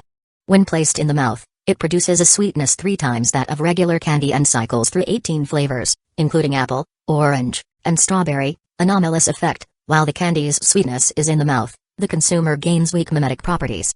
Any statement they make will be unconditionally believed by others. The mimetic effect lasts until the sweetness fades. Note, after the mimetic effect wears off, those influenced will continue to believe what they heard until someone points out logical flaws. Therefore, please do not use this to lure little girls. The FBI will still kick down your door. Reading the anomaly's characteristics, Haruto felt it was somewhat underwhelming. A bit of a letdown. Since consuming the Titan worm, Haruto's Blacklight virus had gained infectious properties. Direct assimilation was far more reliable than this unstable, weak mimetic persuasion. Besides, if he wanted to lure Lilai, he wouldn't need. Ahem. No matter, it was just a level 3 draw. Consider it a warm-up. Haruto rubbed his hands together and pressed the level 4 draw button. This time, a golden light streaked across the panel. Haruto smiled with satisfaction. While he hadn't gotten a red light, a gold was still good. Reward obtained, Phoenix Project Technology Blueprint, the Phoenix Project. Is this the Phoenix Project I'm thinking of? With excitement, Haruto accepted the reward. A technology blueprint appeared in his mind. A technology blueprint meant that even if you didn't understand the principles, as long as you had the materials and followed the blueprint, you could still create the product. The blueprint also provided a detailed explanation of its functions. It didn't disappoint. This was indeed the Phoenix Project he had in mind. The Phoenix Project, as the name suggested, was about rebirth, like a phoenix rising from the ashes. The technology focused on 2 key areas: consciousness upload and digital consciousness simulation. Biological genetic engineering and cloning technology. The core of the Phoenix Project was a massive incubation chamber. Participants would need to provide DNA samples, tissue samples, and upload their consciousness to a quantum computer. The incubation chamber would record all the individual's data and store their consciousness in digital form. When the individual died, the Phoenix Project would activate, using the resources in the chamber to clone an identical body. The stored digital consciousness would then be transferred into the clone's brain, achieving resurrection. Of course, the project could also be used to pursue immortality. As individuals aged, They could upload their consciousness, clone a younger body, and transfer their consciousness into it. However, as discussed earlier with the gender-swapping serum, an individual's body influences their mind. An older consciousness would be affected by a younger body. Theoretically, this process would erase the older individual, creating a new one instead. This severely violated Foundation protocols. The Phoenix Project was strictly prohibited from being used for life extension. However, its intended function represented a monumental leap forward for the Foundation. Prepare the resources and materials on this list and deliver them to Light Containment Zone, Room C-137. Haruto handed a list of materials required for the Phoenix Project to the Foundation personnel. Given the current technological environment, the resources needed to construct the Phoenix Project were exorbitantly expensive. It wasn't just the materials for the main incubation chamber and quantum computer. There were also ongoing costs. Cloning an identical individual would cost a staggering amount of money. In Light Containment Zone, Room C-137, Haruto followed the Phoenix Project blueprint to assemble the main incubation chamber, quantum computer, and consciousness transfer system. Looking at the consciousness upload helmet, Haruto hesitated for a moment before deciding not to upload a backup of his own consciousness. His body was nearly impossible to clone. The Blacklight virus, after continuous evolution, had surpassed the capabilities of current technology to analyze. Moreover, Haruto's consciousness likely couldn't be recorded as a digital backup. His mind was intertwined with fragments of a supreme deity. Perhaps only a device of equal divine nature could simulate Haruto's consciousness. Big bro, what's this? Nao appeared in room C-137 without warning. Haruto noticed but didn't pay it much mind. In fact, her arrival was timely. Haruto guided Nao to a chair and placed the consciousness upload helmet on her head. This is a product of technology far beyond our current capabilities. Its primary function is rebirth. Haruto explained briefly.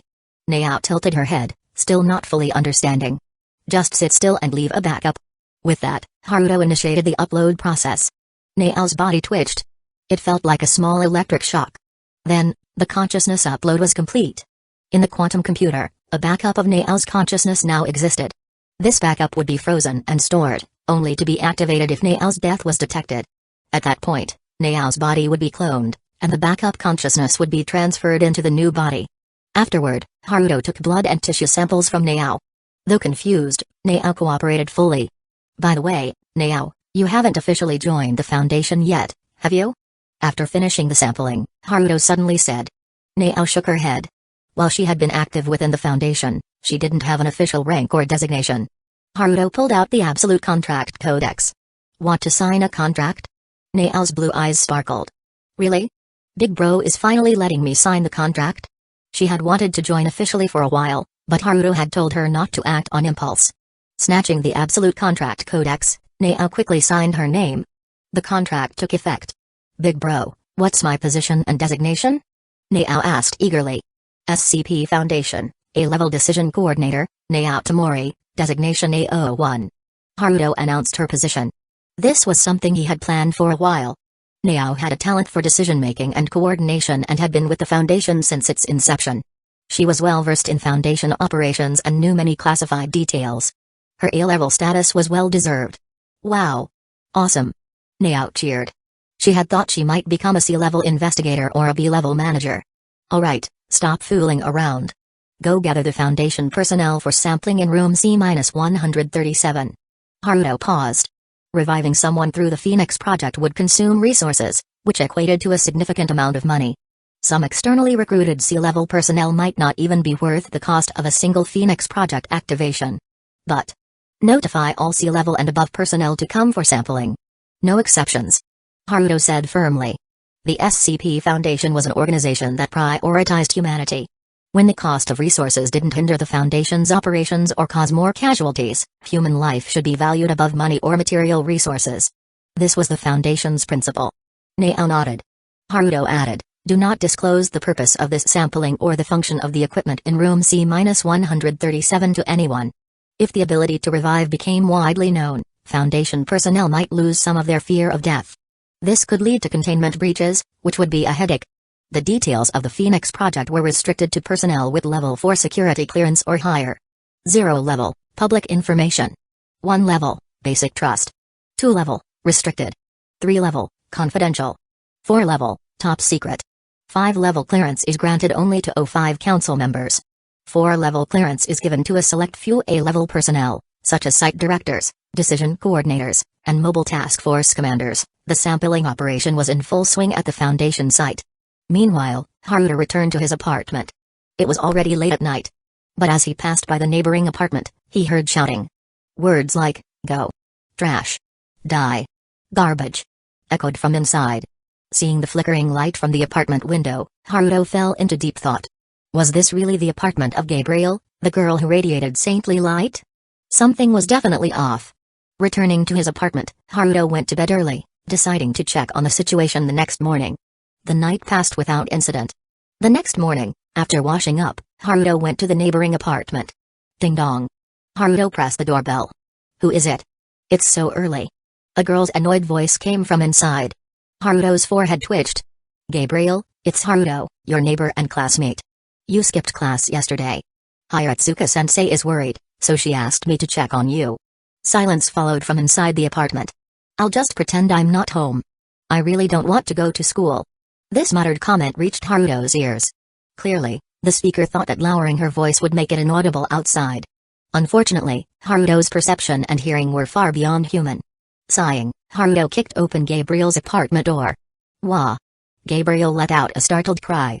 Chapter 83, Helping Gabriel Quit Her Gaming Addiction, Cognitive Dissonance? Haruto-kun, this is illegal intrusion. Gabriel tried to protest. Meanwhile, Haruto scanned the apartment and felt his sanity take a hit. Gabriel's apartment was now a chaotic mess. Thick curtains were tightly drawn, blocking all sunlight and plunging the room into darkness. Snack wrappers and other trash were scattered everywhere. The only source of light was the computer screen on the small desk, running a popular game. How Gabriel had turned her apartment into this hellscape in just one day was beyond comprehension. At the same time, Gabriel herself exuded a strong aura of a depressed shut-in otaku. The girl who once had a gentle smile and could emit holy light to heal people's hearts seemed to have vanished like a bubble. Now, Gabriel, with her messy blonde hair, had a few strands sticking up and swaying. Dark circles heavily weighed under her eyes, making it look like she hadn't slept for 3 days and nights. Gabriel, skipping class to play games, is that really okay? Gabriel, with her messy hair sticking up, really wanted to tell Haruto, this has nothing to do with you. But feeling Haruto's sharp gaze, Gabriel shrank her neck, completely unable to say the words out loud. She had a feeling that if she actually said it, something terrible would happen. Gabriel, go to class.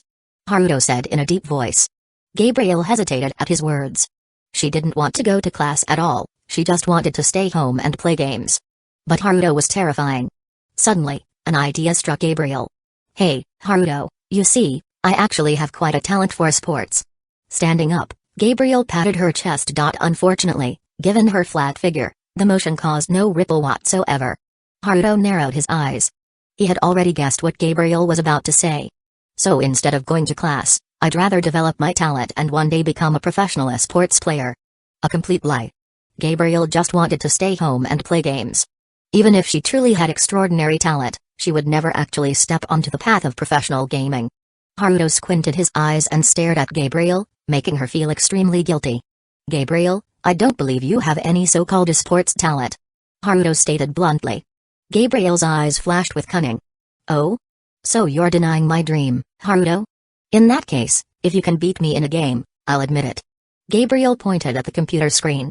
This game, if you beat me, I'll immediately give up on gaming and obediently go to class with you, no complaints. But in return, if you can't win, then you have to acknowledge my talent and stop trying to drag me to class. As she spoke, Gabriel's lips curled up uncontrollably. Plan successful. All right. Haruto nodded. Then hurry up. Gabriel said excitedly. However, Haruto shook his head. It's not me who's going to play against you. Gabriel tilted her head in confusion. Then she saw Haruto walk out of her apartment and head to the one next door, his own apartment. Leaning against a window, Gabriel watched, feeling puzzled. Could it be that Haruto had some gaming expert at home? Then she saw Haruto walk out, carrying a white-haired lily in his arms. Gabriel. As Haruto walked into the room holding the girl, Gabriel's gaze darkened with slight annoyance. Haruto, are you seriously making this little girl play against me? Gabriel was dissatisfied. She had planned to crush a noob and get Haruto off her back. But bringing in a child, wasn't that disrespecting her gaming skills? Haruto nodded. Meanwhile, the girl in Haruto's arms, Shiro, looked half asleep, her eyes barely open. She had played until early morning, only stopping when the power was cut, forcing her to sleep. Later that night, she had sneaked into Haruto's room, wasting even more sleep time. Now, being carried out so early, her brain was still in sleep mode. Haruto placed Shiro on a cushion next to Gabriel and stuffed a game controller into her hands. "Alright, you can start now," Haruto announced. "Gabriel?" Her eyes aren't even fully open yet. "Haruto, are you mocking me?" Gabriel protested. Haruto shrugged. "This arrangement benefits you, doesn't it? What are you complaining about? Just start the game." Gabriel shot Haruto a resentful glare, muttered, "I'm an angel, you know. Don't underestimate me. I'll make you both pay for this." After all, Gabriel was an angel. She had only been playing this game for a little over a day. But with her quick reflexes and superhuman hand speed, she was already a high-level player. However, upon hearing Gabriel's muttering, Haruto suddenly frowned. "Angel?" The game started. Shiro, looking drowsy, barely opened her eyes, just enough to make out some information, her fingers moving purely on instinct. "Take this. Take this. I, Gabriel, am super strong. A mere weight. What the heck is this? Stop, no, don't." No suspense whatsoever. In this game, a match usually lasted about 3 minutes. Even if one player dominated the other, it would still take about a minute to finish. But Shiro, practically asleep, ended the match in 42 seconds. Gabriel, aside from moving and attacking a little at the beginning, spent the rest of the match with her hands off the keyboard, screaming in despair. To make matters worse, Shiro's half-asleep combo included a taunt emote. Weak. Now, on the game's results screen, that taunt was displayed in large letters. "Brother, can I go back to sleep now?" Shiro snuggled into Haruto's arms, closing her eyes, not even sparing a glance at her opponent. Gabriel sat on the floor, her eyes dull, looking utterly defeated. How could this happen? She was definitely cheating. There's no way. Shattered by the loss, Gabriel mumbled to herself. Haruto, holding Shiro, refocused. "Gabriel, are you ready to keep your promise and go to class?" Gabriel, still in her pale, broken state, forced a smile uglier than crying. "How about best 2 out of 3? That wasn't part of the original deal, and she was obviously stalling. But whatever. Shiro, play one more round." Haruto whispered into her ear. "Ugh, so annoying. I don't want to leave brother's arms," she muttered. Then she found a way to play without leaving Haruto's embrace. She lifted her small feet and peeled off her white silk socks, exposing her delicate, fair toes. Her white, tender feet looked like warm jade, making people want to hold them, stirring a strange temptation. With her soft little feet, she skillfully pressed the controller buttons. "Alright, let's begin," Shiro said. "Gabriel?" Her previously dim eyes reignited with determination. "I'll make you regret this." Playing with her feet, if it wasn't an insult, I don't know what is. I'll make her eat those words, after all I am an Angweak. This time, the match lasted 30 seconds. The taunt popped up again. "Game over." Gabriel cried. She cried hard. She had been utterly destroyed by Lili. Using her feet, Gabriel began questioning the meaning of life, her place in the universe, and whether time was even real. "Shiro, good job," Haruto praised, patting Shiro's head. She tilted her head up, smiling with sleepy eyes, enjoying the head pats. No one cared about the devastated loser in the corner. "Brother, my socks." Shiro lifted her small feet. Haruto was about to refuse and tell her to put them on herself. But Shiro expertly acted cute and whined. Since Shiro was adorable, her technique was super effective. After hesitating, Haruto picked up the white silk socks, took hold of her soft little foot, and began putting them back on. As his fingers brushed against her ankle, the sensation was, "Alright, if I keep talking, I'll end up in jail." Carrying Shiro back to the apartment, Haruto returned and glanced at Gabriel, who looked like she was in a monochrome painting. "Gabriel, we're going to be late. Let's go." Gabriel's response was lifeless. She had been forcibly cut off from her internet addiction. The two of them walked towards Sobu High School. On the way, Haruto suddenly asked, "Gabriel, earlier you said you were an angel?" Gabriel, who had been in a daze, instantly trembled all over. That. Haha, I was just rambling nonsense." She tried to brush it off. There were very strict rules in heaven. Angels who entered the human world were not allowed to reveal their identity to humans. She had already slipped up, which was a serious violation. "Gabriel, let me teach you something. In situations like this, if you just admit it openly and make some bizarre declarations, you can actually get away with it, because people will just think you have a severe case of chunibyo. But if you vaguely deny it, It'll just make them more suspicious. Haruto explained. Now he was certain Gabriel really was an angel. This kid had absolutely no sense of scheming. However, despite Gabriel being an anomaly, the anomaly detection system hadn't even been triggered. She must have been classified as a level 0 safe anomaly. Gabriel was humanoid and didn't affect other people's perception. So whether she was contained or not didn't really matter. But compared to Gabriel herself, Haruto realized there was a bigger issue. An honor student angel had become a lazy shut-in overnight just because of video games. This plot felt oddly familiar to Haruto. It was like he had seen an anime with a similar storyline before. But for some reason, he had no memory of Gabriel. If it was an anime he had watched in his past life, why couldn't he remember Gabriel's name? If it wasn't, then why did it feel so familiar? There was a contradiction in Haruto's perception. And Haruto's perception was protected by a divine fragment. It had cognitive immunity. Chapter 84, The Exchange Student System and Bunchan. After realizing this contradiction, Haruto started carefully digging through his memories. And then, a terrifying realization struck him. Most of his memories from before his transmigration had become blurry. It was as if something had devoured them. And the most unsettling part? Until now, Haruto hadn't even noticed. When he first transmigrated to this world, he was certain his memories had been intact. But over time, his past life's memories had been slowly disintegrating, bit by bit. The turning point had been when he obtained the divine fragment. After gaining the fragment of intellectual divinity cognitive immunity, the collapse of his memories had stopped. But the memories that had already been lost were irretrievable. This discovery led Haruto to a hypothesis. Previously, his memories and perception had been affected by an anomaly at the level of a supreme divinity. Did that mean that his past world, also based on Earth, had anomalies as well? Did a supreme divinity level anomaly exist there, too? You're gonna have to deal with that, as I am not in deep to the SCP lore. Was that why his memories had collapsed? Even after acquiring the divine fragment, he had only managed to stop the collapse, not restore the memories. Should he write it down? To prevent even the memory of his suspicion from disappearing? The thought crossed Haruto's mind. But he immediately rejected it. If the anomaly affecting him was at the supreme divinity level, then certain actions might trigger an irreversible catastrophe. Writing it down was one such action. For now, the safest option was to trust himself and keep all the information stored in Haruto's cognition. Because of the divine fragment, Haruto temporarily buried this matter deep in his memory. A supreme divinity. He had no way to fight against something like that for now. Though his thoughts were racing, only an instant had passed in reality. Gabriel gave a sheepish smile and said, Haruto. Can you keep this a secret for me? If my angel identity gets exposed, I'll be punished by heaven. Haruto, intrigued, asked, Oh? What kind of punishment? Gabriel pulled a miserable face. I'll be recalled to heaven, my allowance will be cut, and I won't be able to play games anymore. Haruto. For a moment, he didn't even know where to start with his retort. That's a really light punishment. I thought they'd execute you. And wait, you still haven't given up on gaming? Haruto was a little impressed by Gabriel's determination.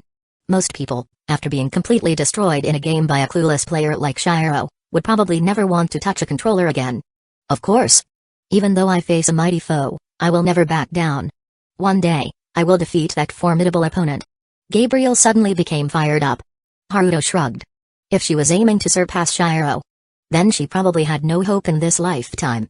Shiro's level of genius wasn't something that could be beaten with just effort. The two of them entered the classroom. Gabriel slumped onto her desk and immediately fell asleep. She had stayed up way too late gaming last night. The heavy dark circles under her eyes were proof. Originally, Gabriel had planned to skip class again, but unfortunately, she had been dragged here by Haruto. So she just decided to sleep in class instead. Haruto didn't bother with her. He had already completed his task of bringing Gabriel to school. Whatever happened next was their teacher's problem. Arriving at his seat, Haruto looked at the cute girl sitting behind him and smiled. Morning, Megumi.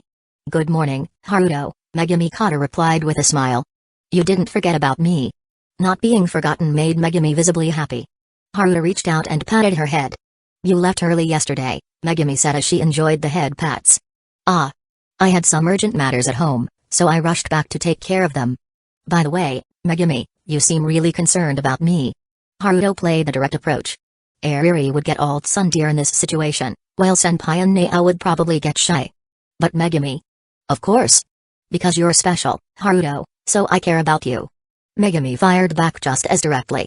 At that moment, Shizuka Hiratsuka entered the classroom. Alright, quiet down. Some people need to stop messing around, and those who are sleeping wake up.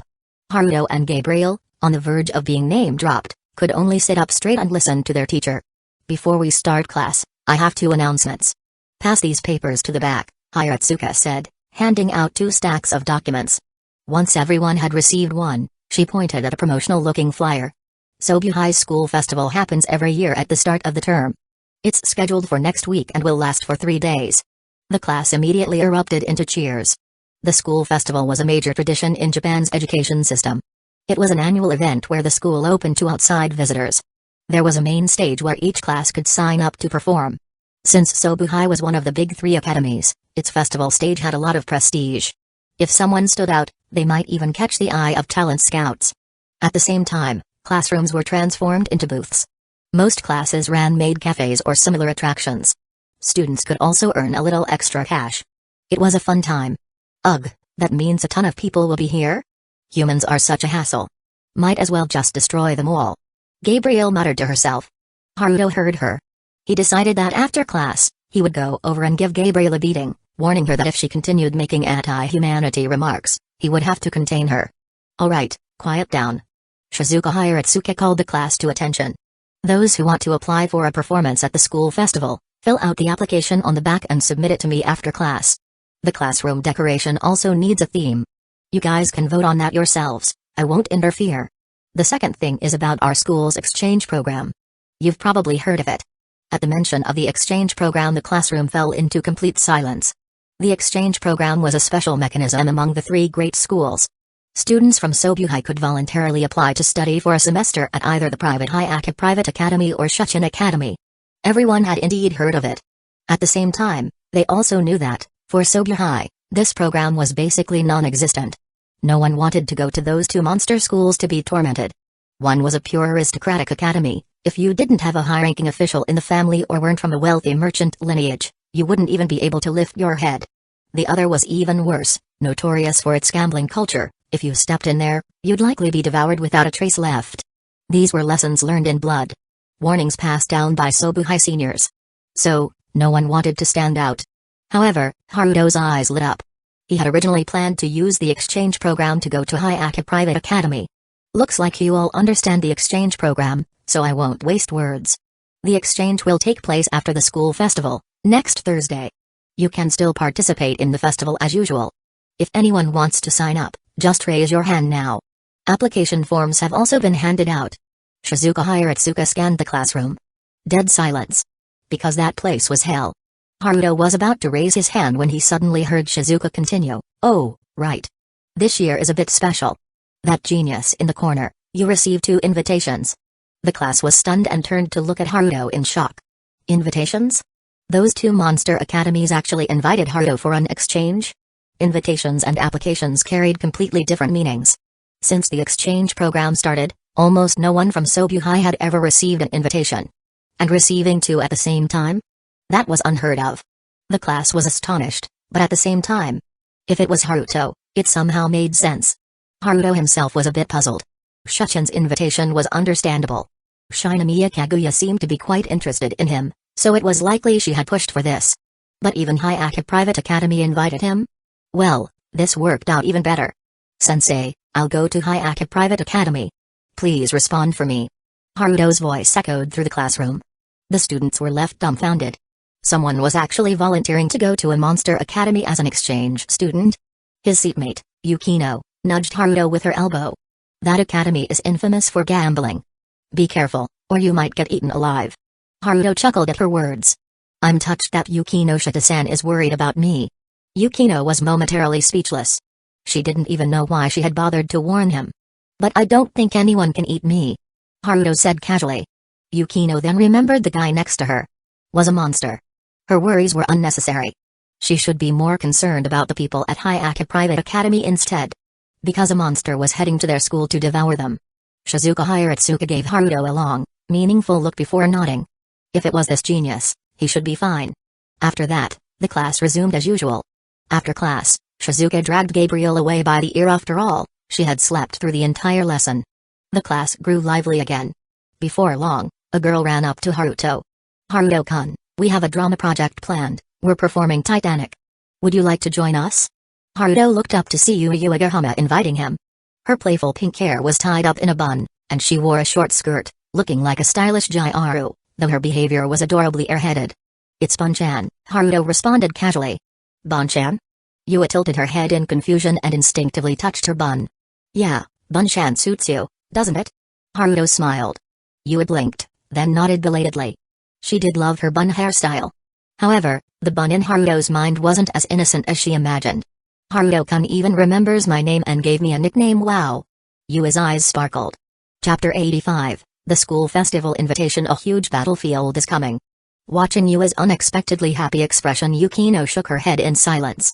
In her eyes, this Uchiha girl was completely fooled by Haruto's attractive appearance. Underneath that handsome face lay an extremely nasty monster. Getting close to him would only end badly. Because Yua-chan is cute, of course I remember your name, Bonchan. Haruto said with a smile. Yukino rolled her eyes. Ha. Shameless. Scumbag. Hee, really? Thanks, Haruto-kun. Yua shyly played with her hair. Want to exchange line IDs?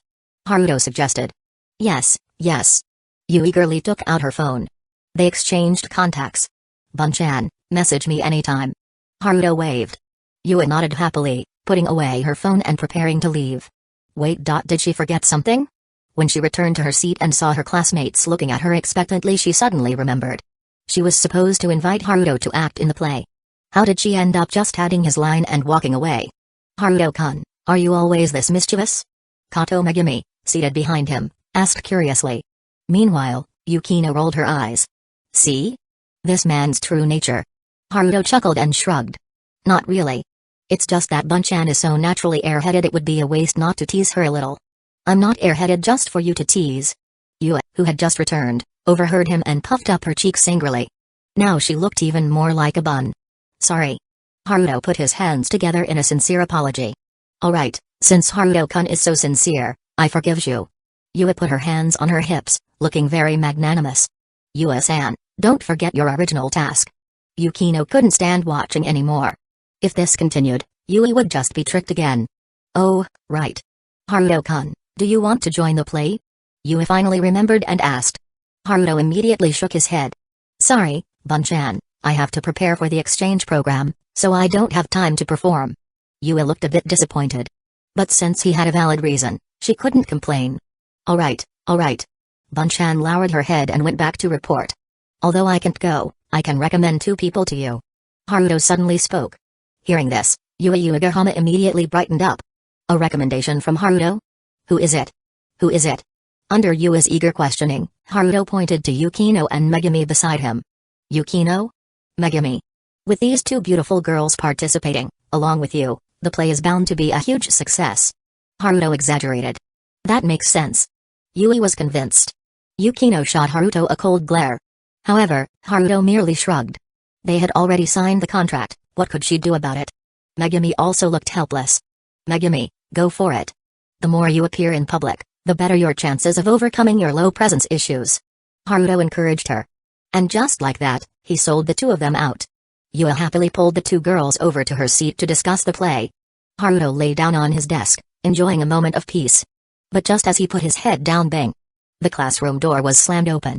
The room instantly fell silent as everyone turned toward the entrance. There, a stunning beauty with long, flowing black hair strode in with powerful steps and directly dragged Haruto out. Another bang. The door was shut. Everyone was dumbfounded. It took a while before they reacted. Was that Haruto's girlfriend? She looks like a senior from 3rd year. Whoa, she seems really fierce, but she's also really beautiful. No wonder she could land Haruto. Are you sure she's his girlfriend? Maybe she's just an acquaintance or something? Come on, don't kid yourself. That level of closeness, that disregard for other people's gazes. If she's not his girlfriend, then what is she? The classroom buzzed with discussions. Meanwhile, outside, Haruto stood in confusion, staring at Uchiha. Senpai, what's going on? Uchiha seemed incredibly excited, her eyes slightly red. This is your doing, isn't it? She pulled out a manga. It was last week's issue of Shonen Jump.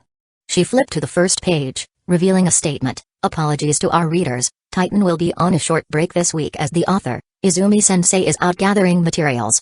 Izumi-sensei, taking a break for research. See you next week, mwah. Izumi-sensei, by the way, I'm super into a romance light novel lately, love Metronome.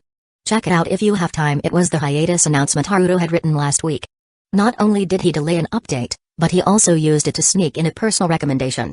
Ah, so senpai saw it. Haruto remained unfazed. How could I not? Utaha's voice trembled slightly. The sales exploded. She had already been preparing herself to give up on her debut novel. After all, Love Metronome had dismal sales, with no hope of a reprint. After Haruto's advice, she realized she needed to make some compromises to reach a wider audience. And lately, she had even started to find those cliché romance tropes kind of enjoyable. But then, out of nowhere, her editor called to tell her the sales had skyrocketed.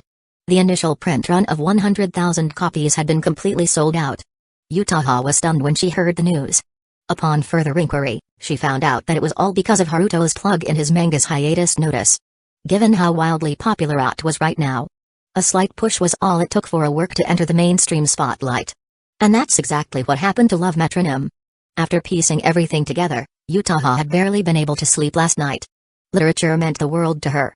It was her dream, her greatest wish. Just as she was about to accept reality and admit that her debut work was doomed, someone had reached out and pulled her back up to the sky. So today, as soon as class ended, she had rushed over. She didn't even know what she wanted to say when she dragged Haruto out. Should she thank him? Or something else? But regardless, she had to see him. She couldn't wait any longer.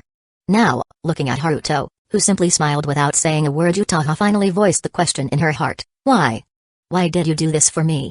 Haruto shrugged. Because it's a good book. It conveys real emotions through words. The low sales were just a matter of timing, not the quality of the book.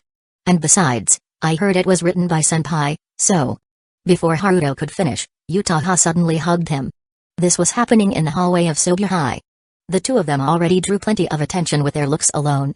Now, with such a bold display of affection, the watching students erupted. Screaming. They were screaming. Even the usually ice-cold Utaha had completely disregarded her surroundings. Her embrace was passionate and firm. Haruto froze for a moment before returning the hug, whispering, "Looks like senpai is happy. That's good. I'm glad I didn't overstep." After a long moment, they separated. Utaha's eyes were red, but she tried to maintain her usual icy demeanor. "You did overstep. So as punishment, you have to go on a date with me at the school festival." "Haruto? Senpai, this is betrayal." "Utaha? You dare say that? This is an honor for you. Just try rejecting me." Utaha was going all in. "Well, since senpai insists, I guess I'll keep lonely senpai company." Haruto spread his hands. Utaha huffed, satisfied, and left. Haruto shook his head helplessly. Thankfully, he hadn't made any plans for the festival yet. As long as nothing unexpected happened, going on a date with senpai didn't seem like a bad idea. Just as he was thinking that, he returned to class. The moment he opened the door, he overheard, "Hey, did you hear? That idol who just debuted and blew up in popularity is coming to perform at our school festival." "Oh. You mean Hoshino Ai? I love her. Her stage presence is amazing. I'll support her forever. Wow, Ai is coming to Sobu High?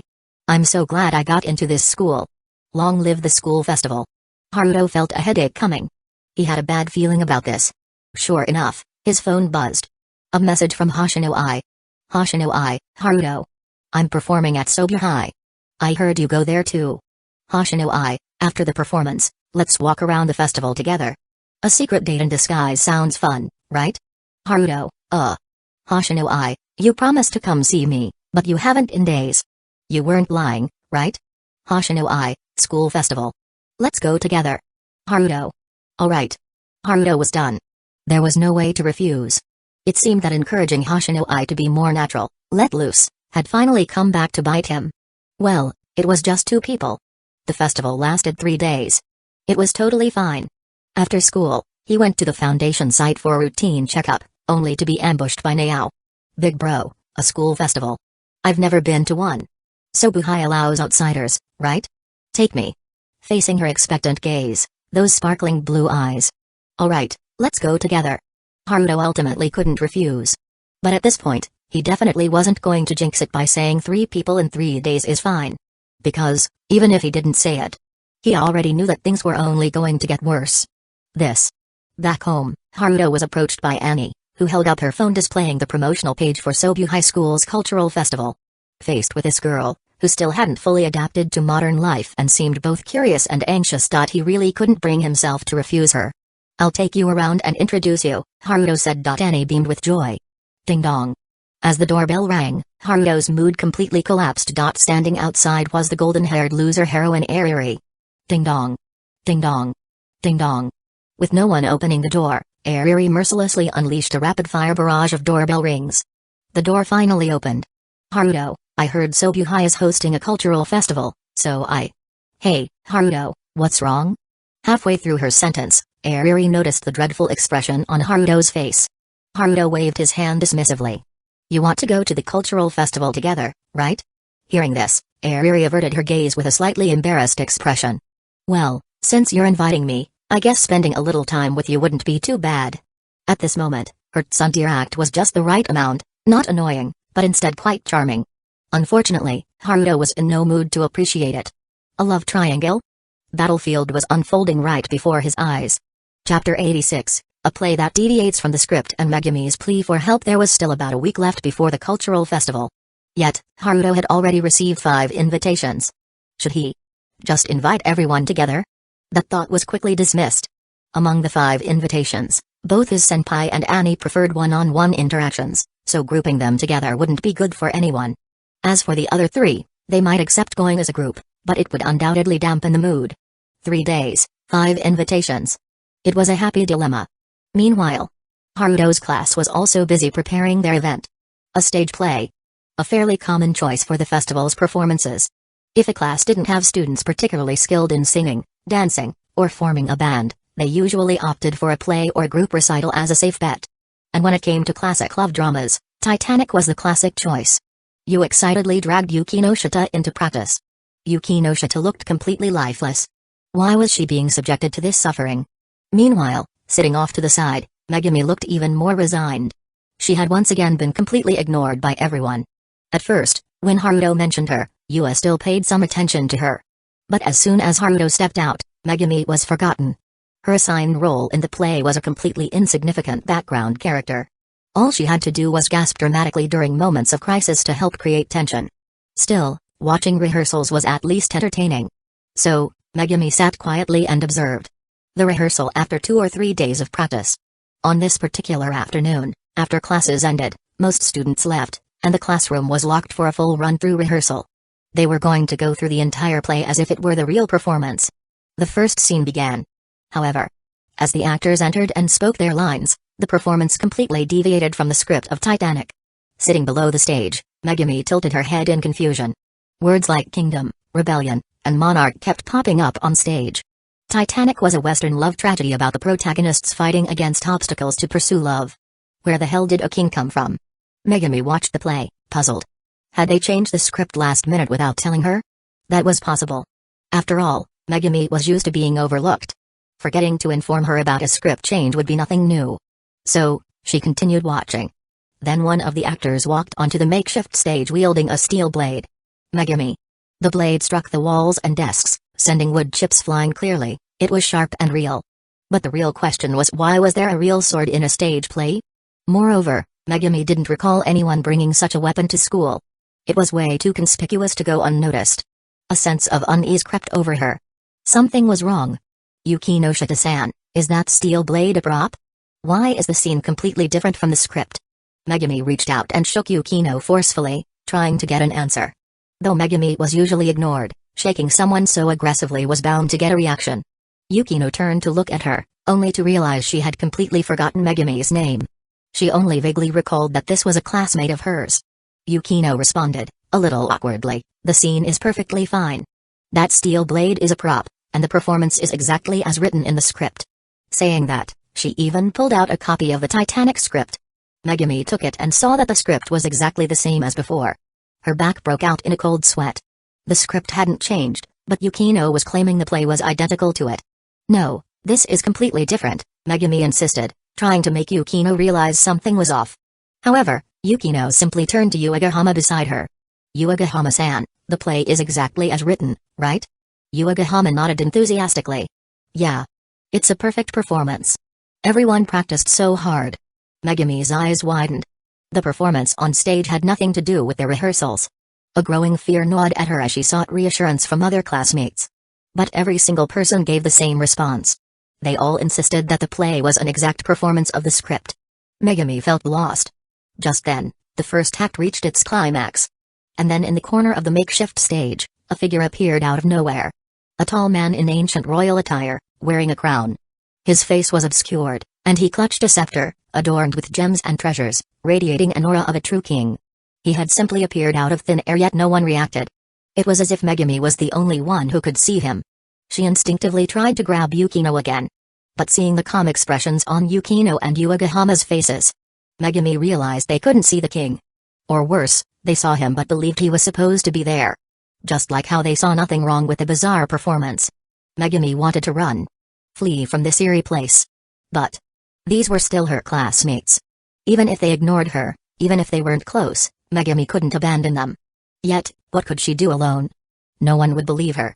They would probably just ignore her again. In her moment of helplessness, a familiar figure flashed through her mind. That's right.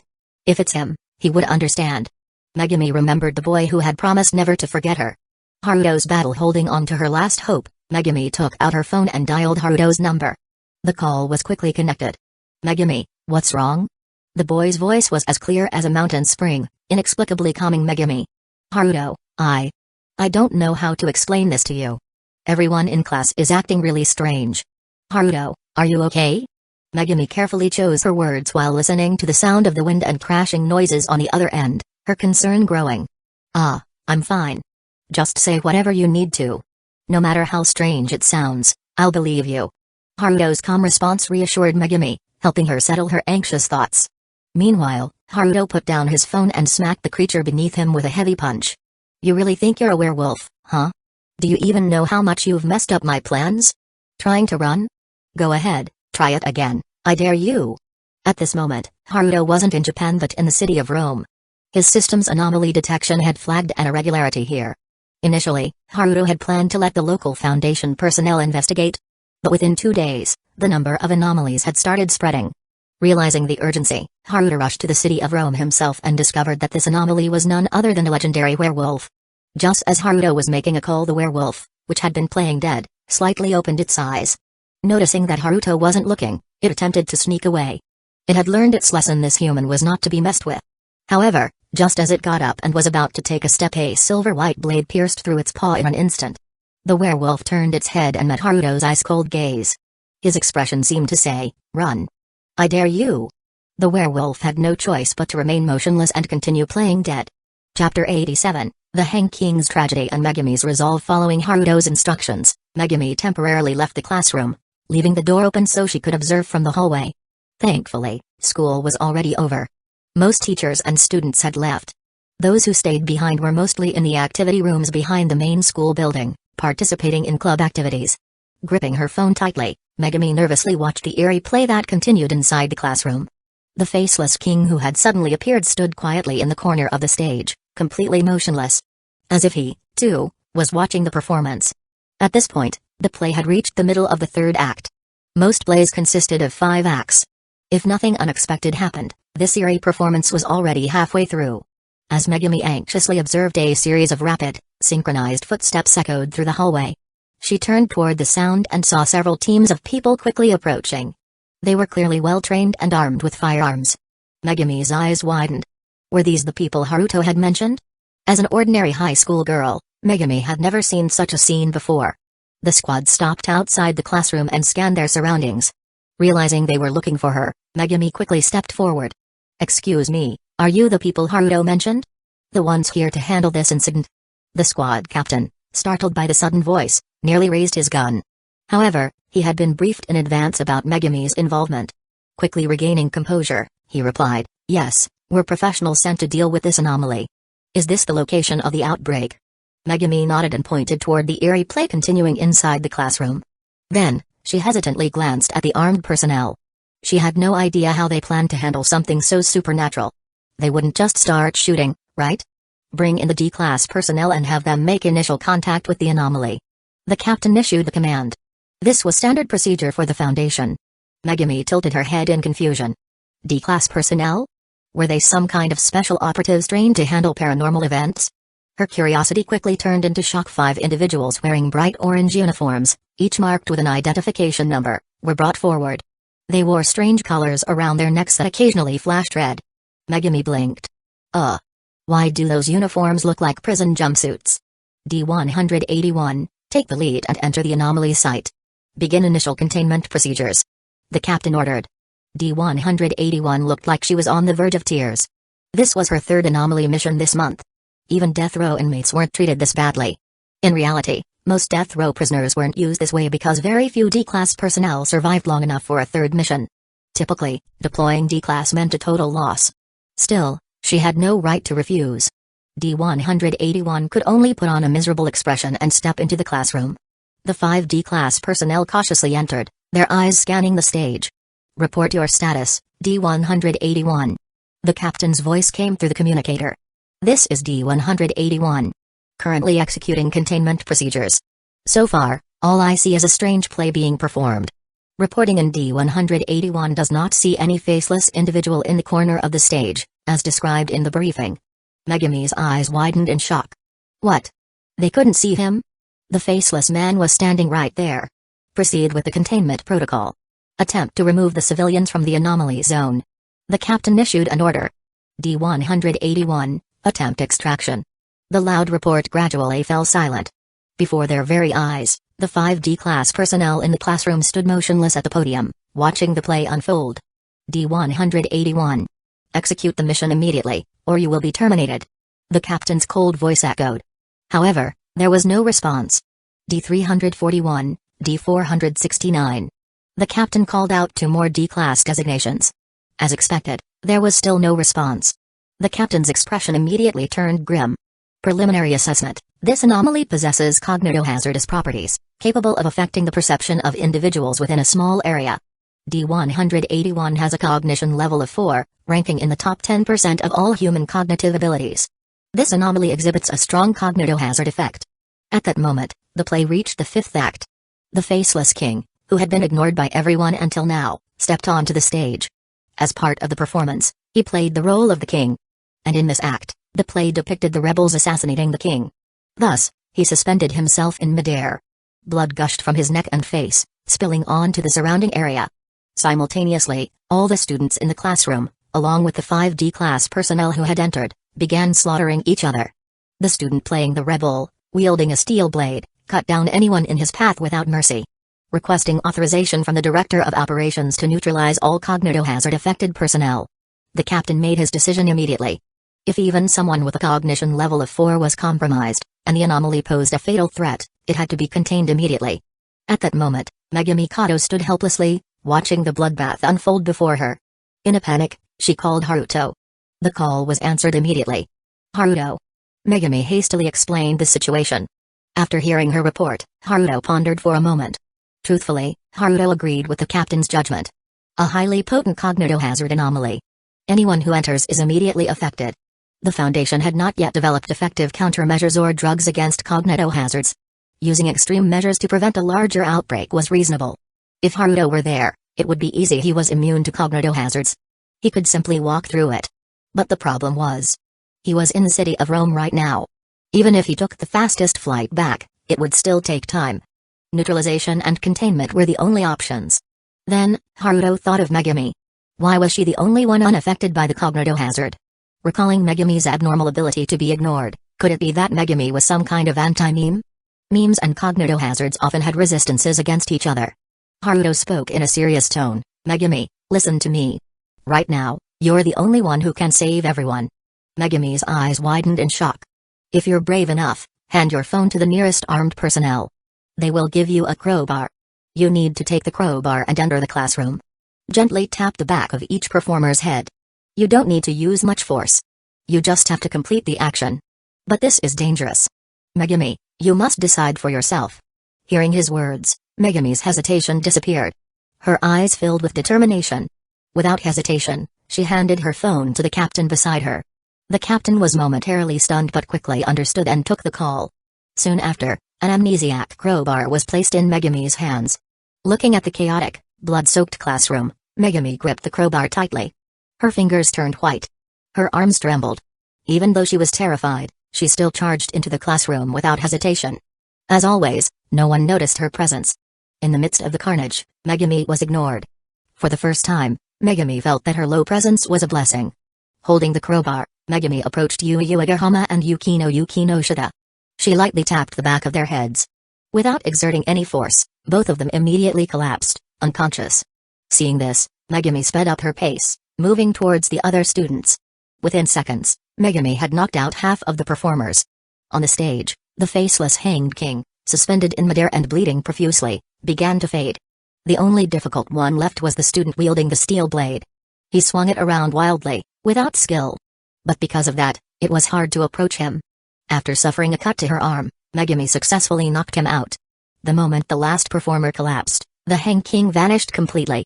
The classroom fell into complete silence. Of the 5D class personnel, 4 were dead. The sole survivor lay unconscious on the floor.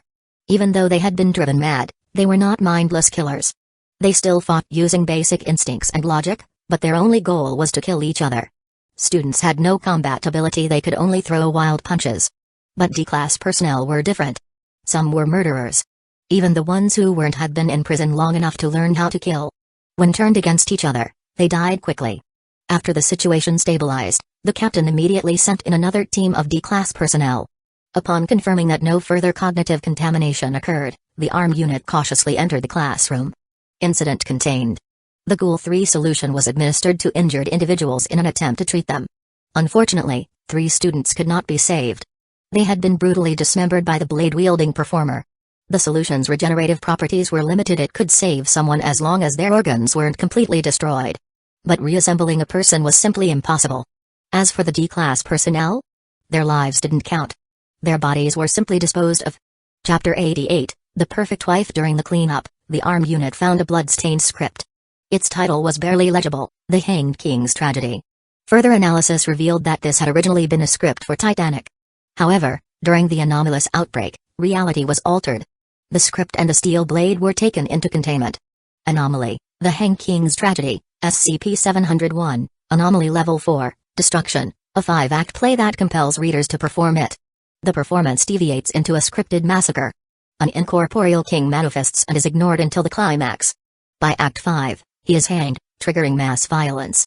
Affects all individuals with a cognitive level of 4 or lower. By the time Haruto returned, the Hanged King's Tragedy had already been contained. The script was locked in a black-sealed containment chamber, restricted to Level 4 clearance and above. Incident report: the anomaly originated from a student reading an old anthology that contained the Hanged King's Tragedy. The student inadvertently triggered the anomaly on the day of the performance. The anthology was secured, but no other copies were found to contain the Hanged King's Tragedy. All affected individuals underwent Class A amnestic treatment. The deaths of 3 students were covered up as withdrawals, with their families compensated. The Foundation will monitor online sources to prevent further spread of the anomaly. Megumi sat in a Foundation safe house, burying her face in her hands. She looked dejected. The door creaked open. Haruto sighed helplessly as he looked at her. Haruto sat down beside Megumi Kato. I could have saved them. Megumi didn't lift her head, she knew it was Haruto who had come. No, you've already done more than enough. If not for someone named Megumi Kato stepping in, everyone in that classroom would be dead. Haruto stated this as a fact. Given that no one else had the ability to resist cognitive contamination by the time Haruto returned, at least 2 hours had passed. 2 hours, and by then, the corpses would have long gone cold. Moreover, Megumi had intervened decisively and acted swiftly. Despite lacking critical information, she had done everything she could. Everyone who survived this anomaly outbreak owed their lives to Megumi. Megumi lifted her head and looked at Haruto. Her eyes were red, and tear stains marred her cheeks. Haruto reached out, gently wiping the tears from the corners of her eyes before pulling her into his embrace. No words could comfort someone in such a state.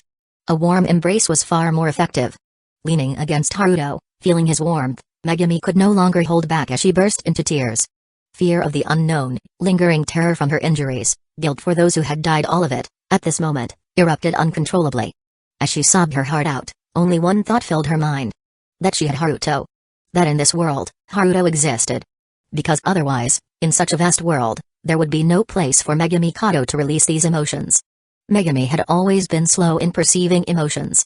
But being slow didn't mean she lacked them, instead, emotions built up more easily inside her. If Haruto weren't here, Megumi might have lost her mind. Her tears soaked through Haruto's shirt. Her sobs refused to subside. Haruto gently patted her back, soothing her, helping her breathe more easily. Seeing Megumi cry her heart out actually made Haruto feel relieved. When someone experiences a major crisis or setback and doesn't break down like this, that's when it's truly concerning. Because if they don't let it all out they might just collapse. After a long while, Megumi finally lifted her head slightly, peeking at Haruto's expression. Even for her, showing herself like this was a little embarrassing. But all she saw was his usual, gentle smile. Megumi felt reassured. So, what exactly was that? And what is this place? Now that her emotions had settled, she became curious about the Foundation. Haruto didn't hold back, he told her everything about the anomalies and the Foundation. He had a feeling that he wouldn't need to use memory erasing techniques on Megumi. This soft-spoken yet strong-willed girl might make an unexpected decision. When he finished, Megumi covered her mouth in shock. So, Haruto-kun is actually the leader of a supernatural organization? That sounds like something out of a Chuni fantasy. Haruto chuckled helplessly and ruffled Megumi's hair, leaving it messy. After a brief moment of playful banter, Megumi suddenly sighed. Wow, I really feel like Haruto-kun and I aren't from the same world at all. Haruto shook his head. That's not true. The Foundation exists to protect our peaceful everyday lives. The me you see, the one you've always known, is real. So how could we not be from the same world? Hearing this, Megumi smiled warmly. Is that so? You're right. Haruto-kun has always been like a hero. After musing aloud, Megumi pointed to herself. Can I join? Haruto didn't say yes or no, he simply replied, it's very dangerous. The Foundation fights against anomalies every day, and sacrifices are common. You've seen it for yourself. Megumi nodded. Yeah, I saw it. But that's exactly why I want to join. My low presence. It seems like an asset for the Foundation. She smiled. For the first time, I feel like it's a good thing. Haruto embraced Megumi again, his touch full of tenderness. Then, he took out the Absolute Covenant Codex. The golden pages flipped open, stopping at a blank space following a long list of names. Megumi signed her name. Welcome, Megumi Kato. From now on, let's fight together for humanity's future, and for our peaceful everyday lives. Haruto spoke with conviction. Megumi nodded. For humanity's future. And for Haruto-kun. Haruto was momentarily stunned before bursting into laughter. Megumi Kato SCP Foundation, A-Class Personnel, Head of the Special Department for Mimetic Strategies, Level 4 Security Clearance. In matters regarding mimetic anomalies, she held decision-making priority equal to that of an O5 council member. Thank you, Kato-san. Really, thank you. Yukino bowed deeply to Megumi. She was the only person affected by this containment event whose memory wasn't entirely erased. Haruto had only removed her recollection of the Hanged King's tragic postscript. Everything else remained untouched. Including the memory of how, after succumbing to self-destructive violence, Megumi had knocked her unconscious. Although D-class memory wiping techniques and Megumi's natural anti-memetic properties played a role, for Haruto, restoring these memories had been easy. So when Yukino woke up, the first thing she did was seek out Megumi to thank her. Haruto, standing off to the side, scowled. Why is it that Megumi gets gratitude, but when it comes to me, you just glare daggers? Logically speaking, I saved you twice, you know. Twice. Yukino Shida. He was referring to the incidents with the ghouls and the peanut. Indeed, if not for Haruto's intervention, Yukino, who had just happened to be near both anomalies, would likely have died twice already.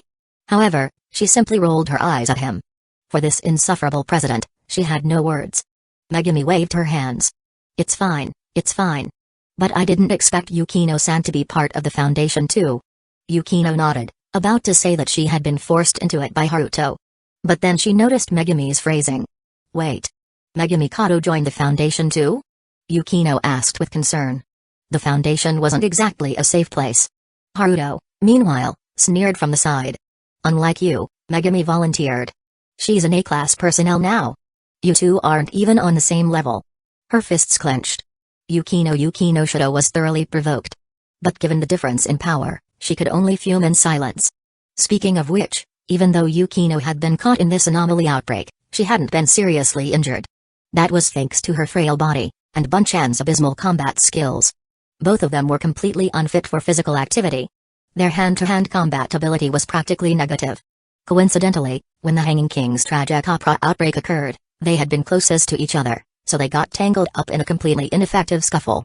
By the time they were knocked unconscious, neither had managed to land a proper hit. Bunchan had already been sent home to sleep it off. Yukino scoffed and left. As for Megumi, she smiled gently at Haruto before turning to leave as well.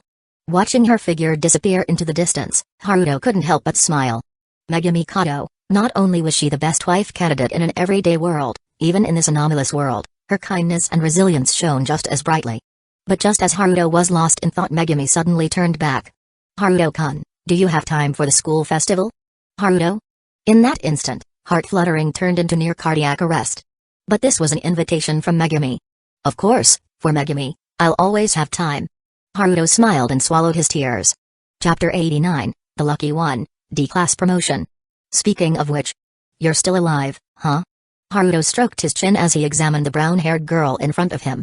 The girl felt a little uneasy under his gaze.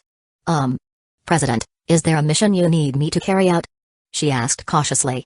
Rather than being stared at by the president, she would prefer to be sent on a mission. What's your name? Haruto asked curiously, still staring at the girl. D-181, the brown-haired girl replied, looking a little confused.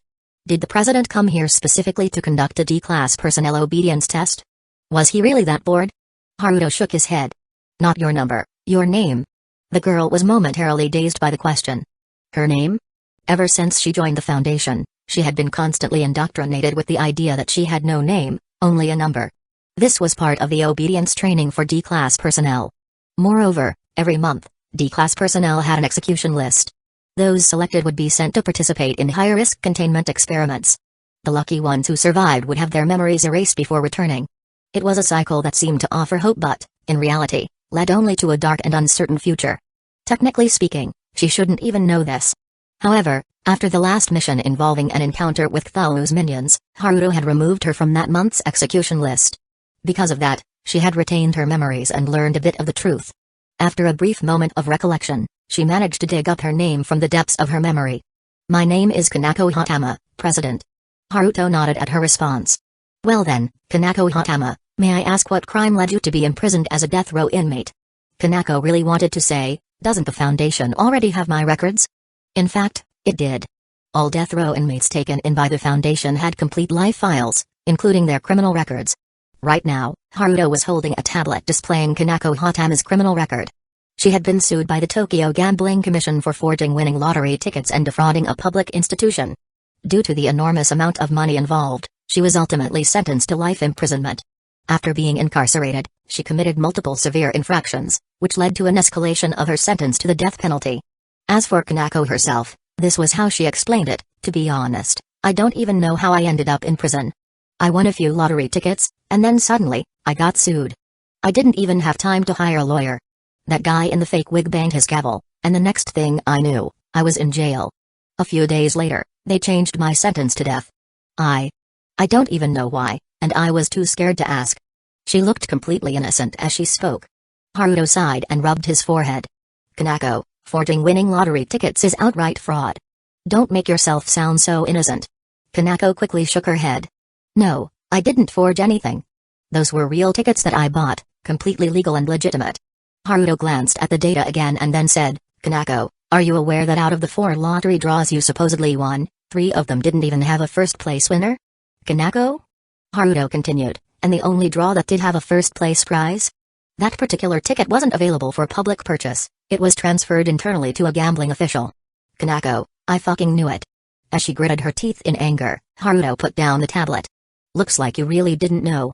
But if you had thought about it, you would have realized gambling institutions. Haruto shrugged, his meaning crystal clear. Kanako felt utterly defeated. If she had known this earlier, she wouldn't have bought those damn tickets.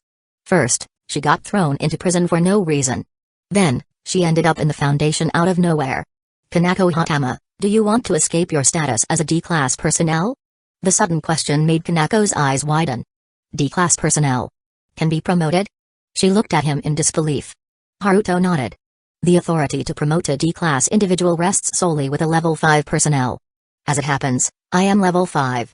Hope flickered in Kanako's eyes. Then, President, what do I have to do?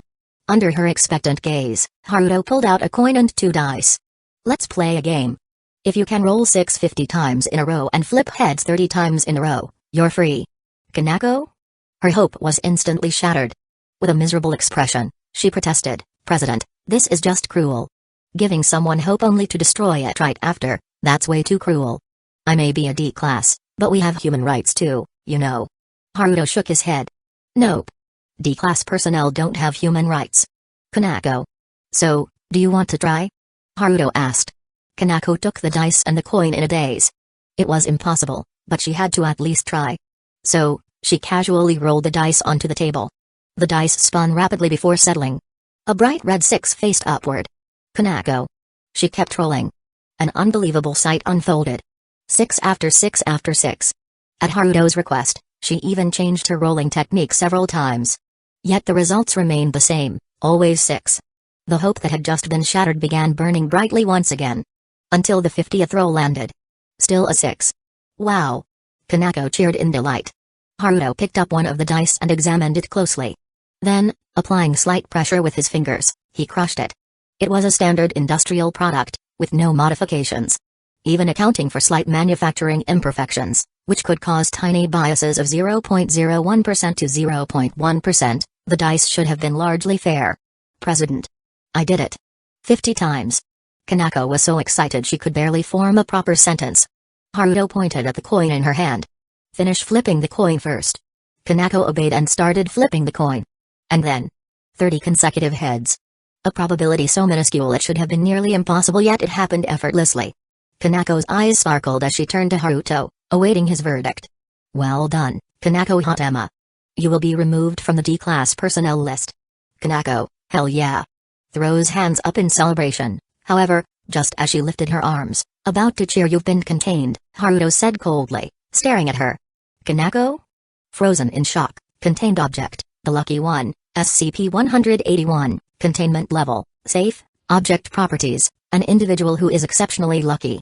Any probability-based event initiated by the contained subject will always result in a favorable outcome, for example, rolling 50 consecutive 6s or flipping 30 consecutive heads. This containment object has minor reality warping properties, is highly intelligent, and it is recommended to adopt non-coercive containment measures. Reading the report, Kanako rolled her eyes in frustration. President, what do you mean by highly intelligent? I'm human, okay? Haruto shook his head. No, you are a containment object. I'm human. Kanako bared her sharp canine teeth, making a playful "I'll bite you" expression. At this point, she had completely let go of her inhibitions. Worst case? Death. So what if he's the president? In that case, I'll put you back on the D-class personnel list and revoke the special recruitment benefits for containment objects. Haruto stated casually. I'm highly intelligent. Please have mercy, President. Kanako immediately pounced and clung to Haruto's leg. Compared to being D-class personnel, being classified as a highly intelligent containment object was much better. Although neither had human rights, the latter at least didn't have to live in the D-class quarters, could choose meals instead of eating cheap food, and even received a monthly salary. With that salary, she could buy games, manga, and light novels. For these benefits, highly intelligent was fine by her. Haruto picked her up off the ground and placed her on a chair. Then, he took out the Absolute Contract Codex, placed it on the table, and signaled her to sign. Kanako obediently signed her name. With that, she was officially removed from the D-class personnel list and became a containment object. Her peculiar trait wasn't discovered by chance. As a D-class personnel, she had participated in 3 anomalous interaction missions. In each of these missions, she came into contact with extremely dangerous containment objects. And yet, she survived every time. That was absurd. Haruto had watched the footage of her encounters with Ktho and the Hanged King's tragedy. Every time, all other assigned D-class personnel died except her. The third mission was similar. Although the recordings showed nothing unusual, the sheer improbability of it all made Haruto suspicious. Thinking back, Kanako was imprisoned because she actually won the lottery. The lottery company hadn't printed any jackpot tickets. But due to an extremely rare machine error, it mistakenly printed 3 first prize lottery tickets. Even more absurdly, a non-circulating ticket was accidentally added to the prize pool and ended up being purchased by her. 4 consecutive lottery wins. The Tokyo gambling syndicate lost its patience and sent people to arrest her. That very night, they increased her sentence and sentenced her to death. Clearly, they were pissed. Given this, Kanako shouldn't have been classified as a death row inmate in the first place. Removing her from the D-class personnel list made perfect sense. Haruto glanced at the still excited girl. Could her trait be affecting him as well, leading him to notice her anomaly? After all, investigating her and removing her from the D-class list was itself a highly improbable event. D-class personnel being promoted was rarer than winning the lottery. Feeling like he was being used, Haruto grew more annoyed. He suddenly grabbed Kanako by the neck and pulled her closer, then opened a lottery draw interface. He wanted to see if he could use this girl's ridiculous luck for himself. Chapter 90, another red light reward and the date begins. President. Are we doing this? Right here? Kanako blurted out something completely inappropriate. Haruto knocked her on the head. This girl had spent some time in a high-security female prison. Although she was still innocent in some ways, her thinking had clearly been influenced by her environment. Holding her close, Haruto pressed the lottery draw button. Previously, he had earned a level 4 lottery draw for containing the Hanged King. As the button was pressed, a brilliant light flashed across the system interface. Haruto's eyes widened. No way? He looked at the system panel, then at the girl in his arms, feeling a surge of excitement. Originally, he just wanted to test if her luck could be used. But unexpectedly, red light. A dazzling red glow streaked across the system interface and landed with a resounding impact. Reward obtained, Divine Enlightenment Fragment. Kanako, you currently don't have a romantic partner or any intention to get married, correct? Haruto asked in a serious tone. Kanako was dumbfounded. I don't think so. She was telling the truth but still felt nervous. Haruto nodded. Good. That means I don't have to alter your memories. Kanako? For the future of humanity, I must make you my personal possession.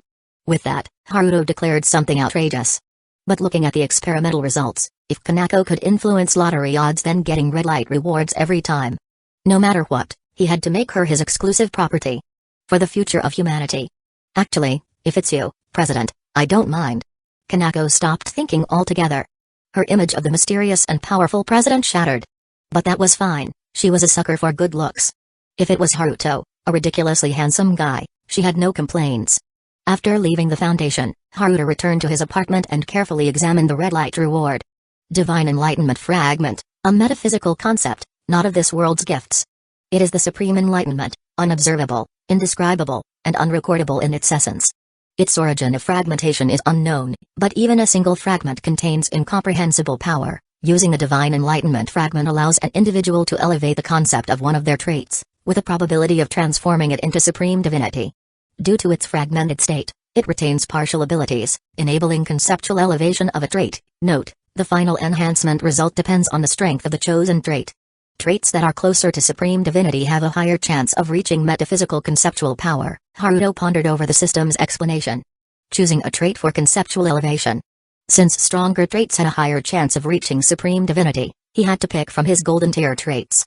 As for enhancing his divine intelligence fragment, Haruto had considered it.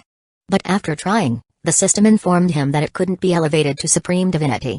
Clearly, even as a fragment, divine intelligence was already considered supreme divinity.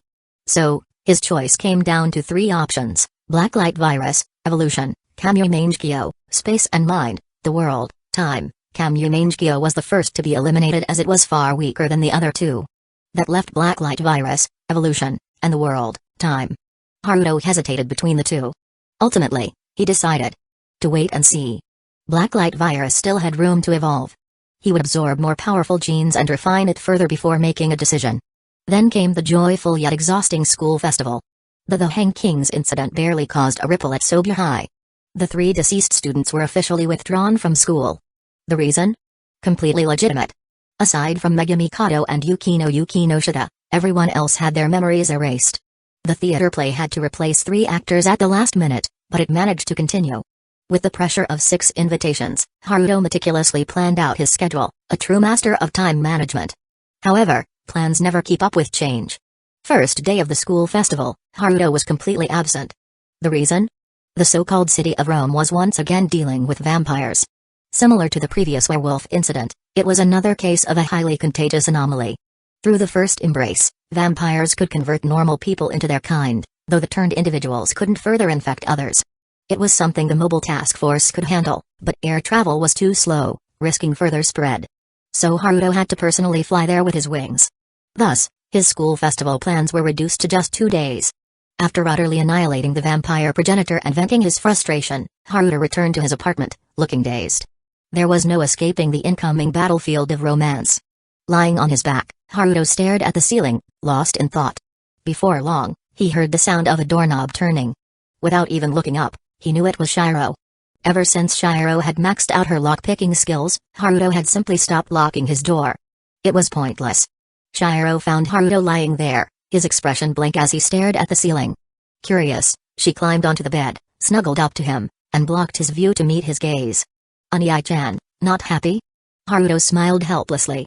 "Not exactly unhappy, just a bit exhausted." Shiro tilted her head in confusion. "Shiro will help Unai-chan." Even though she didn't understand what he needed help with, Shiro spoke earnestly. Haruto was about to tell her that she couldn't help. A battlefield of romance was something she'd only make worse if she were old enough to participate. But then, Haruto suddenly realized with Shiro's abilities. Sitting up, he pulled out his tablet. Through the Foundation systems, he effortlessly connected to all the surveillance cameras inside Sobuhai. Splitting the numerous feeds across the screen, he pointed at them. "Shiro, Unai-chan is about to play a game. You're the only one I can rely on. Can you help me clear it?" Hearing this, Shiro nodded immediately, her crimson pupils glowing brightly with excitement. Haruto then pulled up 6 photos. Portraits of Megumi Kato and the others. Unai-chan needs to accompany these 6 people in the areas shown on screen, but there are rules. Haruto pointed at the display. Shiro blinked. Why did this game feel so unpleasant? Still, since it was a request from Unai-chan, she listened carefully. Game rules: over the next 2 days, I must accompany each of these 6 people for at least 4 hours in total. Each time, I can only be with one of them, while the other 5 will move randomly across the school grounds. Additionally, these people here are their friends. They don't pay much attention to me, but if they see me, they might inform the 6 about my whereabouts. If, while with one person, any of the other 5 spot me, I'll lose. If I don't reach the required time with each, I also lose. Shiro nodded absent-mindedly. Super easy stealth game. No problem. Haruto chuckled and ruffled her hair. Shiro really was his precious little lifesaver. And so, the next day, the Operation Date Warfare began. Chapter 91, Naoto Tamori and Ariri's Date. Special early morning, Haruto arrived outside Sobuhai's main gate. The festival's second day was even more crowded than the opening day. The gates were wide open, with students setting up food stalls even near the entrance. Haruto took in the lively scene, his expression grave, like a soldier preparing for battle. He adjusted the hidden earpiece in his ear. From this point on, Shiro would provide real-time surveillance and guidance. Meanwhile, Shiro sat at her computer desk, hugging her knees as her sharp gaze processed the multiple feeds displayed on her monitors. To a normal person, handling this much visual data would be overwhelming. But for Shiro, a single glance was enough for all the necessary information to be processed and analyzed. However, something about this is making me unhappy. But since it's Unai-chan's request. The adorable yet highly intelligent Shiro lacked emotional awareness. She didn't yet understand what jealousy was. Target 1 has arrived. Shiro's voice came through the earpiece. Big bro. You didn't wait too long, did you? Naoto suddenly jumped out from nowhere and landed beside Haruto. Today, she wore a pink long-sleeve top paired with a short skirt, giving off a youthful and adorable vibe. She held a handheld video camera, already recording Haruto's expression. You look super cute today, Naoto. Haruto gave his signature refreshing smile, like a cool summer breeze. My heart skipped a beat. Naoto pressed the camera against her face, squealing in excitement. Haruto reached out and ruffled her hair. Don't hide behind the camera. I can't see you. Oh, right. Hee hee hee. The two walked into Sobuhai together. Wow, it's so lively. Naoto excitedly pulled Haruto along, her camera constantly capturing footage. They hadn't walked far before something caught her eye, a candy apple stand. Big bro, do you want one? I'll buy it for you. She patted her pocket, looking confident and generous. As a knee-rank Foundation agent, Naoto's salary was quite high. If you want one, I'll buy it for you. But just one is enough. Haruto sighed. Big bro, even if you can read a girl's mind, sometimes it's better to pretend you don't. Naoto pouted playfully. Haruto walked over to the stall and bought a candy apple, handing it to her. You're not having one? Naoto asked. Haruto glanced at the apple. If things go as expected, I will. Candy apples, whole apples, cored and coated in syrup. Bright red, they were incredibly tempting. But apples were big, making them hard to finish. It wasn't that the people of Japan were particularly honest. Fuji apples were simply cheap and easy to make into candy, which was why they were popular. A bit like sugar-coated hawthorn sticks, but apple version. As Haruto predicted, after eating half, Naoto couldn't finish the rest. She didn't want to waste it, but holding on to it was a hassle. She was stuck in a dilemma. Haruto casually reached out and took the half-eaten apple from her. Naao scratched her head awkwardly. Hee hee. Are you sure you can't predict the future? Haruto took a big bite of the remaining apple and flicked her forehead. This isn't foresight. I just know you well. Hearing that, Naao smiled even more brightly. She suddenly flipped the camera, pulled Haruto down, and took a bite from the same candy apple. Their faces were incredibly close, only separated by the apple. The atmosphere turned undeniably intimate. And this moment was captured on camera. Turning the camera back around, the two of them looked at the photo and exchanged a smile. Ona-chan, target number 2 is approaching 300 meters ahead. Move to the left to evade. Shiro's voice suddenly came through the earpiece. Haruto glanced to the left and quickly locked onto a stall. Naao, look over there. Haruto pointed to the left. Following his direction, Naao looked over and saw a booth resembling a punching machine. That looks fun. Big bro, let's go check it out. Naao tugged on Haruto and moved toward the booth. Not long after they left, Ariri walked over from the front. She looked around in confusion. Something felt off. Had she just missed something important? Hey there, young man. Want to give it a try? If you score 100 points, you can win a plush toy. The stall owner greeted them enthusiastically as they approached. To the left stood a small punching bag connected to a machine. It was the common type where you punch it, and the machine measures your strength to give you a score. The stall's business model was simple: pay to punch, and if you scored high enough, you got a plush toy. The main targets were obviously couples. Which boyfriend wouldn't want to show off his strength in front of his girlfriend? And most girls tended to like plush toys. Let's play, big bro. Naao shook Haruto's arm eagerly. Alright. Haruto paid the fee and stepped up to the machine. At that moment, he had the feeling of a Super Saiyan testing his strength at a martial arts tournament. If he wasn't careful, he'd end up breaking the machine. Fortunately, Haruto had precise control over his strength. Using a bit more force than the average adult male, he punched the machine's sensor. A dull thud rang out, and the score began rising rapidly. 30, 50, 90. Finally stopping at 98. Wow, young man, you're pretty strong.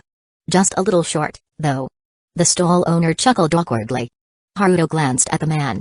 This guy was pretty greedy.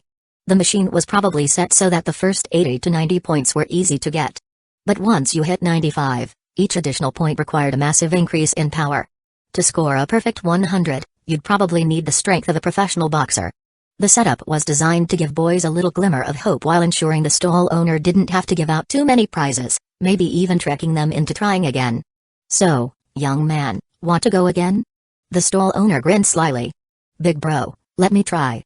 Naao raised her hand excitedly. Haruto looked at her, about to warn her. But before he could, the stall owner spoke up. Since your girlfriend wants to play, why not let her have a go? Haruto, alright, you bastard. Well played. Haruto paid for another round and took Nao's camera for safekeeping. The stall owner grinned as he counted the money. In his mind, she was just a small girl, how much strength could she possibly have? A loud, earth-shaking bang echoed through the air. The stall owner froze and looked up at his machine. The entire thing had been pushed back over a meter. The punching bag's sensor had been completely smashed through, with sand pouring out of it. On the screen, the score skyrocketed. 100. 200. 3,786. Haruto quickly walked over and placed a hand on Nao's head. Naao, secrecy protocol. Humphrey, he was being sneaky. He deserved a little lesson. Naao stuck out her tongue playfully. As a high-ranking member of the Foundation, Naao had undergone enhancements with no side effects. With the addition of Mihari, their biological research had advanced rapidly. The development of things like the Crimson 1 armor and Ghoul 3 solution had progressed significantly. Even RC cell transplantation and cultivation had long been successful. At this point, all high-ranking members of the Foundation had physical capabilities beyond human limits.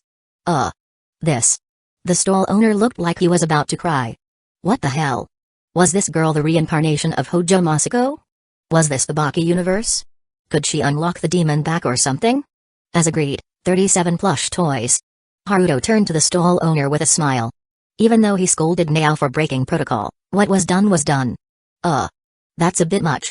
How about the stall owner tried to negotiate? No worries. You can cash it out. I'll take 70% of the market price. Haruto kept smiling, leaving no room for negotiation. This was so high. If he tried to weasel out, he'd be reported to the school and face consequences. In the end, the stall owner had to pay up, while Nao happily left with 2 of her favorite plush toys. The stall owner, meanwhile, collapsed in despair. Between laughter and playful teasing, time flew by. "Brother, target number 2's meeting time has arrived. Wrap things up and leave." Shiro's voice came through the earpiece again. Haruto stopped in his tracks. Naoto turned to him in confusion. "Big bro, what's wrong?" Haruto spoke seriously. "Something unusual is happening. I need to go handle it." Hearing this, Naoto immediately became serious as well. "I'll go to the Foundation command." Haruto shook his head. "It's not a physical entity. I can handle it myself." "Naoto, just enjoy the festival." Suspicion flashed in Nao's eyes, but in the end, she nodded. "Okay." Haruto suddenly leaned in, took her hand, and placed a light kiss on her forehead. "Have fun." With that, he turned and walked away.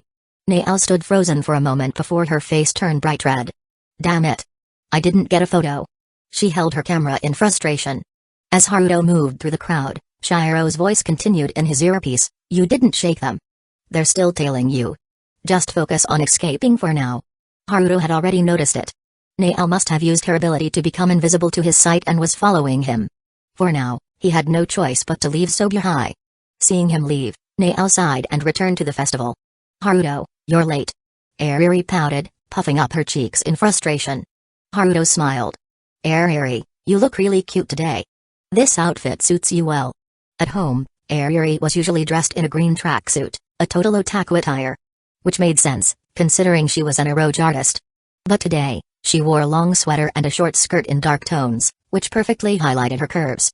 If only she weren't so tsundere, then she'd be flawless. Hearing Haruto's compliment, Ariri instantly turned red.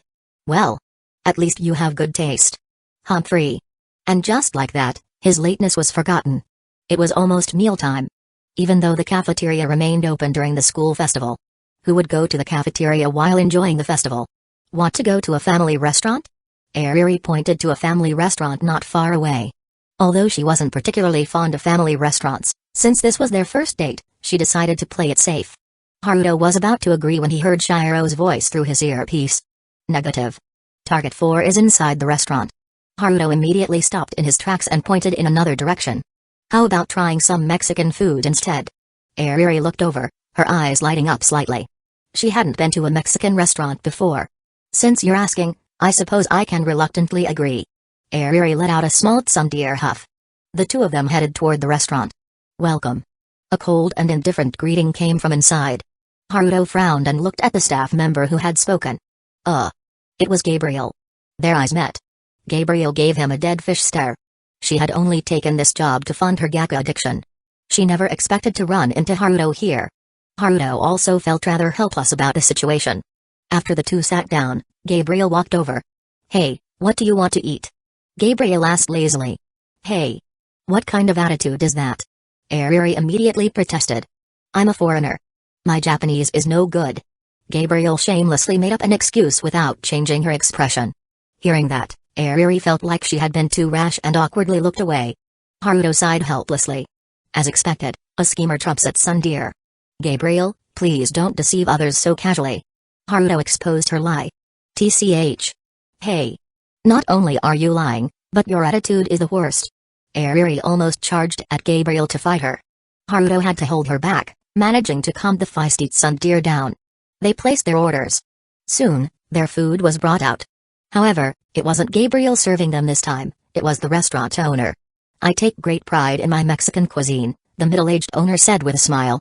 Chapter 92, Annie's turn. "I take great pride in my Mexican cuisine." The middle-aged owner confidently set down his dish, practically raising a flag. Ariri picked up a spoonful of menudo and put it in her mouth. Menudo was a famous Mexican dish for its spiciness. She had eaten it many times before. But this time it's so spicy. What the hell? This isn't authentic at all. The spiciness hit her so hard that tears welled up in her eyes. Hearing that, the middle-aged owner looked like he had just taken an arrow to the knee, utterly devastated.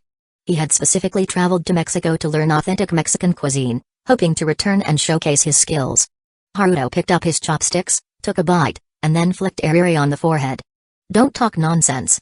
This dish is excellently made, the flavor and heat are just right." Ariri looked at him with teary eyes. "But it's way too spicy. It's not as good as the one you make, Haruto." Haruto shook his head. "I always adjust the spice level when I cook for you. Authentic Mexican cuisine is meant to be spicy, The heat enhances the flavor. Hearing that, Ariri finally understood. Meanwhile, the middle-aged owner looked like he was about to cry from joy. This was the first time since opening his restaurant that someone truly appreciated his cooking and gave such an encouraging review. Previously, he had let Gabriel try his food. She had completely trashed it with harsh words. As a result, he was close to developing PTSD from serving young customers. "You, young man. Are you also a cooking expert?" the middle-aged owner asked excitedly. Haruto shook his head. "I wouldn't call myself an expert, but I've dabbled some dishes like this before, so I'm more familiar with spicy cuisines." Ariri suddenly spoke up. "Then, Haruto, why don't you make a dish? I really can't eat this, it's too spicy." Haruto facepalmed. Wasn't this supposed to be a date? How did she end up sending him to the kitchen? The middle-aged owner was clearly on board with the idea and eagerly looked at Haruto. Haruto gave Ariri a look. "Ariri, I'm only doing this for you. Normally, who the hell goes to a restaurant and ends up cooking their own food?" Hearing that, Ariri felt a wave of sweetness in her heart. Hee, Haruto is doing this for me. For once, the golden-haired defeat dog didn't act sundeer and instead showed a genuinely happy smile. With no other choice, Haruto headed into the kitchen. He picked up a wok with practiced ease and began to stir-fry. "Boss, Japanese cuisine tends to have a lighter flavor. Their tolerance for spice is quite low. If you want spicy foods to sell here, you'll need to adjust the spice level by a lot." As he flipped the ingredients in the pan, Haruto shared his advice with the owner. The owner hesitated. "But if I do that, it won't have the soul of Mexican cuisine anymore." Haruto sighed. "Rather than soul, adapting to the local palate is more important. Otherwise, you won't survive in the market." Before long, a milder version of Mundo was ready. The owner took a taste and had a look of realization. "Thank you. Young man, leave me your contact information. If you ever need catering or a banquet, you can come here, I'll make it free for you." The owner made this generous offer. Haruto smiled, agreed, and carried the dish back to the table. Ariri eagerly took a bite and immediately showed a satisfied expression. As expected, Haruto's cooking is the best.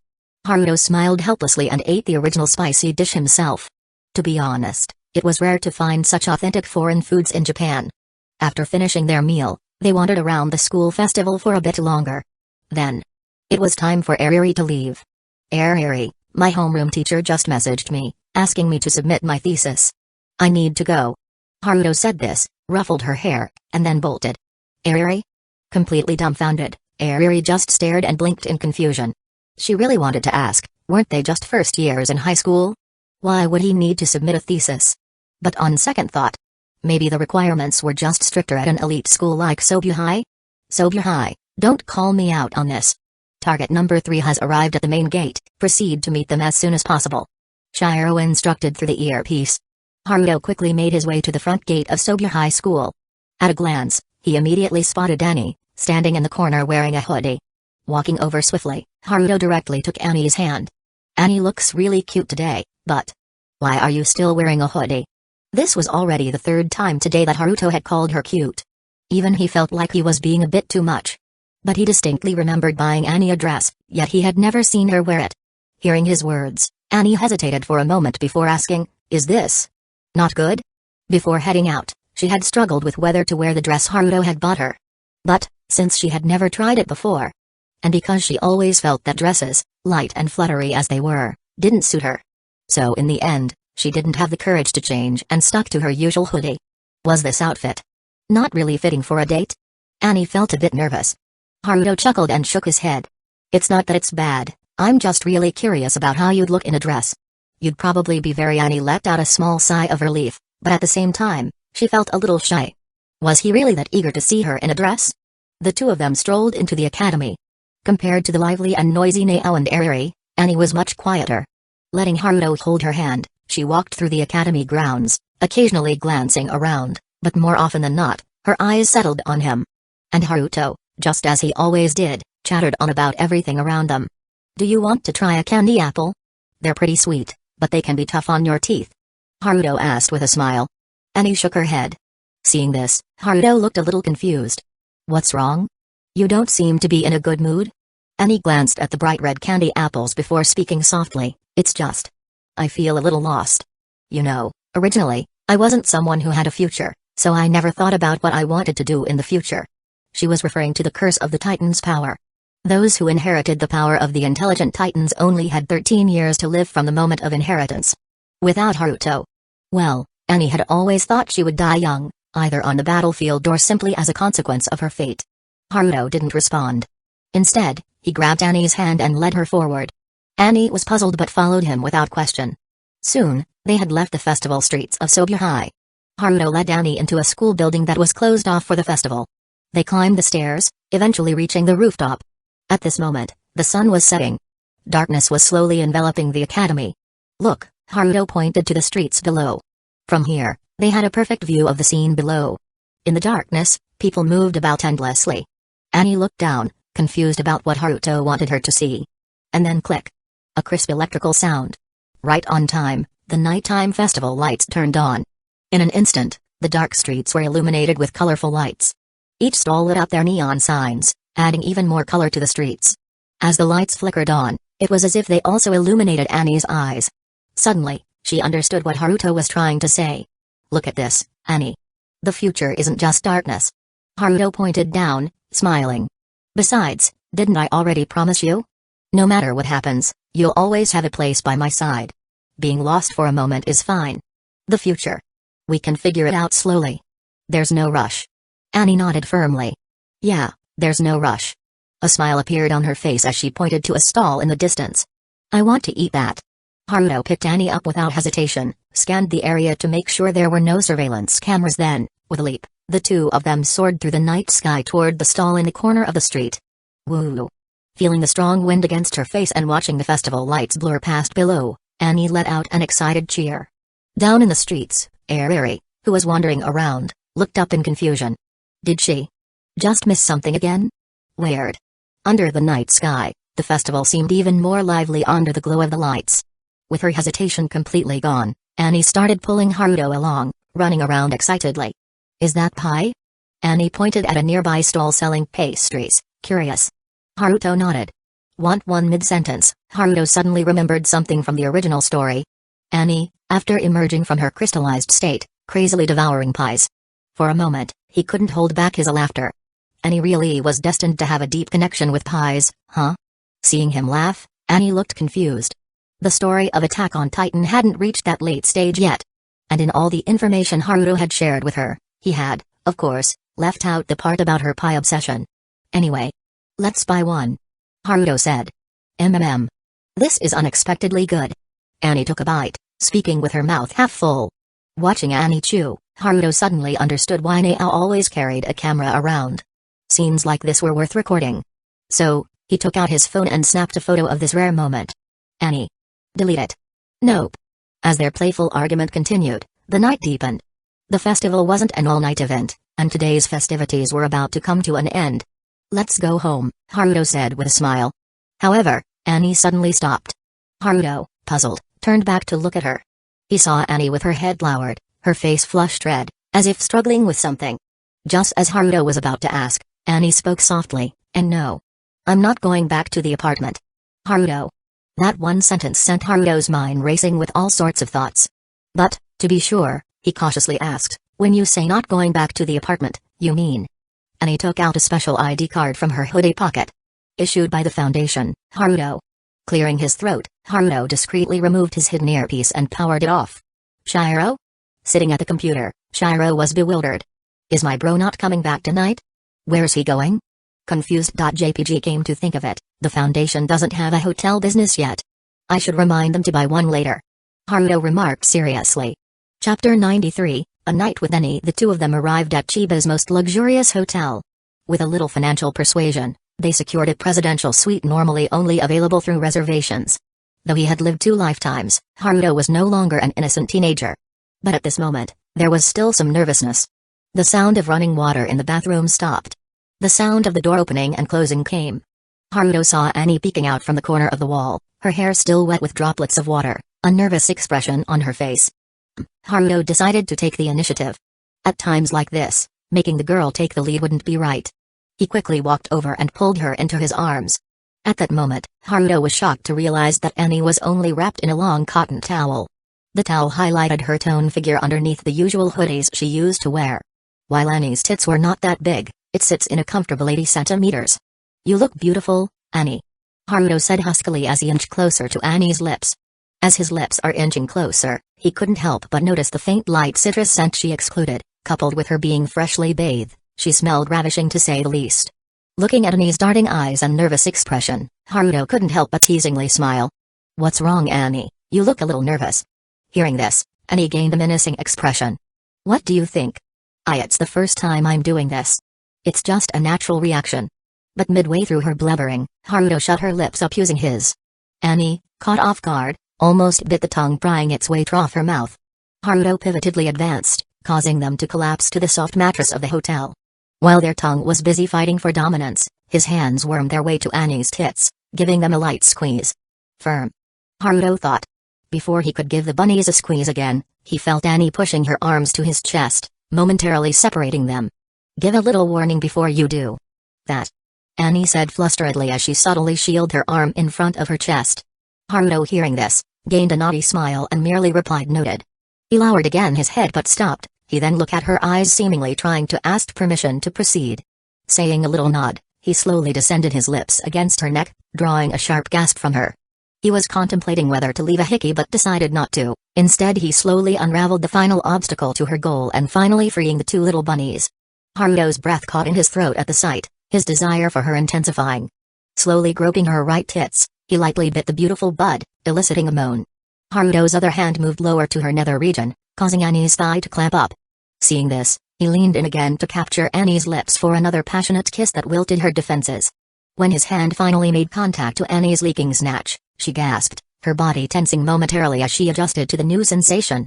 His thumb lightly caressed her sensitive clit, eliciting another sharp moan from her. His middle finger slowly pried open her tight pussy. Just as he inserted it halfway trough, he felt the grip of her cave tighten even more, and not long after that, she lightly spasmed. "Why, you came already?" Haruto inquired, slightly shocked. Gaining a bit of clarity, Annie, who's still gasping with her cheeks flushed, weakly retorted, "Bastard." Haruto smirked lightly after hearing that, and feeling she was wet enough, he slowly unbuckled his pants for the final battle. He rested his solid 7.8 inches raging boner just above Annie's cave. He then rubbed some of Annie's love juices to his lil brother to completely lube it. Feeling a foreign stick near her pussy, Annie weakly glanced at the foreign object only to froze. She shakily tried to push Haruto by his stomach but could not really muster any kind of real strength to push him. Hey, I changed my mind. See, can we do it another time?" Her voice still shaky, tried to reason a bit with Haruto. "But Annie, you've taken stab wounds before, so this much is nothing, right?" Haruto said with an almost angelic smile as he pushed a little bit of the tip inside her. Wait.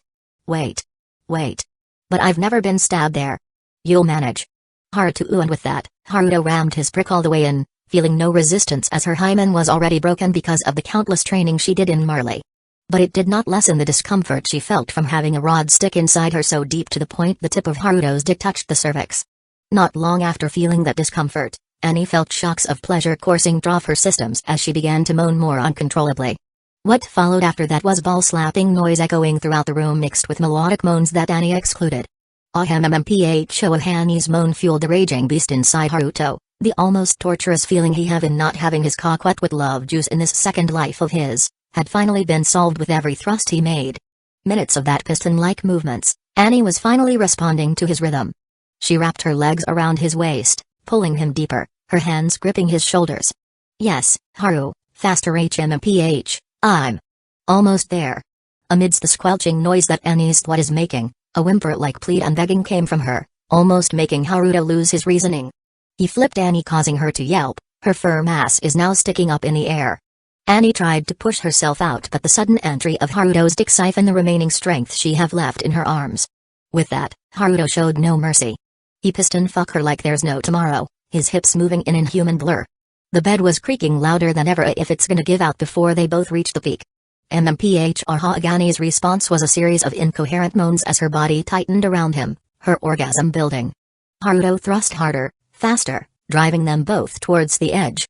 With a final, powerful thrust, Haruto buried himself deep within her, his cock throbbing as he spilled his seed, marking her as his. Annie's body convulsed around him, her climax crashing over her like a wave, her cries of pleasure filling the room. With them both having a release, he gently flipped Annie again and gave her a chaste kiss compared to the aggressive ones earlier. He slowly stroked her cheeks, as if conveying on how much she meant for her. You're incredible, Annie. Haruto said softly. Be bastard, won't I get pregnant if you shoot it inside that much? Annie said weakly and worriedly. It finally sets in her mind of how much Haruto dumped his cum inside her. Hearing this, Haruto just smirked. Don't worry, you won't get pregnant, I can assure you that.